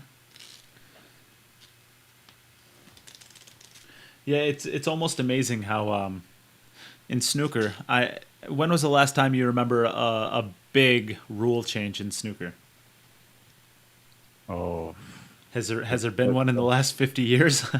Yeah, there's been one, and that's the miss rule. When you're snookered or when you're hooked, as you say, you must hit it. It just keeps going back until you finally hit it. Whereas before, people got very clever in just missing a ball and still getting it safe. But now you must keep playing out of a snooker until you actually hit the ball. But that is actually the player's discretion, correct? So the player can either decide to play from where it's at or make you shoot it again. Am I wrong in that? It's your opponent's decision. Yes. Yeah. But the ref will always, if you don't hit the ball, the referee will always call foul, and then it's up foul and a miss. And then it's up to the other player if he wants to have the ball put back or not, or play from where it is. Correct. Or he can put his opponent back in as well if he wants. It's up to him. Makes the 4 in the side, 8 in the corner. So it's a nice break. The 7 ball needs a clear. I think the 2 ball goes by it now, so that is a great break. But I only asked that question because it seems like we change a fundamental, monumental rule in pool, 9 ball pool as you call it, almost every year. We have dozens of sets of rules, even just with 9 ball. I mean, 9 ball on the spot, 9 ball, 1 ball on the spot. We have early racks. Can you have a golden break? No golden break but only in the bottom or the top 4 pockets. Golden break but only in the top 2 pockets. We have hundreds of sets of rules. It seems like, and I think that's to Paul's detriment, to be honest, because I think if you just standardise, we talked about cues and dealers and all that kind of thing. What would you I think there should be one set of rules and that's it, because I know the reason it's never taken off in the UK so in a big way is because, you never know. You can go from one bar to the next and there's different rules in it, it's just... Yeah, which is what we hate about bar pool. What actually are bar rules, right? I mean, that's yeah. It's almost like you take the idea of and the struggles of having bar pool rules and industrializing it to, well, now we're in Wisconsin, so we have to play by these rules, or now we're in the UK, so we have to play by these rules. It's almost silly. Totally agree with that. And I think the confusion is just, it just creates just confusion and people just not interested in, oh, well, I'm playing my game. And so I think, are you still keeping track? Is that... No. Was that his last? So I thought Nick had one more rack left, but I just saw him take apart his cues. And looking at the score that he has, I bet that was his last rack. So I with think us, this is what do you call its last rack? Sorry. Chad. So Chad, you're up. Yeah, Chad's last rack. So a pretty respectable score for Nick to end out with 5 and a 73.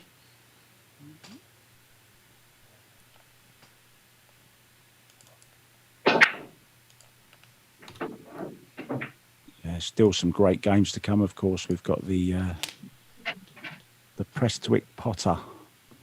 That's a good name. Yeah, so the next match is definitely one you don't want to miss. It's Jim Telfer with a 1-0 record and 7 points overall against Wyszek Shevchik, who has 7 points overall but has a 2-0 record. So whoever wins that is going to be in dominating position to get out. Well, if Wyszek wins it, he is out of the pool as the number 1 seed. And if Jim wins it, he is going to be in dominating position to make it out of his pool. Checking in from the river. Troy? Good evening. So it looks like we have a pretty good break here. Does the 4-ball pass the 8, or does he have to take the? Yeah, he has to take the 4-8 combination on. But that shouldn't be an issue, I don't think. He just wants to make sure he gets below the 9-ball here for this draw stroke, and he does. Nicely done there, and that gives him a good angle to be able to go at the 3-ball. Although he ended up with a little bit more than he probably wanted to. Draw, aren't you? Draw off the side rail and back over for this, would you, Nate? I think I would. If you can do that. If not, I hit just kind of a fade shot down into the top right cushion. Yeah, like that. Oh, He's yeah. missed it. He's missed the ball. He's played the position and forgot to pot the ball. Yeah, that's a tough shot. It rolled just a little bit too far. Oh. That really is tough. All right, so that's the game. Yep, that is it. So Nick is collecting all of his balls right now to, I suspect, get out of there. I think it's starting to get a little late where he's at, probably about 9:30 at night. So, Chad, I think you're probably muted, I suspect. Am I muted? Nope. Oh, nope, you're not. Okay. So a little bit of the same, right? It's you're breaking the balls pretty good, but you're just not quite able to keep your cue ball perfectly in line. That's a little bit more of the first match, huh?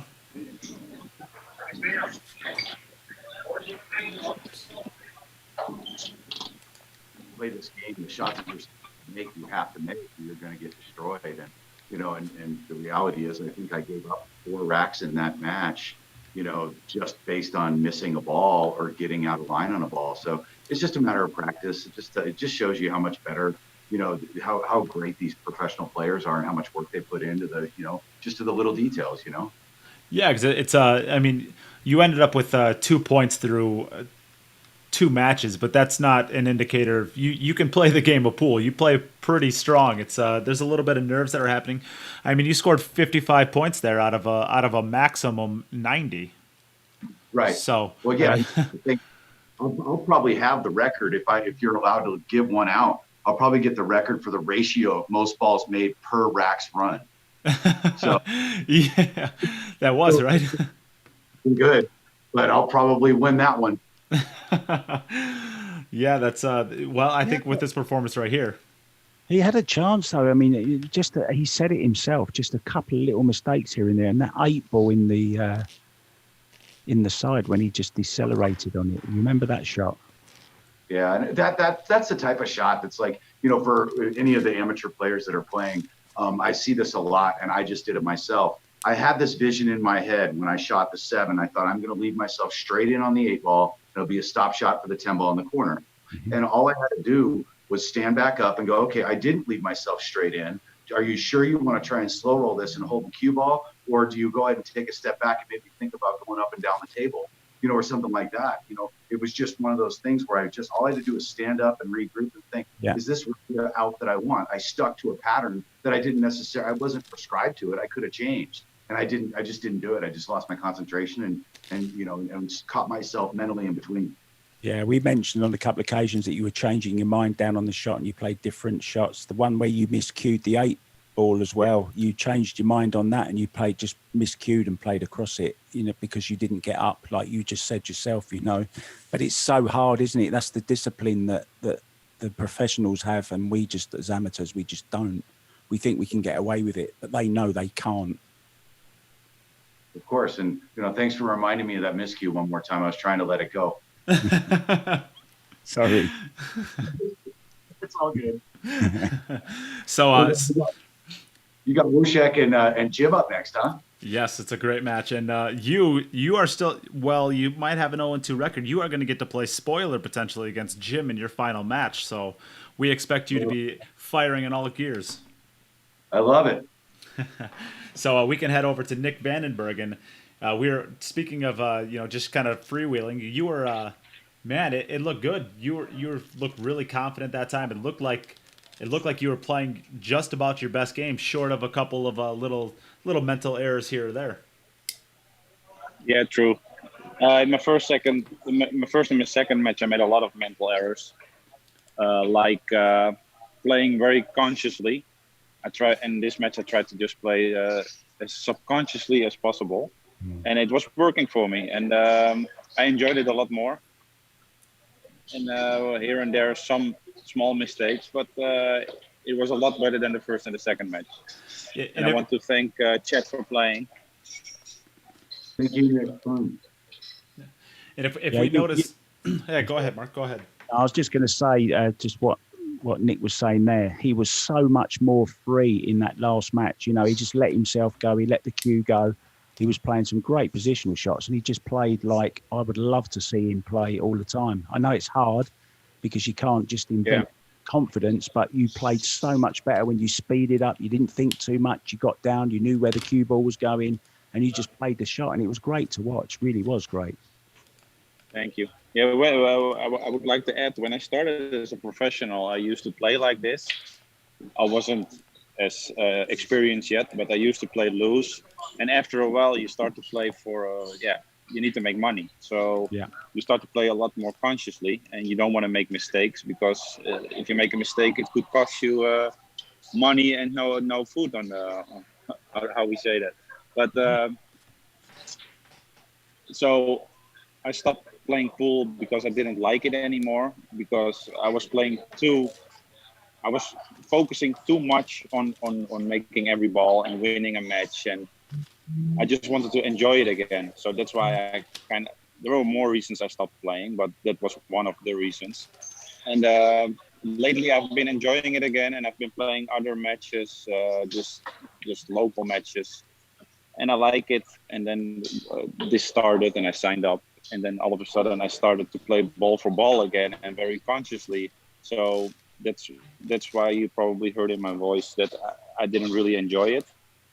And that's true. I didn't enjoy the first two matches, but the last match I liked it again. So probably not becoming a professional player anymore, but just a lover of the game. And Nick, just enjoy it, mate. Just enjoy it, because when you enjoy it and play your own way, at least, look, it doesn't matter about results. Life's about having fun and exactly. It, right? So carry on doing what you do. Exactly. You're great to watch. I love watching you play. I really mean that. Again, thank you guys. I've been listening to the whole commentary in the last match because I had my headphones on all the time. It was fun. Cheers, Nick. Well, I appreciate it. Thanks, guys. And I appreciate it. Might see you next time. So we will take a short break again. We'll get the stream set up for the next match, which is going to be an undefeated match up against Wischek Shevchik versus Jim Telfer. So do not go anywhere unless it is to get donations in for that beautiful Go Customs break jump cue down at the bottom, or one of the other 4 potential break jump cues that you could win as well. So 5 cues will be raffled off tomorrow night for that. All of the ways to donate are in the pinned comments, and all of the money goes back to the players. So, all right, we will take just a small break, and we will be back in just a couple minutes. And can I go for a bathroom break, even if I'm not buying a raffle ticket?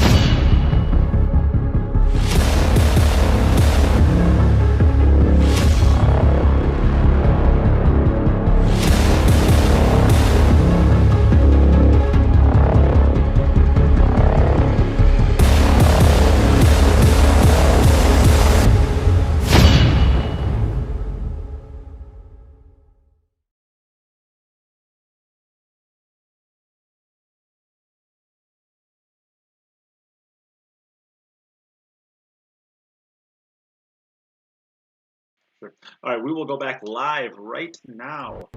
So, go back to the settings.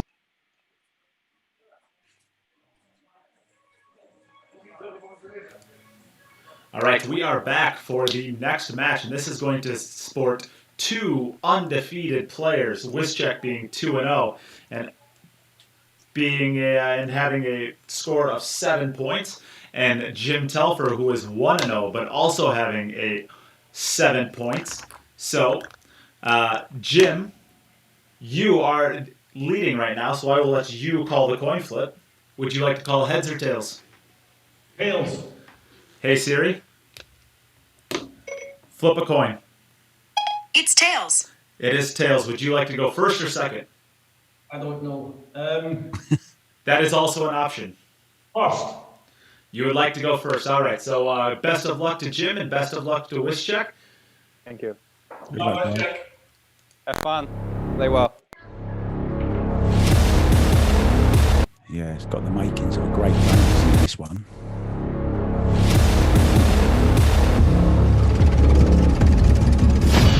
Right. So we are over to here and we are good to go. Yep.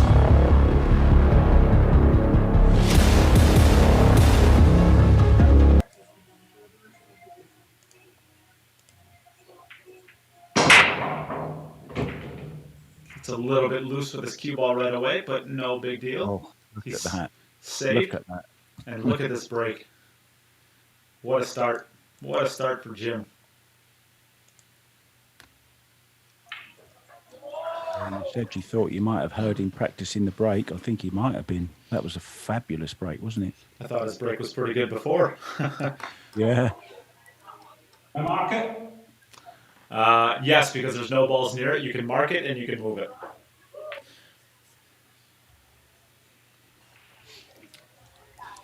So you were talking about the horse trailer you were in, and I was a little confused by it. But then I actually took a look at the messages you sent, and it is literally a horse trailer, and it has a beautiful setup in there. Yeah. Now, the other part of that story is where this horse box is. And you mentioned the game of cricket earlier on. And I'm actually at a cricket club, and I actually live in a trailer at a cricket club. And I walk from my trailer. It's a very nice 3-bedroom trailer. It's beautiful. It's a static home. It's here all the time. And I live here, and I walk to the horse box. And I will send you some pictures tomorrow of the view. It's absolutely beautiful where I am. It's right on the southeast coast of the UK, about 65 miles east of London. And it's a lovely little seaside town. And I'm on the Frinton-on-Sea Cricket Club grounds. That and is. I play cricket too. You play a little cricket too? Yeah, not very good, but I play cricket. Never learned much about the game. This is a courageous shot right here. But he executed it very well. This is, I think the cue ball tracks right at the 10 ball, the right side of the 10 ball here. So if he doesn't want to alter it, I think he's going to be okay with it. But he'll have to take the 5 on from a long ways away. Oh, but he jacked up. What a beautiful stroke that was. Draws with ease, doesn't he, this guy? Just watch his action. He's got some good cue action, that's for sure. Yeah. Thank you to my wifey for telling me that my audio was a little messed up in the beginning. Sounds like it's good again now. Yeah, Brett Snowden's just said the same, I think. Hopefully it's, I think it should be better. You sound fine to me. I think what I had is I had actually 2 inputs for my voice is what that was. That's just greedy. Well, I gotta dominate the chat.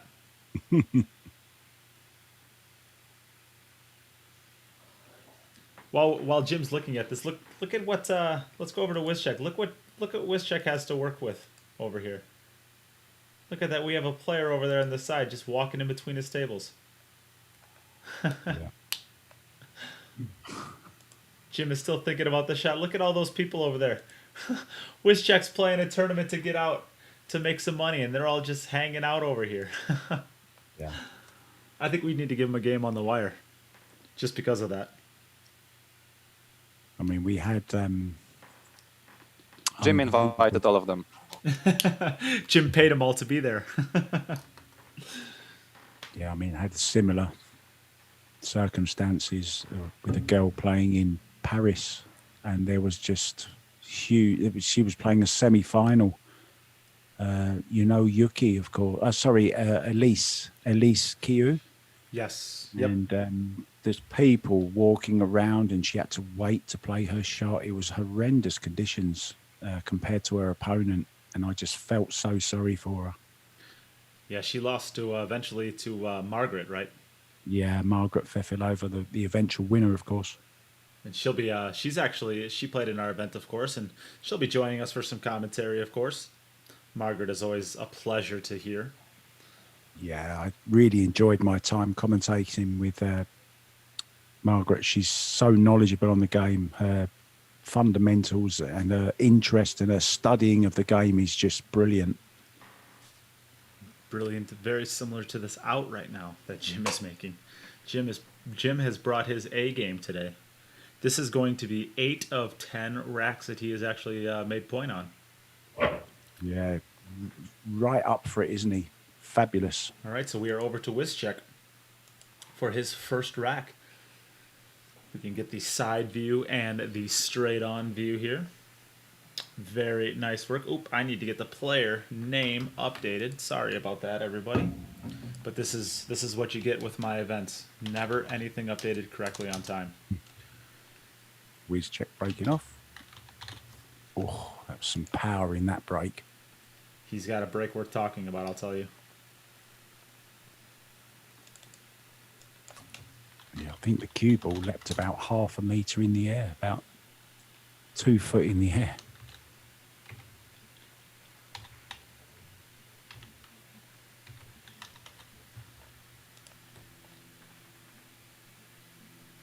And now we're going to update the score. I won't wait till the 4th game to do that. I thought about it, though, I want to tell you. I thought about it.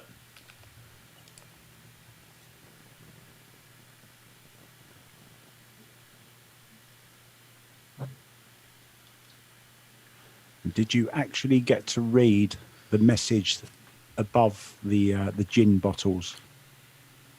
I did not get to. Let me take a look at that, because now I'm curious.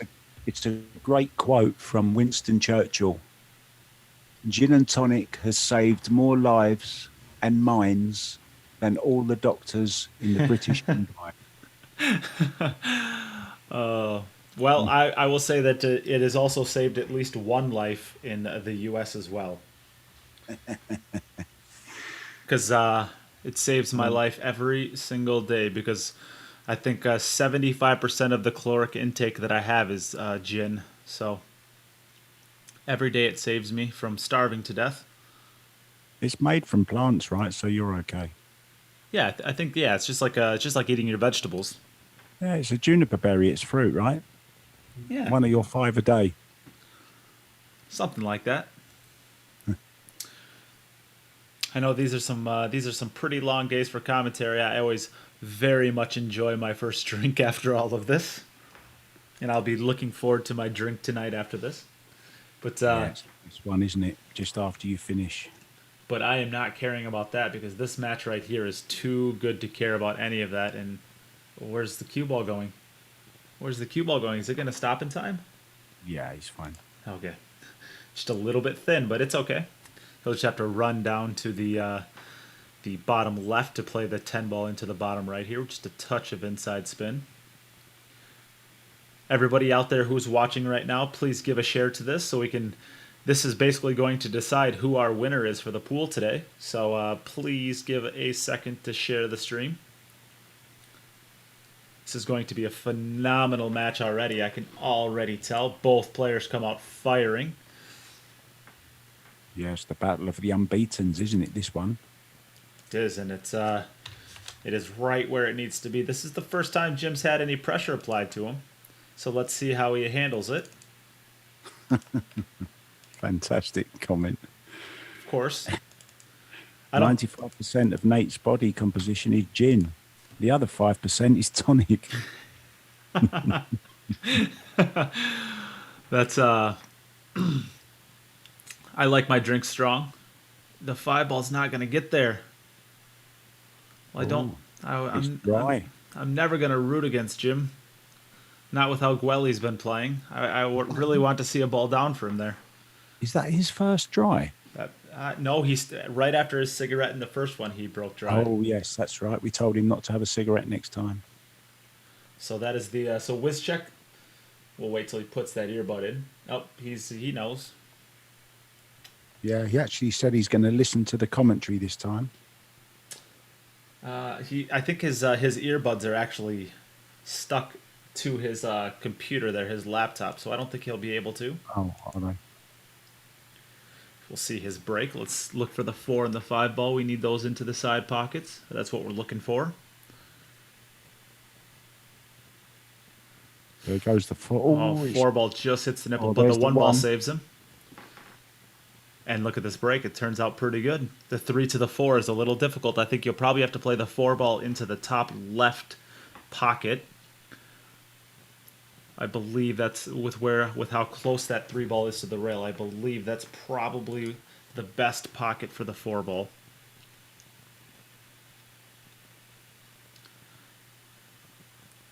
But from there, I don't see a lot of problems. The 6-ball to the 7-ball shouldn't be too bad with how easy the 6-ball lies in front of the side pocket.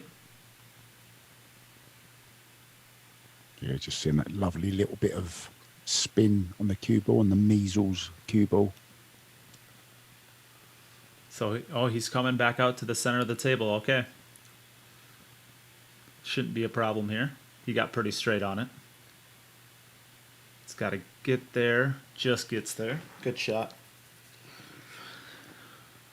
My wife's comment there was, I like my drinks pretty spicy. And she made me a drink once, and she's like, I'm sorry, I wasn't paying attention, and I poured way too much gin in, and I think I ended up adding more to it. It just wasn't enough. You're an animal.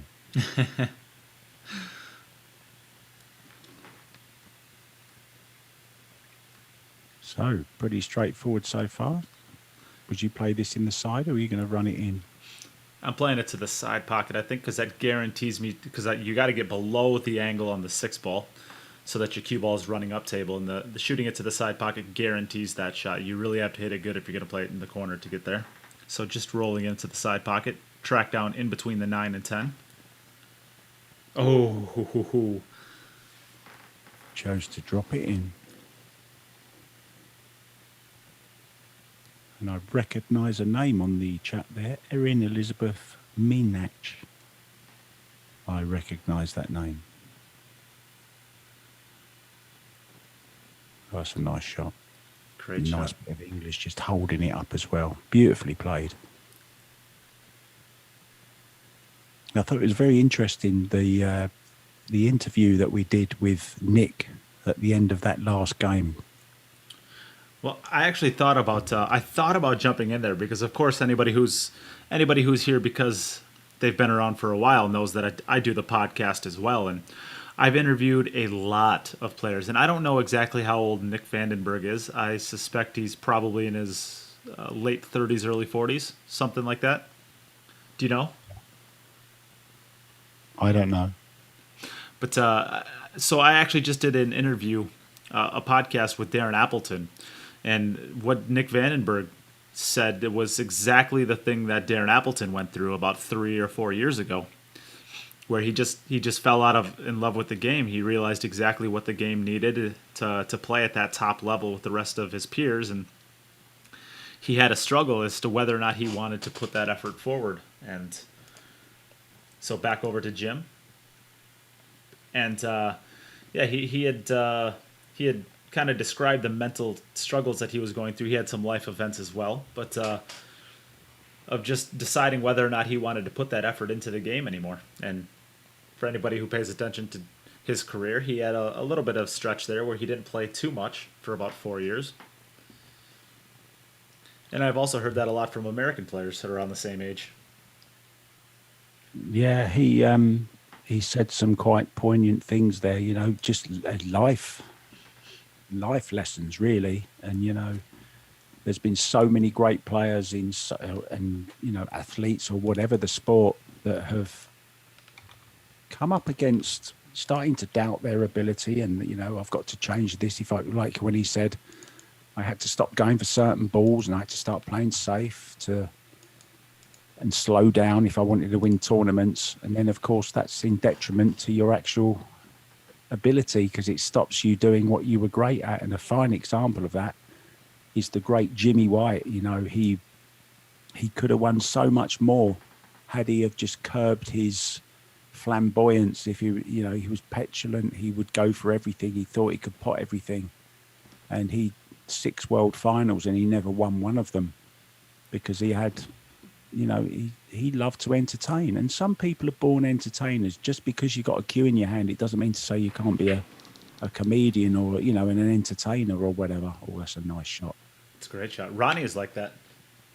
Ronnie's Yeah. very much like that these days. I think maybe that's why he's one of most players' favorite cueists, not even just a snooker player, but just cueists in general. Yeah, he has the finest, as Steve Davis said, he has the Rolls Royce cue action. It's just beautiful. It's a thing of beauty. There's nothing comes close to it. That's a good shot. He picked a good spot on the rail. Oh, okay, so not too bad. This he's gonna have to work for this one a little bit if he wants to come down table for the 4 into the side pocket. But I think at this point in time, you probably just play it over and play the 4 ball down into the lower left now, which is what he elected to do. And talking of Rolls Royce cue actions, you know, this one isn't bad, is it? Yes, Jim gets through the cue ball all right. He definitely gets through the cue ball all right. And he's getting through the cue ball exceptionally all right today. He said, I must say, I'm very impressed with this guy. I keep saying it, but I'm so impressed with him.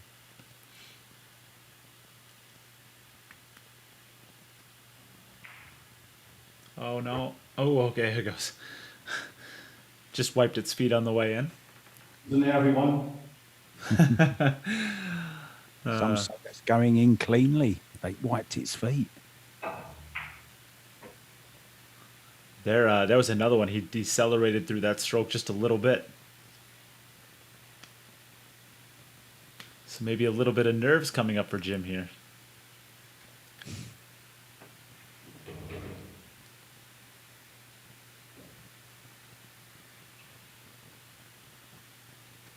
Yeah, just get this cue right the way through this. Oh, it's a gorgeous shot.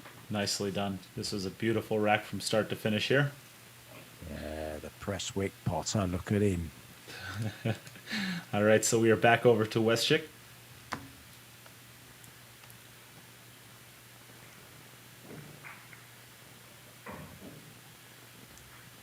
And there's 131 people that have shared this post tonight. Thanks, guys. Good work.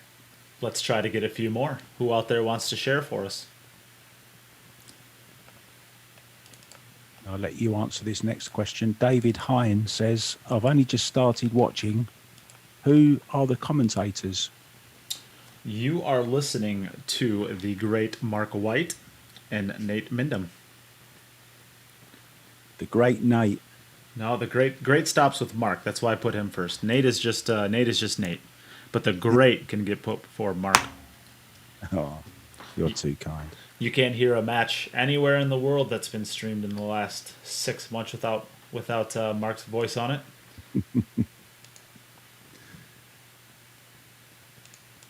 Yeah, I'm very fortunate. All started in Thailand 2 years ago. and I just happened to stumble upon a Filipino streaming company who wanted an English voice, and I just happened to be there. And they said, "Will you do it?" And I said, "Of course I'll do it." And that was your big shot, huh? And well, that's where it all started, I guess. Yeah.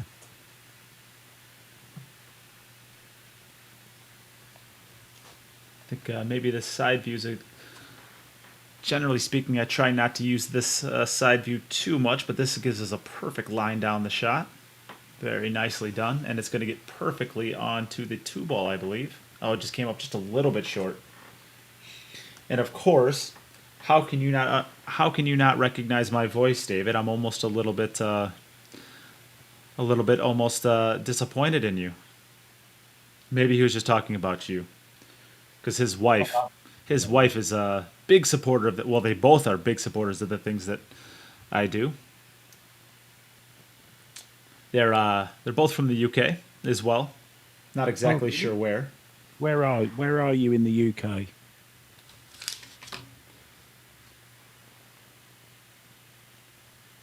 They're not the ones from Newquay in Cornwall, are they? In Devon? Cornwall that way? I'm not sure. I know his wife's name is Kat, which I assume would be short for Catherine. I'm not totally sure. Well, Travis says he thinks he can hang with these dudes. So you're welcome, mate. Hang with us. Join in the chat. Well, hey, quit that. The only way that you can hang out with Mark and I is if you buy the first round. We got to get something out of this, right? Yeah, I'll have a gin and tonic when we finish, please. We'll double it up. I'll take one as well. Of course, we're just kidding. Though I am not above taking a drink. I'm also not above buying a drink. I am certainly not a celebrity by any stretch of the imagination, but I do very much enjoy hanging out with the podcast listeners that I have and getting to meet them. It's kind of a fun thing to do. Oh, Banbury. Ride a horse to Banbury Cross. Lovely in Oxfordshire. Very nice part of the country. It's very posh there, you know.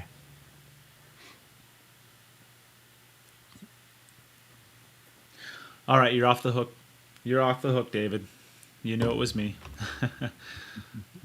Look at this shooting. This is going to be the third straight run for Wyszczek.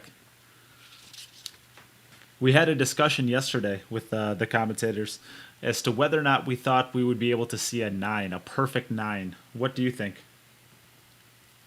I'm sure we will, yeah. Before the end of the tournament, yeah, there's going to be more than one, I would imagine. You think so? Some quality players, isn't there, in this? Yeah, there really are. There really are.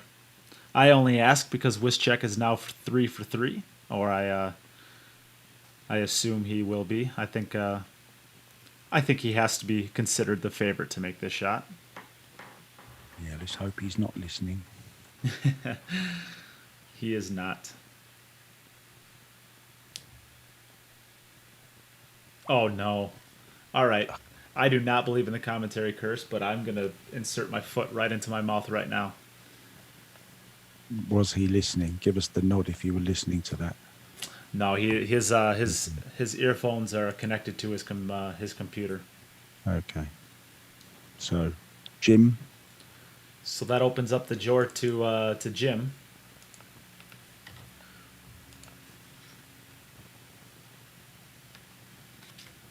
I do feel a little bad.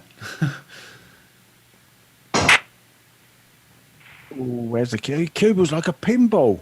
And I think did he make a ball? I don't think he made a ball. 6, he did not make a ball. No break. It's a dry break. So back over to Wyszczek. Jim did get the first break.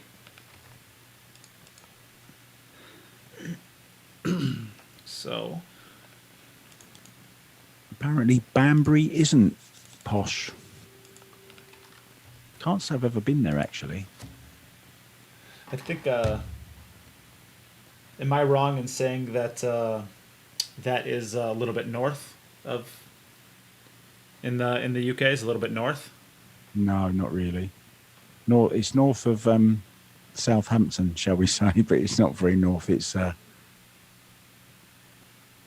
not far actually from London, really, on the M4, I think it is.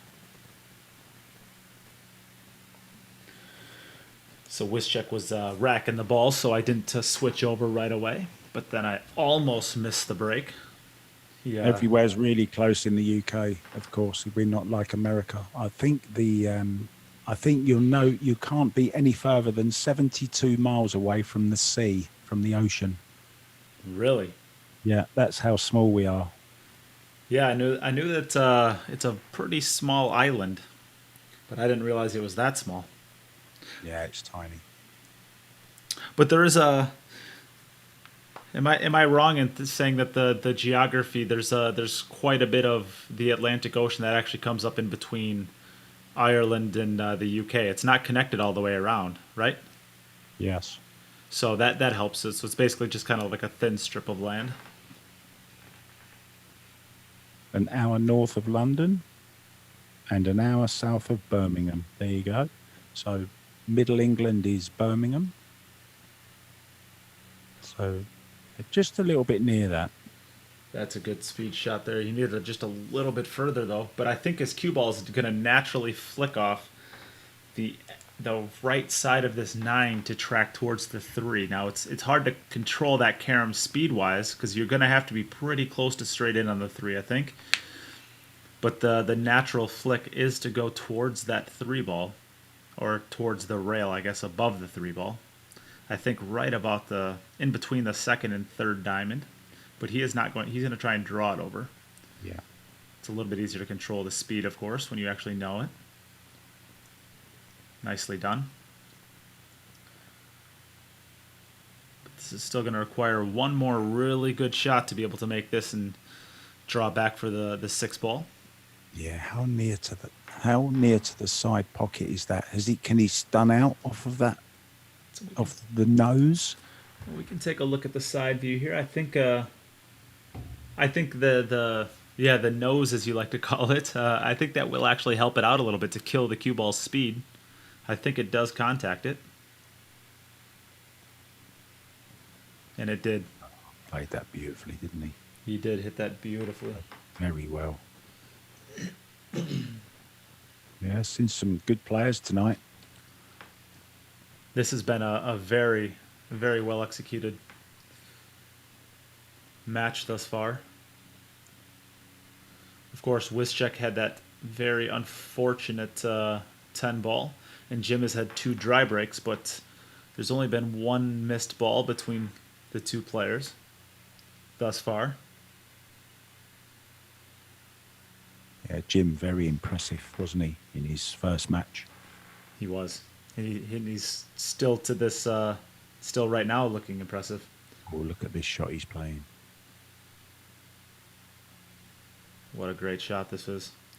What a great shot this is. Bounce, bounce, bounce. Tracking up right in line with the shot. I think this is... Where would you play this ball? Would you play this to this... would you play it to the side? I think I would, yeah.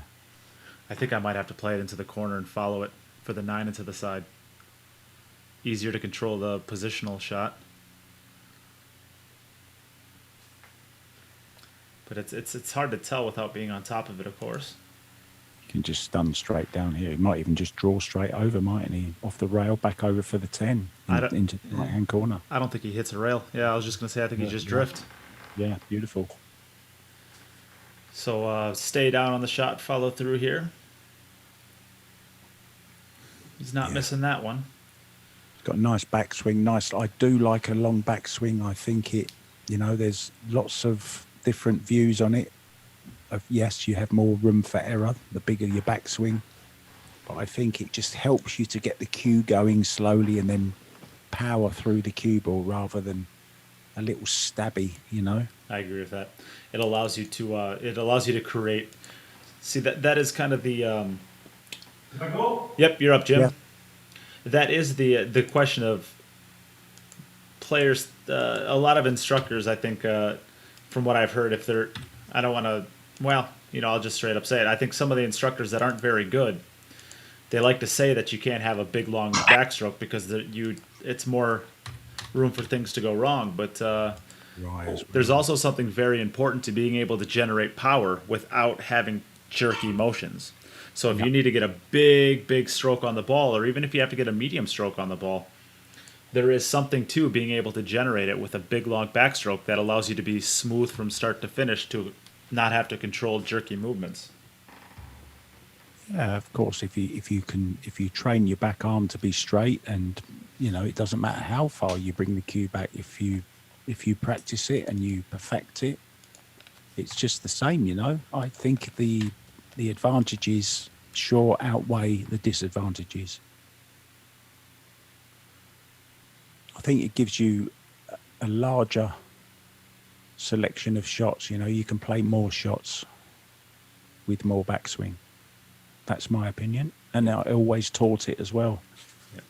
There is definitely a discussion to be had as to whether a long backstroke and keeping it straight the whole way through, or a shorter backstroke and quicker and jerkier movements is hard to control. And it probably depends for the player themselves. It probably is a discussion that is independent to the player. Just think it helps to introduce that pause as well. The slower the backswing, the better. I believe it shouldn't be hurried. It should be, and there's even some top players that I still think could improve if they just tweaked the odd little thing. There's a lot of American players. It's very rare to find a European player that plays at a top level that doesn't have a pause, but there are a lot of them in America that don't have. Top players too that don't have a pause in their stroke. Yeah, I still think it can improve them though. Do you think that's a coaching thing where Europeans tend to have a lot more coaches, or do you think that's just a peers thing where everybody in Europe plays that way, so everybody learns that way? I honestly think it's a snooker thing, because for years technique wasn't considered important at pool, from what I was hearing from players. But I think people like Kelly Fisher's changed it. If you look at her stance and her action, and she's just brilliant, and she's leading the way. So many people now say that Kelly Fisher, Alison Fisher, the great snooker player, the great female snooker players are changing it. And look at Margaret Fefilova. She swears by it, and it's so important. If you want to play at a top level consistently, you need something to fall back on. I agree with that. I absolutely agree with that.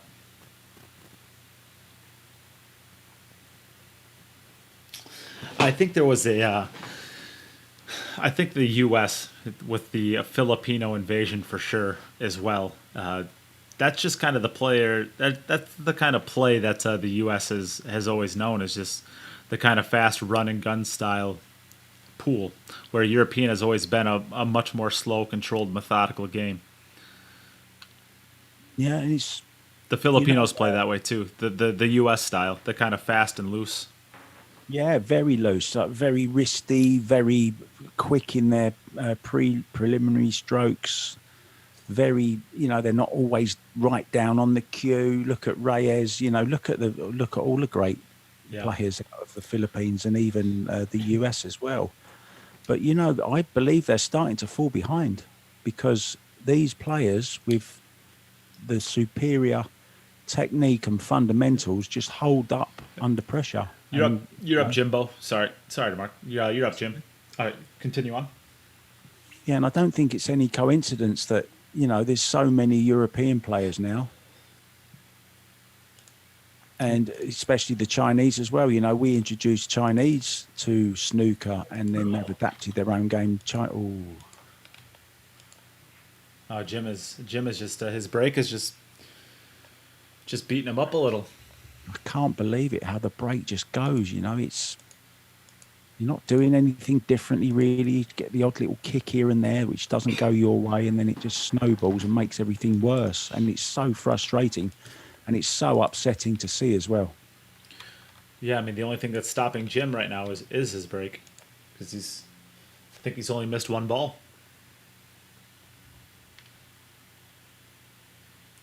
And meanwhile, Wischek is getting stronger and stronger and stronger on the break. Look at the balls fly. He's made 3 balls. And most importantly, they're all on one side of the table. So he's not even going to have, once he makes his first transition from this 1 to the 2 ball, he shouldn't have any problems with any of the more transitions. Maybe short of he might have to settle for the 8 into the top left, although it's pretty close to the rail. So I think you probably play above the 8 ball, but with where the 6 ball is, it shouldn't be an issue at all. So he's going to play this on the short side of the 2 and play it into the bottom right, it looks like. 2 rails around, or 3 rails around, I should say, once you connect that last one. Beautiful. Very nice speed. It really is hard to watch somebody going through this. I mean, I've seen it so much in the past couple of weeks, of dry breaks and the torment that you see people go through when their break just goes. I mean, the Turkish girl, Eylül Kibaroglu, first round, she looked unbeatable. Her break was just awesome. She was making 2-3 balls every single break, completely in control, controlling the cue ball. And then the second round, it just deserted her and she couldn't make a ball. Kelly Fisher, exactly the same. Yeah. I think she had something like, I don't know, 6, 7, 8 dry breaks or something. Unheard of. We can swing over here to the side view so we can see why Wischek is waiting. I can see. This girl kind of came and pushed him out of the way when he was about ready to shoot. She came over and just got in his way. I think I'd let her go first as well. My wife is watching. You're trying to get me in trouble.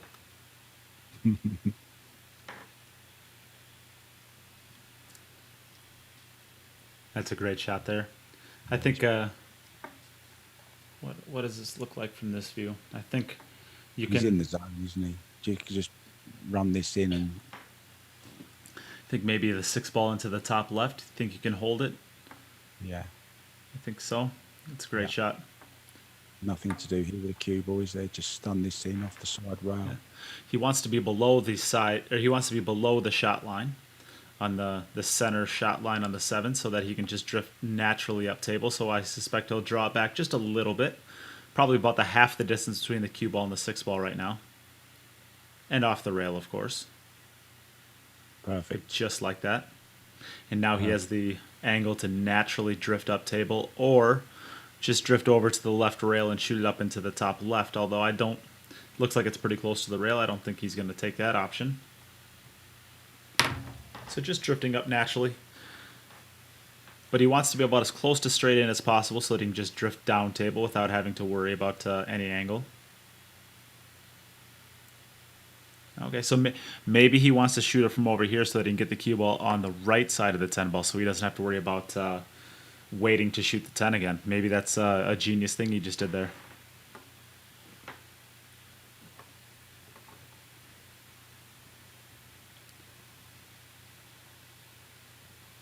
Yeah, striking the cue ball so well, isn't he? Nicely done. And of course, with Jim dry breaking, it's and then you have to sit and watch this, and then you're cold. You're getting colder every single dry break you have. So maybe, I don't know, maybe a softer break dry. I say it so often that if something's not working, maybe you got to just change something. Maybe move the cue ball slightly or play softer, a little bit harder. He was breaking the balls just so well to begin with. All right, you're up, Jim.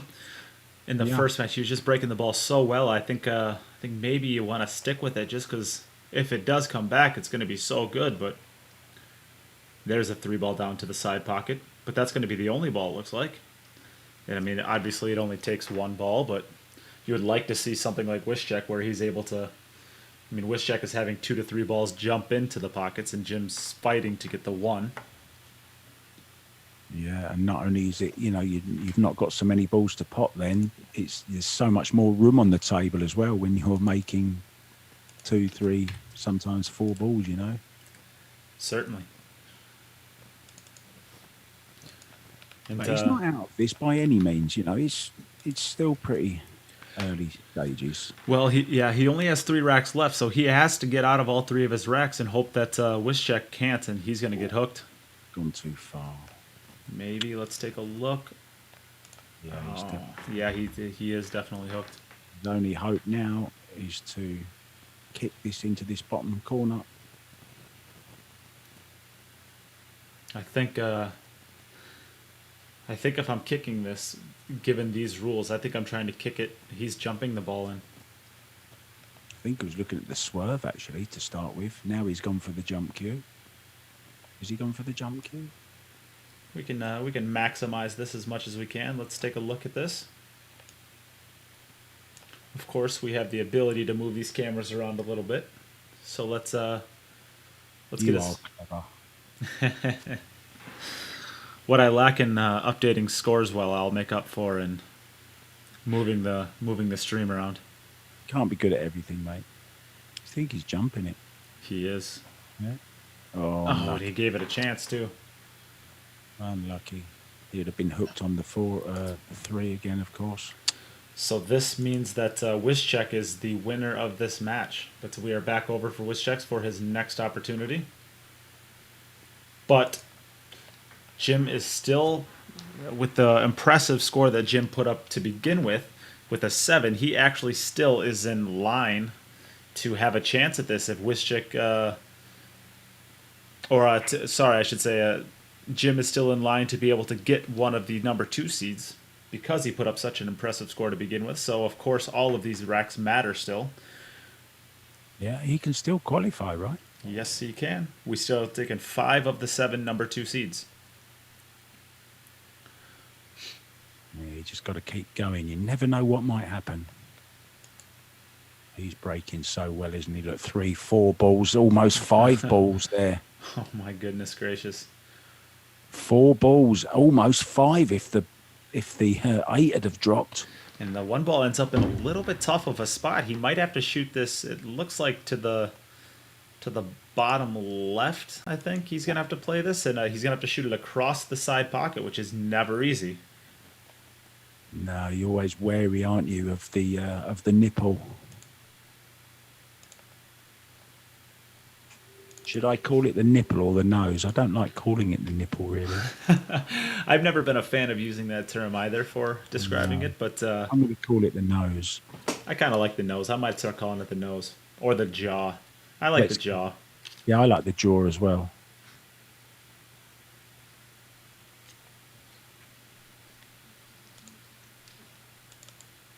Yeah, and there you go. You're trying to avoid the jaw or the nose or the nipple, and you end up by missing it and playing it, cutting it too much and hitting this right-hand jaw as he did. So, yeah. How many times is it going to happen where with ball in hand you can't make a ball off of the break and you still get 4 points? Yeah, I actually saw one game Pia Filler was playing and she broke and made a ball, and she didn't have a shot on the 1 ball in any of the pockets. It wouldn't go in any of the pockets, and she ended up having to play a really difficult combo shot to carry on. Wow. Unreal.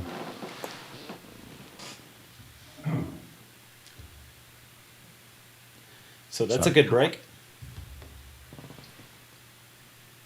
Definitely a better break here by Jim. Could take a nice look at the side view here.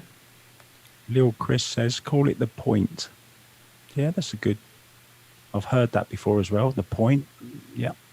Point taken. I see what you did there. I think I'm settling in on the jaw. I think that's what I like. Yeah, it's what we call them on a snooker table. Come on, Jim. We're rooting for you. Yeah, these racks become extremely important. I believe Dennis Grabe was the first number 2 seed, and I believe he had 14 points. I should know this. I don't have it in front of me, but I believe he had 14 points. And then yesterday, Chip Compton was the number 2 seed, and I believe he had 8 or 9 points. So Jim is already past Chip Compton's number 2. So he's at least going to be in the second seeds of the number 2. And theoretically, he could still catch up to Dennis and actually guarantee himself into the playoffs. Yeah, come on, Jim. Just mind your work here. Keep that queue going through like you have been doing. Played some beautiful stuff tonight, you have. And of course, regardless, there's going to be 2 players guaranteeing themselves into the playoffs today. It'll be the number 1 seed, whoever wins this match, as well as either Dennis Grabe or Jim Telfer as the number 2 seed, depending if Jim is able to surpass Dennis's score. Perfect side-on view here of Jim. Gets the cue right the way through the ball. Perfect action. Yeah, Nicely he's got done. an angle on it. That's all he wanted. Little stun out here. Nicely done. Very nicely done. If anybody's out there tuning in recently, please give the stream a share. Help us get it out there to more people. And this is a good reply from Jim. Very good reply. 3 is a good score for this. All right, so we are back over to Wischik. He's been through the mill a little bit just recently, Jim, with those dry breaks, but he's sorted the break and he's nice run out. So good signs. The signs are good. And as we can see in the side view here, that he's got a couple of patrons, we'll call them, in between the tables. So We call them legs. Well, I'm going to call them patrons. Another good break. He did not make many balls that time, but he did get the ball down into the side pocket that he's trying to make. Jim's total goes to 30 and 32.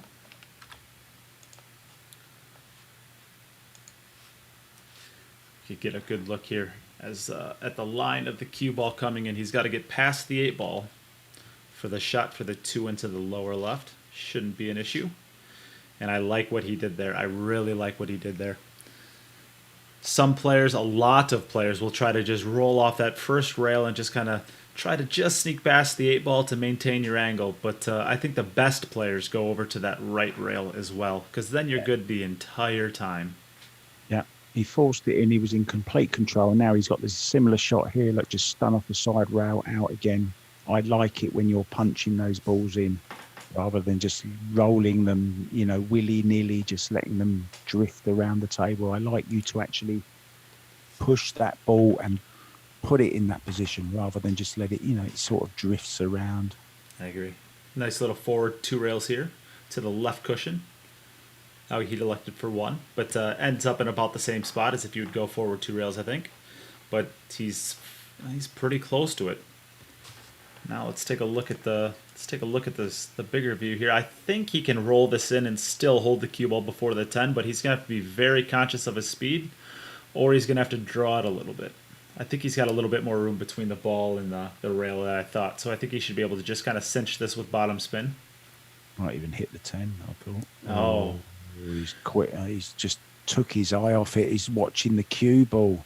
And on top of that, he actually he hit that to the wrong side of the pocket. He was trying to hit that as straight as he possibly could to hold the cue ball. All right, so back over to Jim.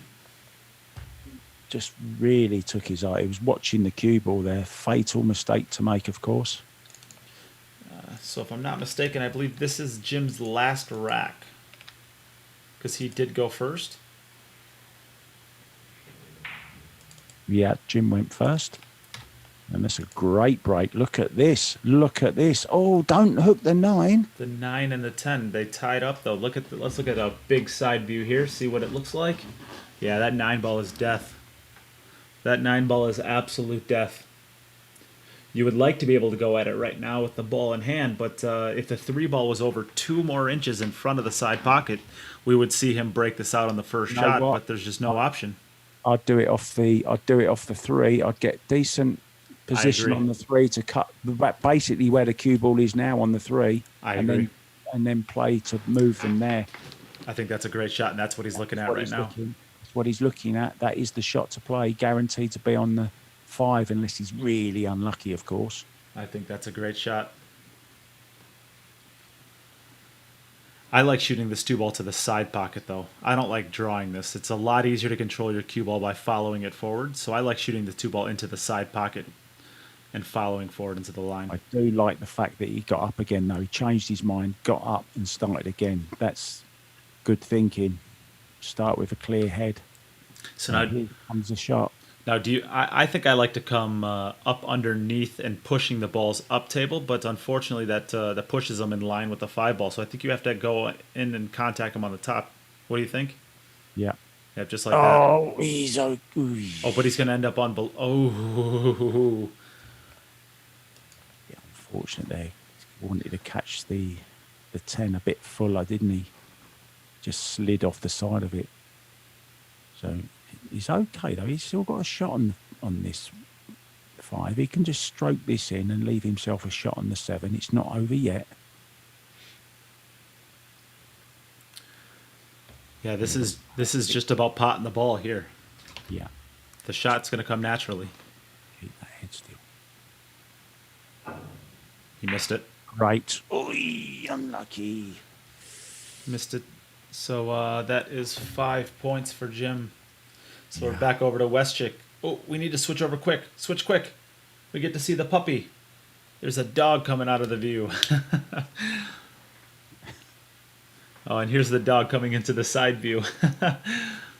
The dog is by the legs, we'll say. I mean the patron. Sorry.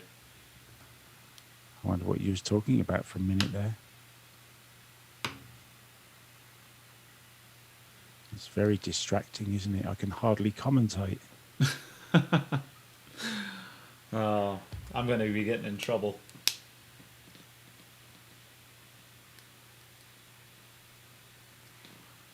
Alicia, he's not looking. It's me. Oh, he's just fouled there. You see what he's done? He's just fouled. He's fouled. Is that what happened? Yeah. I moved the 7. He went to lift the rack and he moved the 7. Did you move both balls or move 1 ball? 1 ball. Okay. 7 ball. So we are playing by all ball fouls. So that is unfortunately a foul. I believe. Jim, Right. Jim, why don't you, Jim, can you hear? Yeah. That is the ruling for that correctly? Unfortunately, yeah. That's why we say leave the rack there if you're not sure. Yep. Wasn't I like a referee when I was taking it off? You know, on regular tournaments, once you are taking the magic rack out and you touch your ball, it doesn't count as a foul. I don't know. I'm not defending myself. I'm just asking. You that one, Nate. Yeah, No, it's your call. when the balls are close like that, we ask people not to mess with them because we can't see on the camera angle what's going on. I have to agree with Jim there. We did make that, we did have that in there. All right. I see. Okay. Unlucky, mate. And thank you for admitting it. Oh, it was quite obvious. Yeah, I messed up. That's all right. Well played, Wojciech. Yeah. Well played, man. Congratulations. That's it, Oh, right? yeah, it's over. Okay, yeah, I thought Jim has 1 more. Yeah. So He went first. Right, anyway. so Wischek, Yeah. you complete out I the messed win up with this a match. 3-0 record, which guarantees you into the finals. Jim, you How is finished. that? Sorry, I mean into the playoffs. I meant into the playoffs. So you have a 3-0 record. So you are into the playoffs no matter what because you have a 3-0 record. Really? That's what I was asking you. Sorry if I confuse the spectators, but I was asking you how do we make a group standings? And you said it's racks completed first, right? Nope. It always goes by overall record first. Okay, so I misunderstood you. Oh, that's some good news after Yes. yeah, some disappointing errors. So Forget you are, about the 7 ball. yes. So you are definitely through to the playoffs. You are locked in Oh, for I'm sure. very, okay. I'm Now, very happy. Now, The rack will determine where you are seated in the playoffs. Wow, that changes a lot. That changes my mood entirely because I thought I was screwing up my chances in those last tracks. I really messed it up. couple times. I had a really good break in this match, Yes, and you I break the didn't balls great. capitalize. Yes, yes. Yes. But I'm gonna improve. I would pay good money for a professional player's break. Well, Jim, I think you shoot the Yeah. ball straight enough that if you had a professional player's break, you might be a professional. Yeah, I couldn't see your break. Were you hitting them bad, or because I was just seeing you taking the balls out? And what happened? You mishit it, or just were a little bit unlucky? Which one? Sorry, I cannot hear you. I only missed one ball. But I Uh-huh. had 5 dry breaks, I think. Yeah, Yeah, you're right, Jim. Yeah. yeah. I would say I think Jim hit a couple of them pretty bad. There was a couple breaks where your cue ball was flying all over the place. Well, I've made the decision to sacrifice control for power because I want to be making balls. And do you know what, Jim? We were saying we just wish that you would, when you were getting harder and harder, we wish that you would maybe just try a softer break because. Well, what it was my balls to the middle pocket were coming high on the middle pocket, which for me is an indication I need to hit it harder in order to get them going out the way. Yeah. You go back the way, you know. Mm-hmm. And yeah, I don't know what happened. Once it starts going wrong, then you're searching for things. In the first match, I had my spot, and I stuck to it, and it worked for me. Yeah, I think there was a lot of bad luck involved as well. You know, you're getting close with the balls almost going, and you hit the nose or the point or the nipple, whatever you want to call it, on a few occasions. And you just got unlucky, I thought. I mean, you was playing great. You was striking the cue ball so well and just moving the cue ball around majestically, really, really nicely. I feel like I'm playing okay. I feel like if I make balls, then I'm going to get out. But, Yeah. yeah. Against Wojciech, you know that Wojciech's going to shoot his racks. He's got a great break. He's going to get all the opportunities to shoot every time. So Yeah, we should make a double. Yeah. You should be Scotch doubles partners. Yeah, Literally definitely. Scotch doubles partners. Break every rack. Yeah. Great match though, guys. Really was a great match. Yeah, thank you very much. Thank you for commentating. Look forward to seeing you in the next playoffs. And also, Jim, you're still in it as well, mate. That's quite a good record, right? Yeah, but that was a frustrating thing. I had, you know, it's difficult to win a match against Wojciech when he's playing that well, but I have to have the rack score to get in as a second placer, you know. Yeah. And so it just feels like it was just damaging my score kind of thing. So I need to score some racks in the next one. There's no guarantee that I win the match. Well, Jim, I can actually help you with that one because you can actually lock your way into the playoffs as well if you're able to beat Dennis Graves' score from day one because you have already beat Chip's score from yesterday. Yeah, so you can already guarantee that, right? It's 5 out of 7, so yep. So all in your hands. Yeah, so you can actually lock your way in as well, Jim. How many does he need to run? I think Dennis had 14. Am I correct? I think so as well, and Jim is now at 10 right now. At 10. So if you get to a 5, you lock it in, and if you get to 4, we'll have to look at balls. But that means I need 5 successful breaks minimum. Well, you'll have that. If you ran 7 in one rack, you must have had your break going for a little while. Don't have a cigarette, Jim. We'll see. Yep. So we can take a break. Thank you so much for playing Wisczek, and congratulations. You are through to the QTech finals. Congratulations. Thank you very much. I'm really happy. I didn't think so, actually, so that makes me even more happy. Yeah, thanks. Okay. So we will take a small break here. One last break before we play our final match of the day, which will be between Jim Telfer and Chad Shoulders. You can use this as time as an opportunity to go get a donation in if you'd like. You can win the beautiful $750 jump break cue down at the bottom of the screen here. It is a Go Customs break cue. We also are giving away 4 additional jump break cues as well. That's our Poison brand. So all of the ways to donate are in the pinned comment on Facebook. And yeah, we will be back in about 3 or 4 minutes, so that should give you plenty of time to head over there and get a donation if you would like. That goes back to the players. So we'll thank you one more time, Wisczek. And Jim, we will be seeing you play again right after this. Yeah, good luck, Jim, and thanks, guys. Hope I'm gonna miss less balls, fewer balls in the playoffs, which I'm really happy to be in. Check. Can I ask you one last question? Yeah, of course. How can you pot even one ball with those legs next to your table? Oh man, yeah, that's true. You couldn't see me when I was waiting for her to shoot, but I was raising my eyebrows. That was a sign for you guys. Like I am noticing that. Oh, we turned the camera over to it, so we know what Yeah, you're looking at. I gotta rent all the tables next time when I play the playoffs. So Can you like make introduce like one a more closed camera? area. Check. Can you introduce One more. Yeah. Sure. I know what you mean. Okay. See you soon.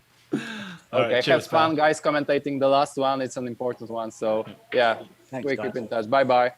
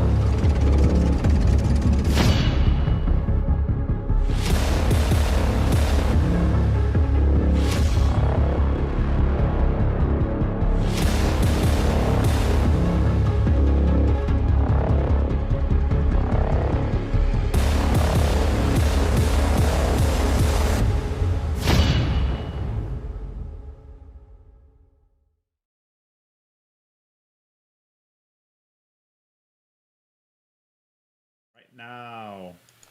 Welcome back, everybody. We are here for our final match of the day. And this is the matchup for Jim's playoff future. He is needing to have lots of racks to get himself through.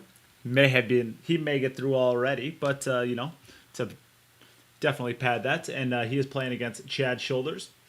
So Jim, why don't you make a call on the coin flip? Tails. Hey Siri, flip a coin. It's heads. Heads. Chad, would you like to go first or second? I'll break. I'll go You- first. You'll All go right, Josh. first? Good luck, Jim. Nice, man. Play well. All right. So the final match of the day will get underway. And of course, Mark and I have both been here since the beginning. And he just did a very, very rude thing by talking about curry. And now I'm just absolutely starving to death over here. Thank God you said curry. I thought he was going to say about that lady's legs. I thought I was in trouble for a minute. No, my wife made a comment, though. She's not happy with me. Yeah, I saw that. It's all right. She'll get over it. I could mean a divorce in your home very soon. You know that, don't you? Well, I've already, in between the racks, I've been working slowly about changing the locks already from this morning. Oh, that's what that noise was. Yeah. So, I thought it was two cats scratching, trying to get back in. well, that honestly might have been it too if you heard scratching in the background. All joking aside, that probably was something. So we are underway. This is a brutal series of transitions to start out with. The one ball here, and then the two ball to the bottom left. It looks like it's going to have to be, and then to get onto the three ball. Just how? I don't see why he's putting the cue ball there. Why doesn't he just leave a half ball on it? Yeah, I think so as well. And getting over to the left side of the two ball, I think. Yeah, come past the six. Yeah, out there. That'll do it. It's pretty tough, isn't it? Yeah, he's got the shot to play, hasn't he? I mean, that's the right shot. I think I agree with you. Even if you want to play the two ball into the bottom left again, I think It's still the shot, yeah. But I think I send the cue ball all the way over. Oh, it's got to go. It's got to go. Yeah, it's a good shot. And it just got there. Nice shot. I think he can now just draw out and he can leave the three. I think he can get past the eight to play the three. Yeah, and that's so we can get the good look at the side view here. Yeah, look. So it looks like even getting to that third diamond to the right of the side pocket might be good enough to get him where he needs to be. So no reason to get super greedy. Oh no. He's missed the two. Oh no. Struggling just a little bit. Of course, this is a weird format that's very brutal to get used to. So Jim, you're up. And it's the idea of missing a ball and just having to sit there, racking the balls and just having to wait until your opponent does something. Come on, Jim. Oh, and again, the balls are going high. Two ball, no. So a dry break by Jim there, and as breaking struggles continue. Yeah. I think he's using it looks like he's using a BK3. Is that what that looks like there? BK3 with a rush shaft on it. A BK3 with a rush shaft on it. Interesting combination. BK Rush. So we're back over. Chad is now ready to break the balls. So we are back over to his table.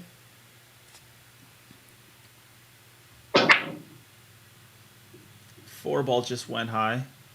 Nine ball. Oh, look at the nines. Yes. Rescued him right at the end. Last ball rolling. So those are the balls you're trying to make. You're trying to make the 4 and the 5 ball into the side pockets, and then the 7 and the 9 ball 4 rails. So that is not a fluked ball. Yep, you're good to go. he's able to. So the whisk check thing, he lost a point because there was a ball in the vicinity. So you cannot remove the magic rack when a ball is in the vicinity. There is no ball within the vicinity of this magic rack, so he is able to remove it.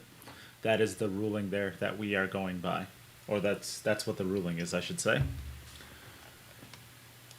So both players have 8 racks remaining. Of course, that is including Chad's opportunity at the table right now. And I believe Chad has a 2 points, so I can update that as well. You got me thinking about curry, and now I have to get my mind off of food and back onto updating the scores. I'm not a fan of this.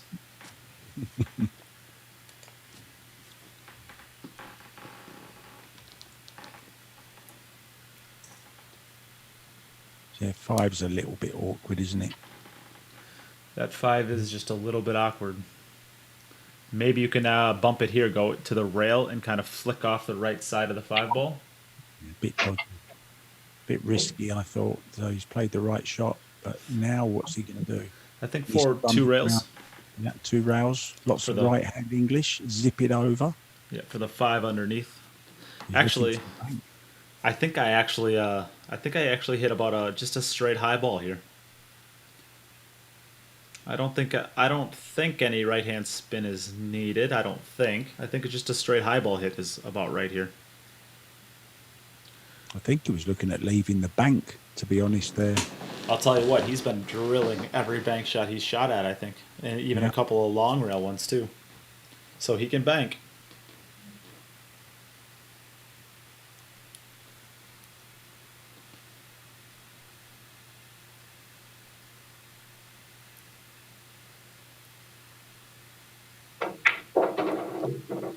He is playing the bank. he's left it a bit short, hasn't he? I mean, he can still play it, of course, but now the cue ball's going to be going. Well, I think with this much cut, I think he's actually able to get by the 7 ball pretty easily without hitting it.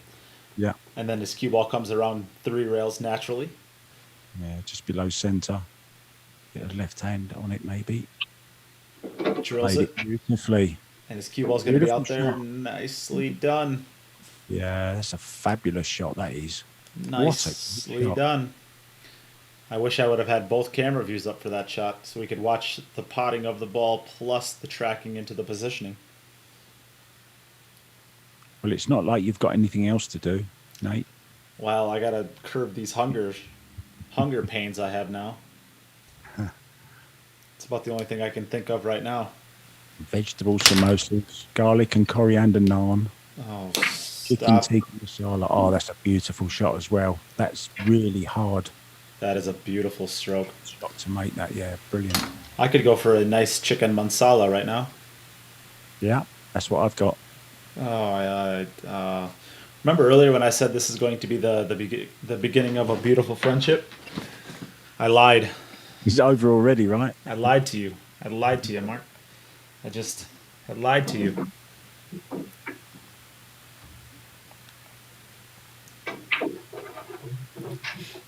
Beautiful shot here. Good speed. Great shot. I think this is a fun view right here. Yeah, I want to see this. Nicely done. I really want to see this break a little bit smoother from Jim now. He's been, I think, a little bit hitting, not too much power, but hitting hard rather than power through smoothness. And I think that's the difference. That's why the balls are stunning, sort of.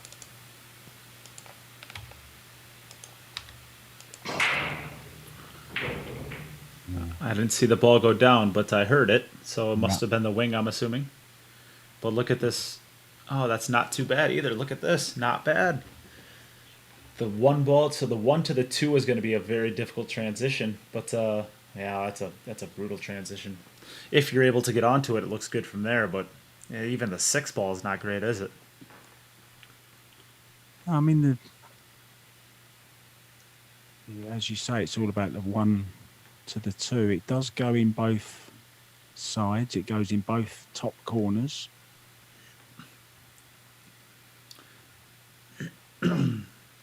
be the angle there that I'd be going for. He'd love to just run down and fall short of the 7 here. But that would be perfect. Yeah, there. Maybe trying to go into the 9 ball. I think that'd be my aiming point, is right at that 9 ball. I wouldn't risk it, to be honest. I think if you go past it, if you miss it, then you're hooked.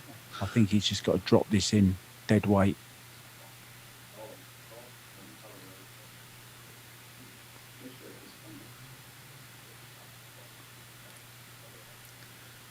I know I'm not envying him having to shoot the shot. Yeah, that's the shot that I like right there. Brilliant Beautiful. shot. Although it came up just a little bit shy, it looks like, of where he would like to be. I think he can cinch the cue ball to still have the 3 though. I think he can stun in between these 2 balls here and round 3 cushions. I think he just hold it. Yeah, I was going to say. I think he could hold it. And actually, looking at this side view, I think that 6 ball actually goes without having to play any sort of crazy positioning shot. So I think either a draw out here for the 5 ball, or maybe even just rolling it in, playing the 5 into the top left. Do you know, I'm so gutted that he had those dry breaks, because he's running out. When he makes a ball, he runs out so nicely, you know. Yeah, he has not been missing many balls. Control.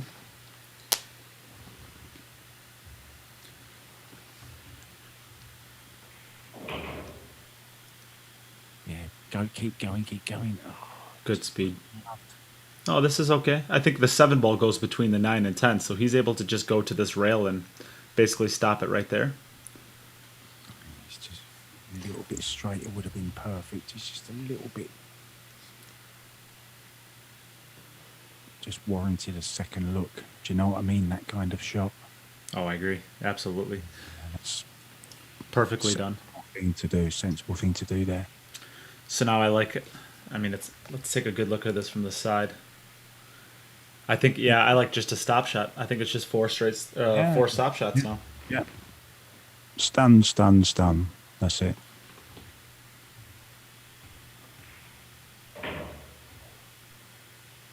I mean, he looks brilliant in amongst the balls, you know.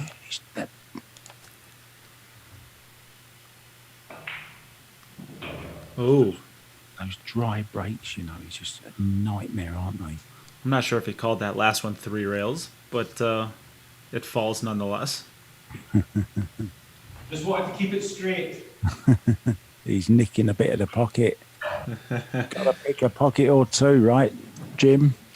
So great response by Jim there. Back over to Chad for his 3rd rack, I believe. Chad did start. Yep, Chad started.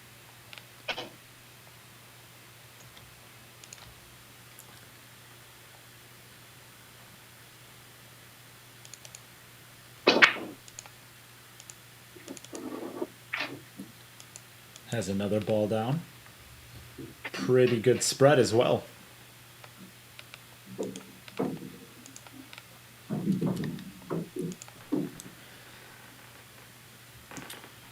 It's a good response there by Jim.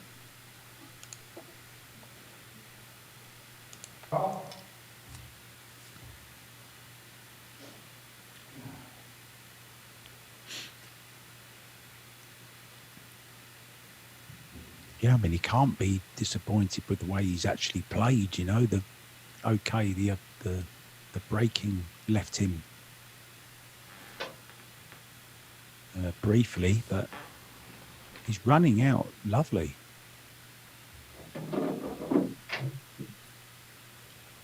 Oh, it's gone a little bit far, isn't it? Slightly awkward bridging now over the 8. The pocket for the 3 ball is very, very large though. With the 9 ball there, we had a good look at it from the side here. I think the 9 ball actually adds about 2 or 3 inches to the pocket. Not that you want to have to use it, but he's got to cue this well. His cue came right up in the air there.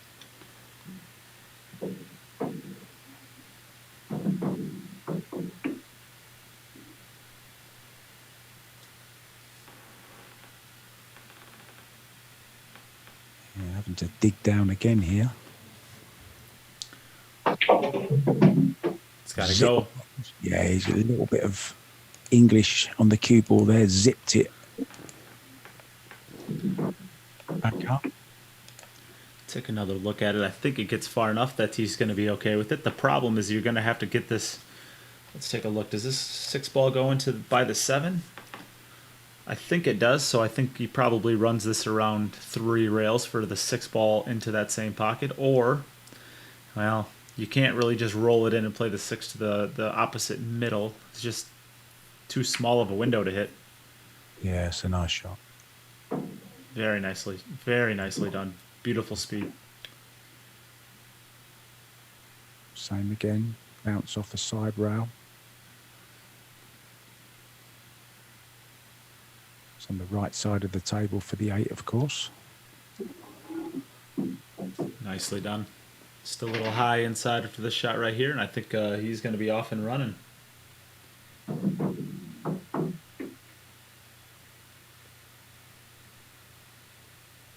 Yeah, about a couple of feet into the table would be nice.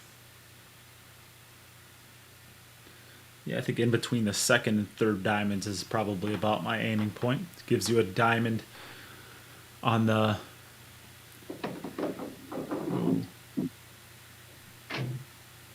So we got a little bit thin. But he doesn't have to do anything with the cue ball. He can just focus on potting the ball. He's just a few times just finishing awkward, isn't he? Just with his bridge hand. Just can't quite get his bridge hand where he wants it. And I know from personal experience that it's so off-putting that when you just can't plonk your hand on the table where you want it, you know, and you have to contort yourself into a different position. It just puts you out a little bit. It's that niggling little thought in your mind. Very nicely done. He is a left-hander though, so this is going to be a tougher cue for him.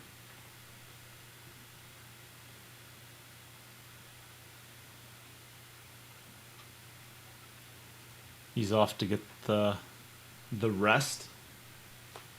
Yeah, just putting the head on the rest that he wants. Call these the Batman bridge. Just reminds me of Batman every time I look at that head. Don't know why.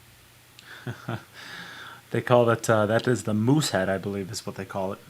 Oh, is it? I think that's the name for it, is the moose head. Because it looks like a just an awkward pair of antlers. Mm-hmm. I don't like those. I prefer the crosshead. We'll take a... You could definitely tell that he is not a snooker player. Look at... I don't want to pick on him, but... You can see the way he's moving the cue there. Yeah, you need that elbow up there. But look how good he hit it. Look how good he hit it. How can you say anything's wrong with that when he's played that positional shot? I always described the way that I use a bridge as a baby giraffe taking its first steps.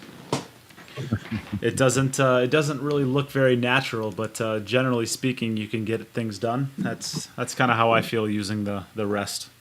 That's like me on ice skates. All right, back over to Jim.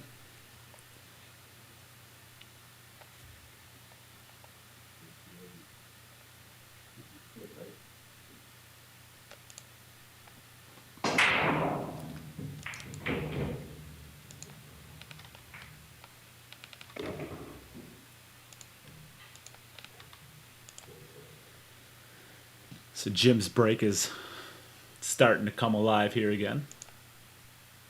Yeah, I've got I wouldn't say a theory, but I've got a question. I've got a point to make, which I will do after this game. There's actually a situation here that we could run into a weird situation here. Jim could end up having... It's possible for Jim to actually have more points than Dennis Grabe and still not move ahead of him. If Chad wins this match, that makes Jim have a 1-2 record. And then he would not qualify then, even though he had more points than Dennis Grabe. What's the wood? It's about your racks run. No, it's about overall record. We just had this discussion, Jim. No, it's not. Not for the playoffs, it's not. Yes, it is. It's in the rules. Not. Read them again. Come on, Jim. Let's go. You can do this. Do you think Jim's listening to us? Yeah. Shouldn't be, because you're talking nonsense.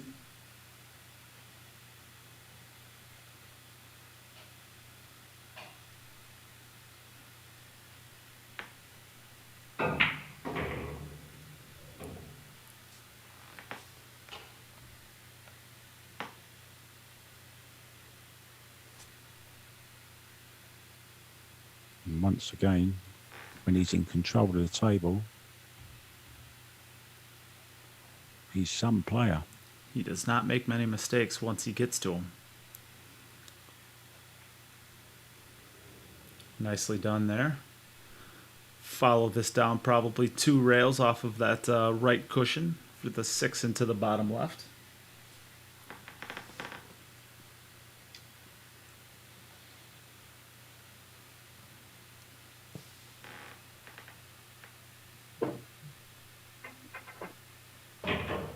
Yeah, great queuing, Jim. Great queuing.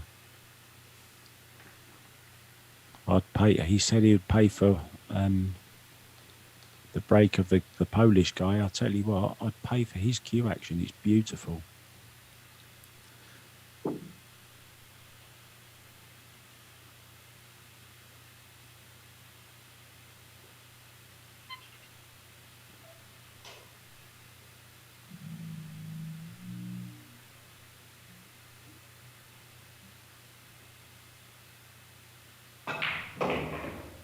Yeah, again, a great shot. Drew it with lots of left-hand spin. Absolutely perfect. Nicely done. Cue ball probably underneath the 9 ball for the 9 into the bottom left. Overran it just a little bit. I'm not sure if it goes into the side or not. Let's get a bigger view of the side. Probably has to play this in. Oh, that's pretty tough. It's either playing it to the bottom left and playing the 10 ball into the same pocket, or playing into the side pocket and cue ball into the bottom right. Nicely done. Nicely done this. Wants to get off the rail just a little. This is a class out. This is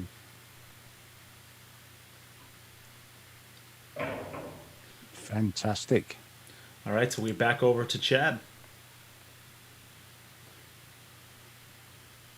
He's fighting.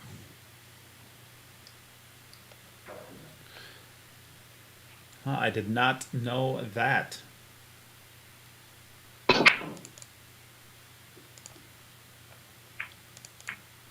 This is a dry break, huh? All right, so we are back over to Jim, and this is enough time to actually Goran in the comments said that his break cue, which we can see right here at the bottom of the screen, which we are donating, or which was donated by him. This is going to be raffled off tomorrow night, and this is apparently a limited edition. Only 3 of them were ever made, and this is the last one. So there will never be another cue like this available, and it is being raffled off tomorrow. It is a $750 jump break cue. Wow. So 1 of 3, and this is the last one that you have the opportunity to ever get. So if this is of interest to you, you would like to get a donation in, the pinned comment has all of the ways to donate. Every $5 is 1 entry. And you could be walking away with this beautiful jump break cue. Am I up, yeah? Yep, you're up, Jim. So Jim to break. You also could get There goes the 1. There goes the 1, and the 10 went in as well. So the 10 will come back up, of course. made 3 balls there. The 8 ball shot straight into the top left corner. And of course, I wanted to do this view so we could see that beautiful queue.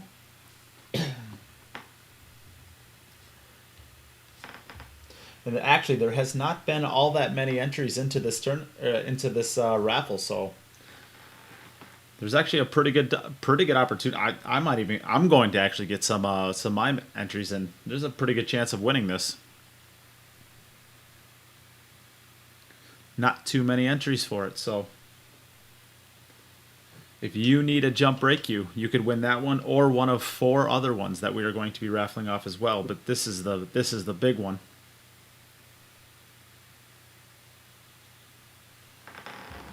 And how can you pay for a ticket? The pinned comment has all of the ways. You can do Cash App, you can do a PayPal, Venmo, Facebook Pay. There are lots of different ways of getting your entries. And I'll tell you what, I might even have a little flutter myself. I need a jump break queue.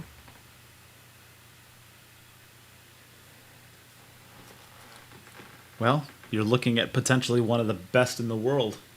That might be the best jump break you in the world.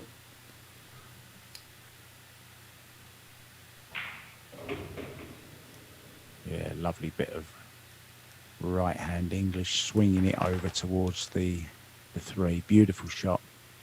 I think the side views. I think I maybe follow this down all the way to the end rail.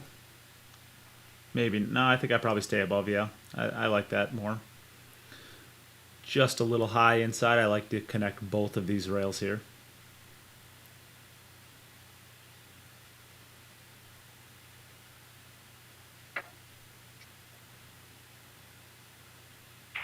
Yeah, I like the style of this guy. I like his game.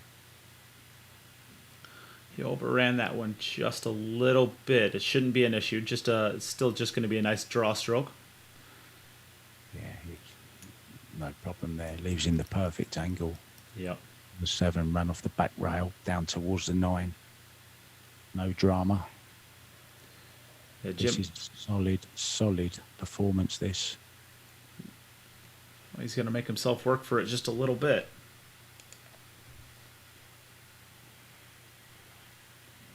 No issues here at all. Yeah, class. All right, so we are back over to Chad. A beautiful diamond table. All set up. Break queue at the ready.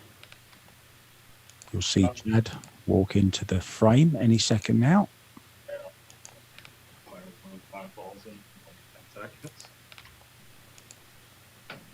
All right, Chad, you are up. There it he is. So I believe that both players have 5 racks remaining.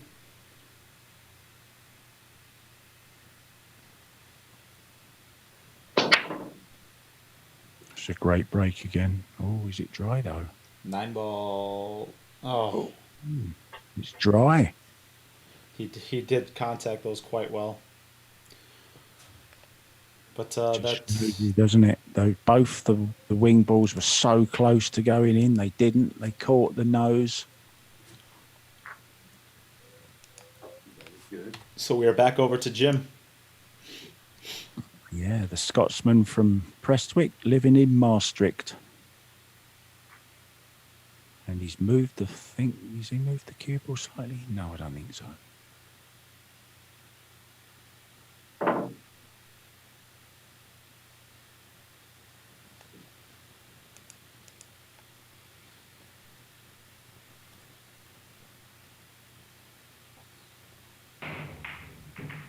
we got Carl Kramer asking, when will the draw be?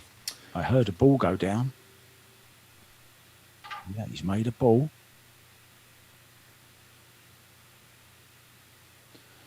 The question is to when the draw will be. The draw will be, I suspect the draw is going to be tomorrow night. It will definitely be tomorrow night.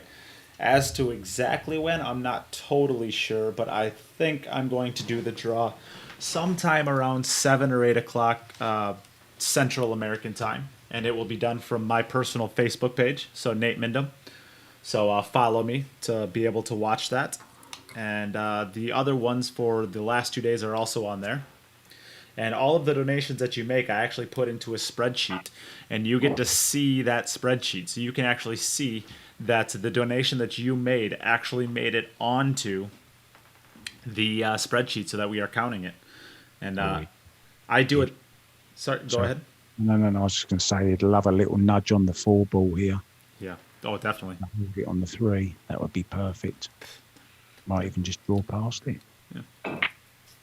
Yeah, nice nudge on the 3. Well played. Well judged. And Interrupt you.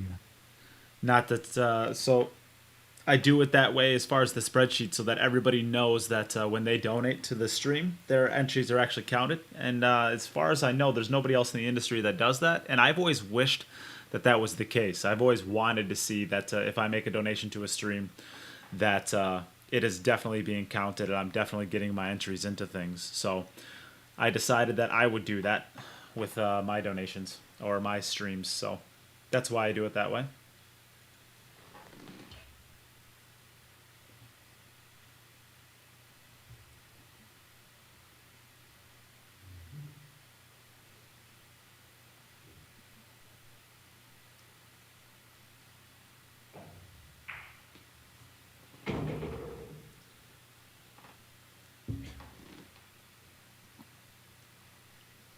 Well, I can honestly say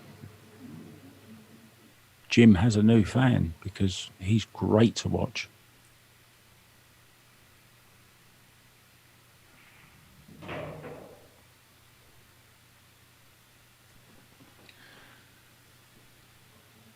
He is definitely playing some top-notch pool right now.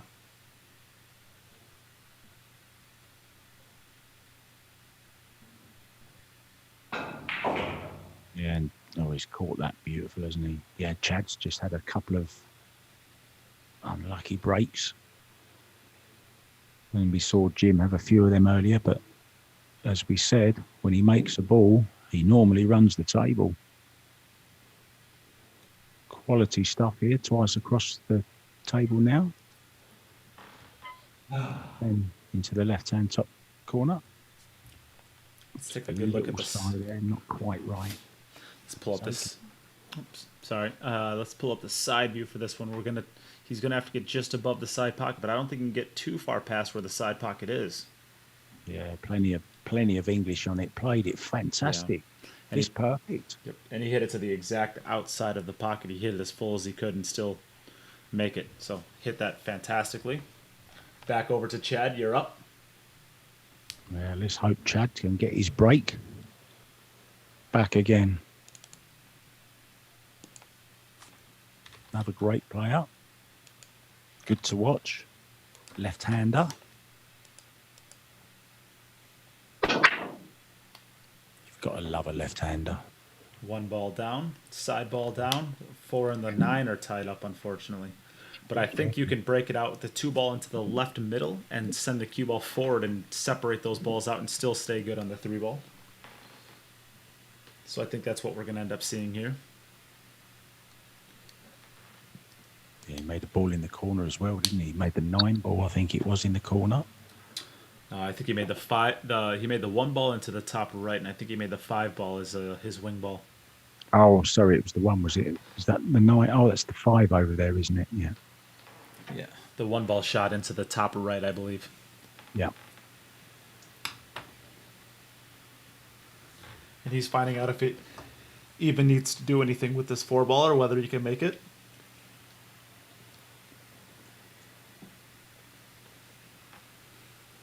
I think he needs to bump things, though. I think he needs to separate those balls. He can play the combo, though, can't he? If he wants also. Yeah. Not too difficult. It's pretty straight on if he can get right behind it. He must be convinced that he can make this 4 ball. Because getting from the 3 to that combination on the 4 is not easy. Although he's looking at the side view, I think he's in the perfect spot to get there if he wanted to. Yeah, he's got about a half ball on this, hasn't he? So he's got a nice angle if he wants it. I think he's planning on playing it to the side pocket. Oh no. played for the combo. He's not in the best position for it, is he? No, he is not. You want to be right behind these straight. But I think he'll get this. I fancy him to make this. yeah, but the positioning to the 4 ball should be tough. It's gonna have to get between the side pocket and the 8 ball, and then go back out. Yeah, what a great shot. Oh, he took it forward. I like that.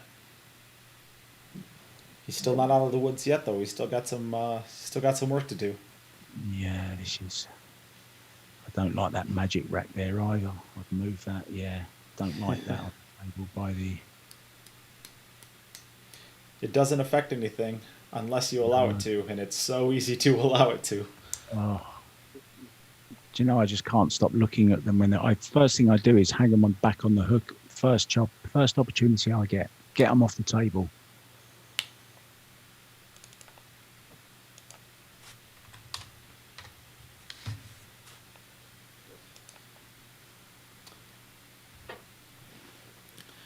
It's a tough positioning on the 6 ball. He might have to follow forward and play the 6 ball into the pocket that his cue ball's at right now.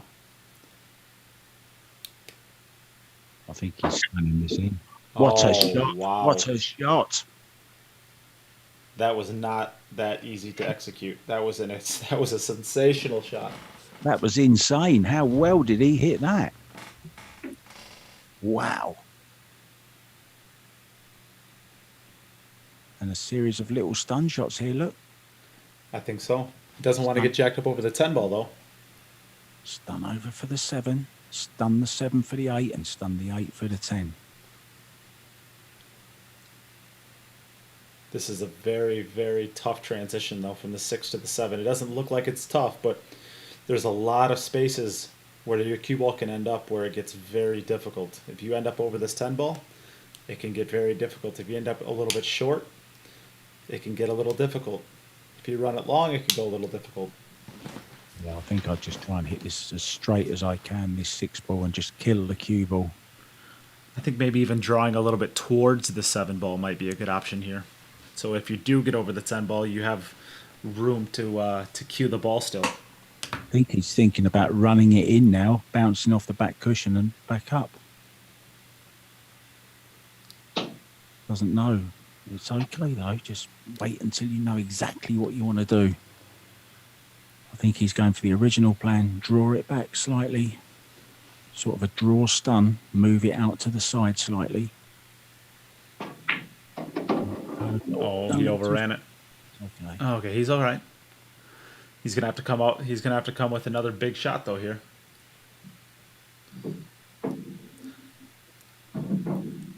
Just a slightly under center ball hit. Cue ball should hit right around that third diamond on the left long rail, and then track back towards the 8.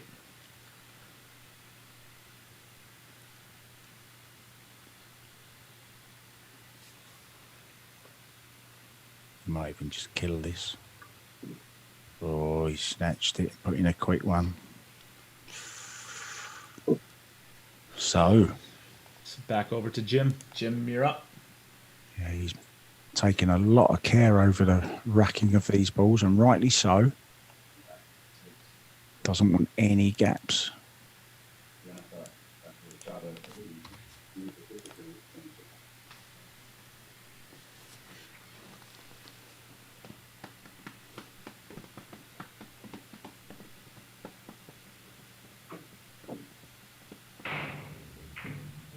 Oh, both of his. Oh, he's made one. Just made one in the side.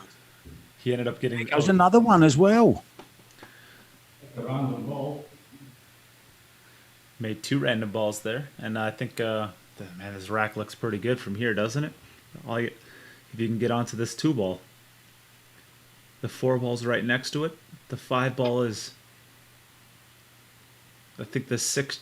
If the 6 passes the 7, this is about as roadmappy as he's had after the first shot. It goes the 6. It flies in the side, doesn't it? So I don't think you'll be playing to get on the 6 by the 7, unless it's really, really open. But there's no need to play that.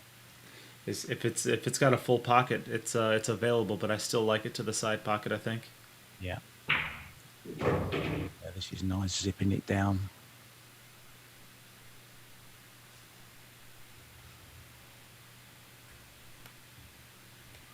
Play this with a bit of right hand. He leaves it down the end. Even better. Keep it simple, as they say. So now he's deciding whether or not he wants to play the 6-ball into the side pocket or the corner pocket. And that will depend on where he puts the cue ball here. If he wants it into the side pocket, he is going to probably draw it a little bit to give himself a maximum angle. The fact that he is thin on the 5-ball means that he is playing the 6-ball by the 7.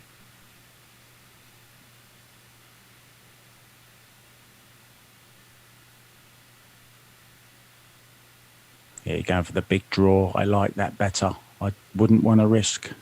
He didn't get it quite there, though. He's got the opportunity to... It's okay. Come on, it's okay. Yeah, he can either bank it and keep the cue ball there, or he can play the cue ball between the 7 and 9, playing the shot to the side, which is what I like. But he might clip the edge of the 7 if he cuts this to the side pocket. It's a little bit tough to tell. Let's take a better look at the side view. No, I think it's no problem here. Yeah, from the side view, I think he's good. Just a little high outside hit. Just round off the 2 rails. Oh, he's not going to get there. Yeah, is he? He's not going to get there. Just clipped the 10, didn't he? Oh, just wanted a little bit of right hand on it just to zip it round the back of it. So I think we're going to get to see a shorty. I think he can just... Yeah, he can just bend this slightly, I think. He's going to swerve it, huh? Yeah, I don't think it's a full ball swerve, so just a bit of trace of right hand on it. Zip. Oh, He's too much. He swerved it too much. Lucky. All right, so Chad is up.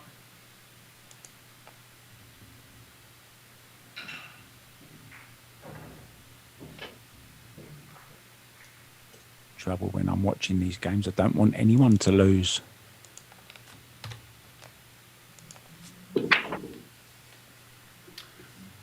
Oh, he's dry. Oh no, It's dry. All right, so we're back over to Jim right away. That's unbelievable, isn't it? His break has really not been his friend since the first rack, or since the first match, I should say.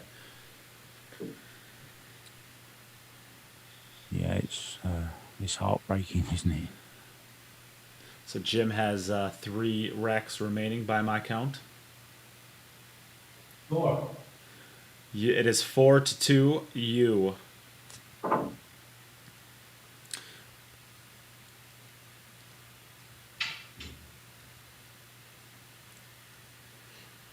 And I believe... Yeah, Chad went first, so... So Chad should have 2 racks remaining. 3, no? If he went first, he should have 2 left. Right? I think Jim's got 4 left. He tried. Jim had a dry break in there. I think he had he had a dry break, and he just didn't get out of that last one. So that's 6 racks he's played total. Okay, sorry. Yep, no problem. So Jim, you are up.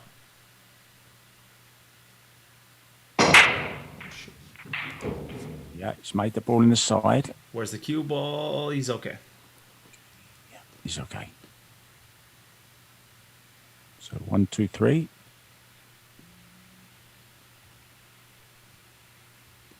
Yeah, this looks like a nice rack, doesn't it? This does.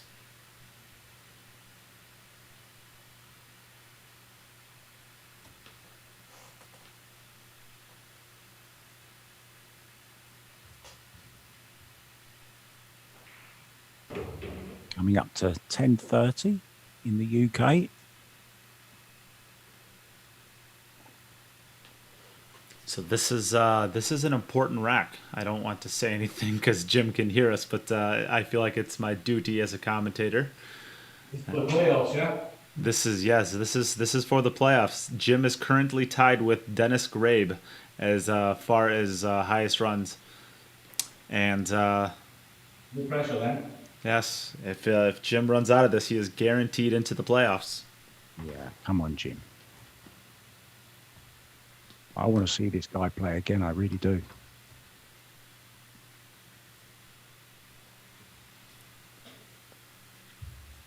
In the words of Jack Carnham, good luck, mate.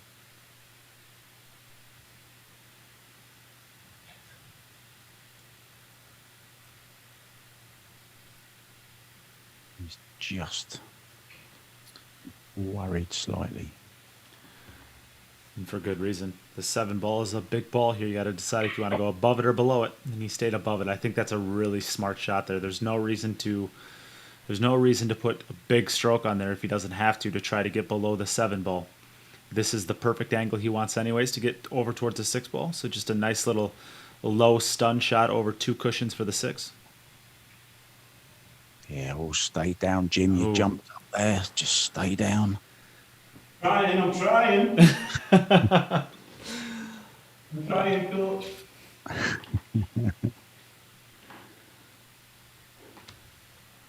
So a nice little stop shot. Just get the cue ball off the rail just a little bit for the 7 into the top left, I think.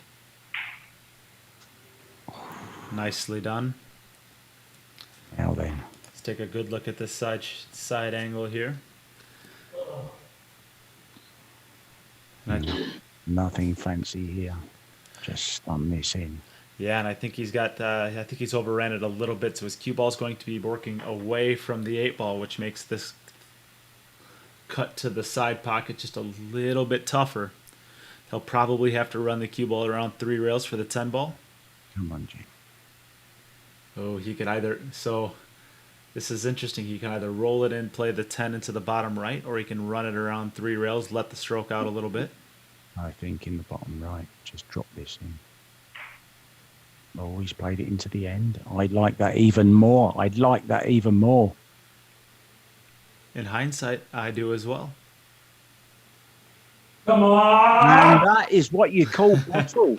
That is Scottish bottle at its best. Very nice shooting, Jim. So that gets Jim to the playoffs. Of course, we still have lots of match left to be played right here. So we are back over to Chad for his next rack. But congratulations, Jim. You do get to the playoffs now. Yeah, sorry for the excitement there, Chad. Don't mean to put you off, mate, but great performance there for Jim to qualify, of course. And in goes a ball. In goes the 8 ball. He's made it. So this is a bummer for me because that's more work that I have to do now with Jim's not pulling his weight around here. Well, I'll help out whenever I can. I tell you what. Hey, whenever Jim's playing, I want to be front seat now for sure. I'm trying to guilt trip the man. Don't help him out. Trying to make him feel bad for winning. Yeah, Diamond Dallas says, awesome, Jim Telfer. It certainly was. Gutsy rack that.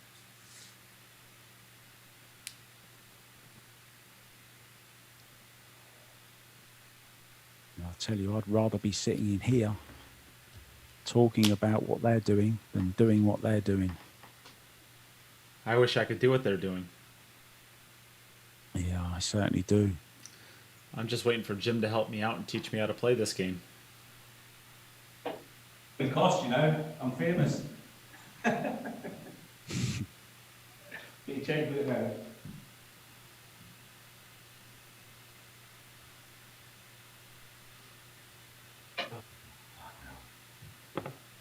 You think Jim's a little nervous right there? Do you know, Sorry, I was tight on that last one. there's always someone in the tournament that catches your eye. It was, for me in the last one, it was Yuki Hiraguchi. Stole the heart of so many people with a little panda. And no one wanted to see her go out. And I feel like that about Jim. I mean, really gutsy performance, you know, and such a nice action, plays well. Good connection. Oh, look at this. Look at this tracking into the right speed. Oh, just overran it just a little bit. But he's still okay. He has the shot on it. Yeah, I mean, he can run this round 1, 2, 3, maybe 4 rails. Watch this for a shot. I think I don't think he can get by the 7 ball, to be honest with you. I think he's going to clip off the edge of the 7. I think I draw this in between the 6 and 7. Yeah, it might be a little bit thinner than I originally thought, actually, looking at it now. Yeah, that 7 ball's in a big spot. Yeah, I'm just looking on my side view.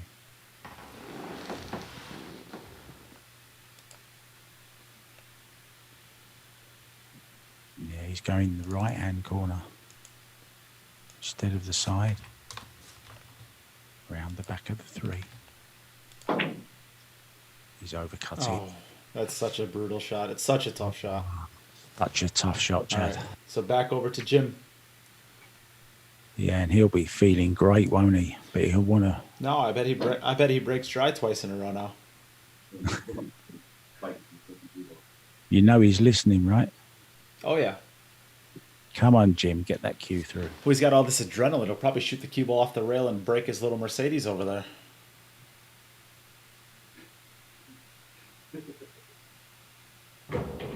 4 in the side, 9 in the corner. That's a great break. We're up 9. It's okay. Look at this. Does the 1 ball pass the 8? I believe it does. And if not, he can always play it into the right middle, which actually is probably the correct shot anyways, as he puts the cue ball there.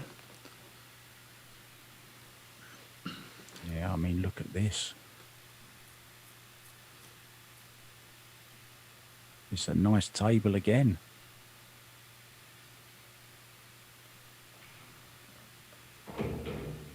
And of course, even though Jim has guaranteed his spot into the playoffs, that does not mean that these racks mean nothing anymore, because they still are seeded. So if he is the number 1, number 2 seed, he will play against a lower seed than if he is the lowest number 2 seed. So there's still incentive to continue playing hard.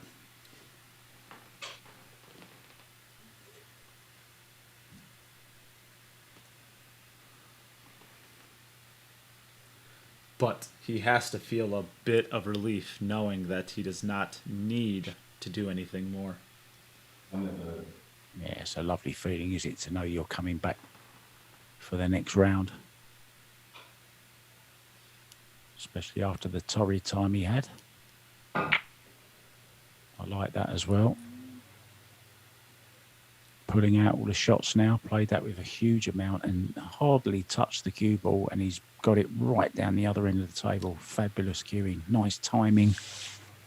This is going to be a long stretch. And he's going to have to get some low left action on this to get the cue ball back out to the center of the table, I believe. I don't think you want to send the cue ball straight over to play the 6 into the bottom left or the right or the left middle. So he's going to have to put a good stroke on this ball. Ooh, a little bit too good. A little bit too good. Maybe it is a little bit too good. I think he ran too far. Yeah, I think he has. He might be able to straighten it up with a little bit of right hand. Oh, that'd be a lot. I think it'd take a lot. I think he can, you know. I think he can pot it. I don't think he has to do anything with it. He's cueing in the center of the cue ball. Yeah, Oh, nicely fine. done. He knows what he's doing. Well, he's still missed more balls today than we have. Well, maybe not you. You played pool this morning. Loads.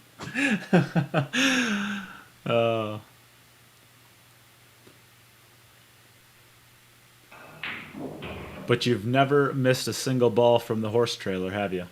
Not one. In fact, I won the last tournament.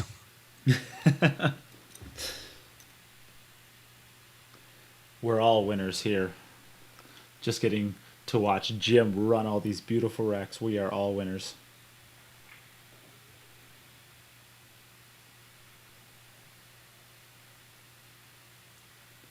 And this is a coach's dream, this shot. Look Yeah, that Steve Davis-esque. That was John Higgins, maybe even Stephen Hendry. All right, Chad, you're up. I like this commentator. What do you think of the other one? Yeah, not so much.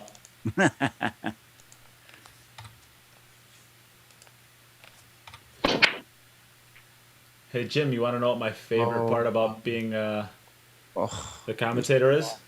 Oh, Chad. I can mute you. So take that. Now he's muted. All right, now we don't have to hear any more of your silliness. It's Hey, an unlucky dry again there from Chad. It's so frustrating when you don't get the chance to pot a few balls and you're getting colder and colder. and unfortunately, that was his last rack as well. Would like to see him be able to shoot some balls on his last one.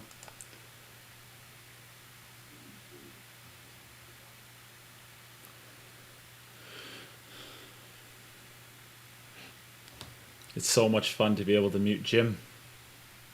I reckon we're going to see 3 balls go down here on the break. The wing balls, and I reckon the 9's going to go around the table and go in the corner as well. He's been making that 5 ball quite frequently. When he makes a ball, it's usually the 5 ball to the right middle. So I'll have my eye on that one. He's made one in the middle. There goes the 9 ball. Oh, yeah. It's okay. He's made a ball, though. And he has a pretty good layout. The 5 ball is just a little bit tricky, but the 3 ball is close to it, so that always helps when you have a ball in a slightly tricky position. I think I like. Do you like staying on the top side of? I think I like just drawing it down a little towards the 2, just like that. Well, I'll tell you what, I think I read somewhere that he's an air traffic controller, or was an air traffic controller. He still is. He would. No problems. Just these like little aeroplanes all over the screen. He just needs to land them in the right order. That's all he's got to do.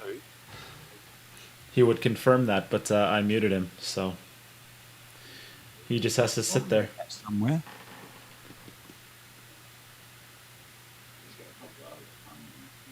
He's certainly taken off in this match, that's for sure. And he's landed himself a place in the next round. All the puns are coming out now.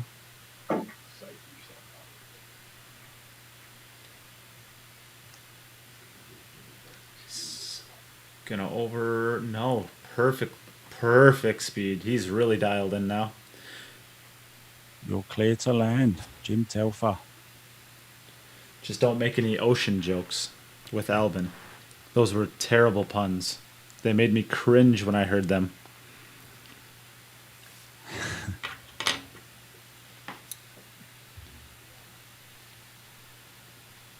At least he didn't call Yasmin filler like I did. And I got crucified for it. Oh, yeah. Jay beat up on you pretty good for that one, didn't he? Yeah, I don't mind. And there was an even better one when I said that Pia was Joshua's sister. Oh. And Alvin was Jasmine's husband. Oh, that's not great. No. You're lucky your commentary life still exists at this point. And what a great performance. Look at this. What a great performance by Jim Telfer. So before we chat to the players, we will give one last plug into the stream donations. At the bottom of your screen, you see this $750 jump break cue created by Go Customs, and we have found out that that is actually one of 3 cues, and it will never be made again. So it is a unique cue to at least 3 of them, and this is the last one. The other 2 are with sponsored players. So if you would like a chance at winning this cue or one of 4 other jump break cues, poison jump break cues, you can get a donation into the stream in any of the ways that you see in the pinned comments. And on top of that, if you donate $25, you get an automatic patch. $50 gets you an automatic tube of Predator chalk, and $100 gets you an automatic poison glove, plus all of your entries into the raffle for that cue. So Jim, you're gonna have to unmute yourself because I totally muted you, and we can start over with Chad. Chad, you just couldn't get your break working. You broke the ball so well in the first match and about the first half of the second match, but then it just kind of abandoned you there, and you didn't really have much of a chance. Well, yeah, I mean, but truth be told, that's going to happen. It's the mistakes that you make along the way that kill you. Not getting in line on that 7 ball and then just bricking it, into the side rail. That would have put me at 3 with a chance, to get to a -5. I think, that and that could possibly be a winning score in some of these matches. And so the break isn't what I'm disappointed in. What I'm disappointed in is how I did out in space, and how the balls that I missed that were inexcusable. And, the honest truth is, I don't even think you knew this, but I've played about 5 hours of pool on a 9-foot table in the last 3 years. My wife works in a manages a bar, but it's all bar tables. And so I'm always there. And so putting in the time is something I haven't had time to do. And, but it was an awesome experience though. I felt like I was hitting the balls fine. It just, I just lose concentration for a minute, and maybe I just subconsciously psych myself out like, hey man, you're not seasoned on a 9-foot table. We haven't played in years, but, I know what to do. I just wasn't doing it. So, and Jim played great, I just, would like to thank him though, for giving me my very first lead of the tournament. So I took a 1-0 lead on him. Please take that home. Thanks, Jim. So, all in all, it was a positive experience for you. It sounded like, even though maybe you left a couple shots on the table that you'd like to have back. Oh, buddy, I count like 11 racks that were absolutely must get out racks, throughout this event. And, and what I ended up with 4. So that would have put me at 15. So, the absolute must get outs that I should have had there. Instead, I give myself a little bit of a break on some of the tougher ones, but the ones where, missing that 7-ball or miscuing on the 8-ball, those kinds of things, you just can't do that and be successful. But I really enjoyed playing it. It was really a lot of fun. And, the format's different. It's really hard. It's really challenging. And the pattern, I'll tell you what, that random number generator pattern, it's had me snake bit because I could not get the 2 out of trouble off the break the entire event. I was having to play 2-rail shape, 3-rail shape, all kinds of different things just to get a chance to shoot the 2-ball. And it was tough for me. But the other guys have been able to solve the puzzle, and that's why they're moving on. Yeah, and that's to be fair, that is actually a little of the reason why Jim and I actually decided to create the random rack patterns. We wanted to see some difficult transitions. We wanted to see complex patterns that you don't normally get to see. So that is why we removed the 2 and the 3 actually from the wings as well. We wanted to see complex patterns and fun transitions that you don't normally get to see when you're watching some of these top pros when they're kind of picking their own pattern, so to speak. So. I think it's a great idea, and it is a big challenge because you know as well as I do that guys that can get off the break, 90% of the time or better, they know where the 1-ball's going, they know where the 2-ball's going, and they know where the 3-ball's going. So they make a ball in the break, and one of them might be the 2 or the 3, but they've got 30% of the balls down, because they know where they're going, and they know exactly where they're going every single time, and they can control that very easily. Trying to move that 2-ball out of that rack is tricky, and I wasn't able to figure it out.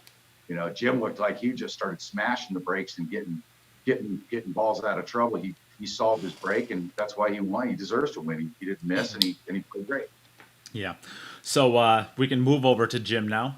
Jim, you had a phenomenal total. It's actually a weird situation where Wyszek actually wins the pool with a 3-0 record, but only 12 points, and you get second with a 2-1 record, but you get 17 points. It's a little bit of a quirk in the system, but that's how we designed it, and you played phenomenally. It's fair, we use the racks to decide for playoffs and stuff like that. But he won his match against me, so he deserves it. It's just unfortunate for me that I had my bad period where my break just let me down. I had it in the match against Wyszek. If I'd played him in one of the other 2 matches, I could have had a 3-0 myself, but that's the way it goes. Great deserved me in the match against him, but I kind of found it back. It was a couple I hit badly and I just got random balls, but I was time I was making the balls in the middle. So I'm happy with the way I played. I can't argue with it. I mean, two sets with 7 points. I feel like if I get a ball, I'm going to run out. So no, yeah, I'm happy with the way I played, and I'm delighted to be in the next round. I never expected that to happen, but I'll take it. Yeah. Yeah, you definitely capitalized on some opportunities that you've had, but you didn't. So what? Did you miss 2 balls today, the entire day? It wasn't a lot. I think you only missed 1 in the first rack, or in the first match. This was bad position play. I didn't really miss the 7 ball here. I missed 1 in the first set, and I think you ran out of every rack you got to in the second set except for 1. So Yeah, I just want to say at this point. I missed 1. I think I missed 1 open ball or 2 open balls. Yeah. Yeah, it was a really, really gutsy performance to run that rack that you knew you had to win, and you had to win that rack, and especially with Nate barracking you with the as you were playing it as well. I thought that was a top job by you. Then the old Scottish spirit coming out there. And, well, the also relaxed me a little bit more because then it sounds like it almost sounds like you're in the pool hall kind of thing if you're listening to you guys talking and stuff like that, rather than being in complete quiet, which can make you more nervous if you're in complete quiet. But I did jump up on 1 or 2 shots because I knew that it was a good opportunity, and I had an opportunity in the rack before when I played the poor position. I tried to get behind the 10 for the position and the 7, and I had it really badly. I didn't put enough spin on it. And then you think, I should be out. I should already have the total that I need to qualify. So then you get nervous in the next rack when you get an open one. But yeah, I was just glad to get it out. And then once I had that one out, I could relax, and then I ran the other 2 as well. So yeah, I'm happy with it. Yeah, and I'd just like to say to Chad, I heard you say that you had only played a few times, a few hours on a 9 foot in the last 3 years. And I think, well, that's unbelievable the way you played. It's not an easy table to play on if you're not used to playing on that size. And I thought, little bit of roll here and there could have changed things slightly. And I actually enjoyed watching you play. I've been lucky, first time commentating on this competition tonight. And I must say, I thoroughly enjoyed every single player that I saw tonight. And it's a shame that any of you, might not qualify. So, but thank you very much. I thought you were great. It was great to watch. I appreciate that. I mean, I believe that the players that played the best are moving on, and deservedly so. And I think it's great. The commentary was really good. And the funny thing is I just left it on while I was shooting just because I enjoyed listening to you guys. I like the banter, I like the jokes, and sometimes you just need a little bit of distraction. It's hard to concentrate on this stuff sometimes. We didn't have any music on or anything like that. It was just stone and silent in this warehouse place that Dave Isaacs put together for me so Danny and I could play in this event. And so to have you guys commentate, I think you guys did a great job. And I appreciate you saying what you're saying about my game, but the honest truth is it wasn't even close who deserved to move on. I didn't even give you any of them a sweat, but maybe next time. Yeah. Very, very nice of you to say nice words, and very pragmatic, and I guess a very, very honest description of what happened tonight. But it's still, from my point of view, and I know from Nate's point of view as well, it was very, very entertaining for whatever reasons. It was great, and thank you very much. Oh no, thank you, and tell Nate, I don't know if he's still there, but tell him thanks a lot for inviting me to this thing. I've really enjoyed it. I'd love to do another one, and keep up the good work. Yeah, no problem. Of course, I'm here. Where else would I go? It's always a pleasure to have you, Chad. All right, man. Jim, good job, buddy. Good luck. Thanks a lot, man. I tell you what, though, if there's a highlight reel, there's going to be a couple of your shots on it. That's for sure. You hit some. Well, a good friend of mine said if you had good cue ball control, you never have to learn how to shoot those. That seems like something Rodney would say. Was that Rodney? No, it was actually my buddy Mike Helmer, who owns the pool hall here in Colorado. So, but it's true. Good advice it is. Good advice it is. All right. Well, we can tune off for tonight. I will say one more time for anybody who's still hanging around. If you are able to give a donation to the stream and you appreciated the show, that is always accepted, and we will of course, raffle off some great cues tomorrow night. We are going to be off tomorrow, though, so tomorrow is a scheduled day off. We will be back tomorrow, or Saturday, I should say, at 8 a.m. Central Time, very, very early. But Nayuki Oi is in that group, so you can actually see that I changed the first match to be played on Saturday morning between Nayuki Oi and Chris Alexander at 8 a.m. So, everybody, thank you so much for tuning in and joining us, and we'll be back in a couple days. Thank you again for watching. Cheers. Thanks for the entertainment. Cheers, Thanks guys. a lot. Thank you. Have a good night.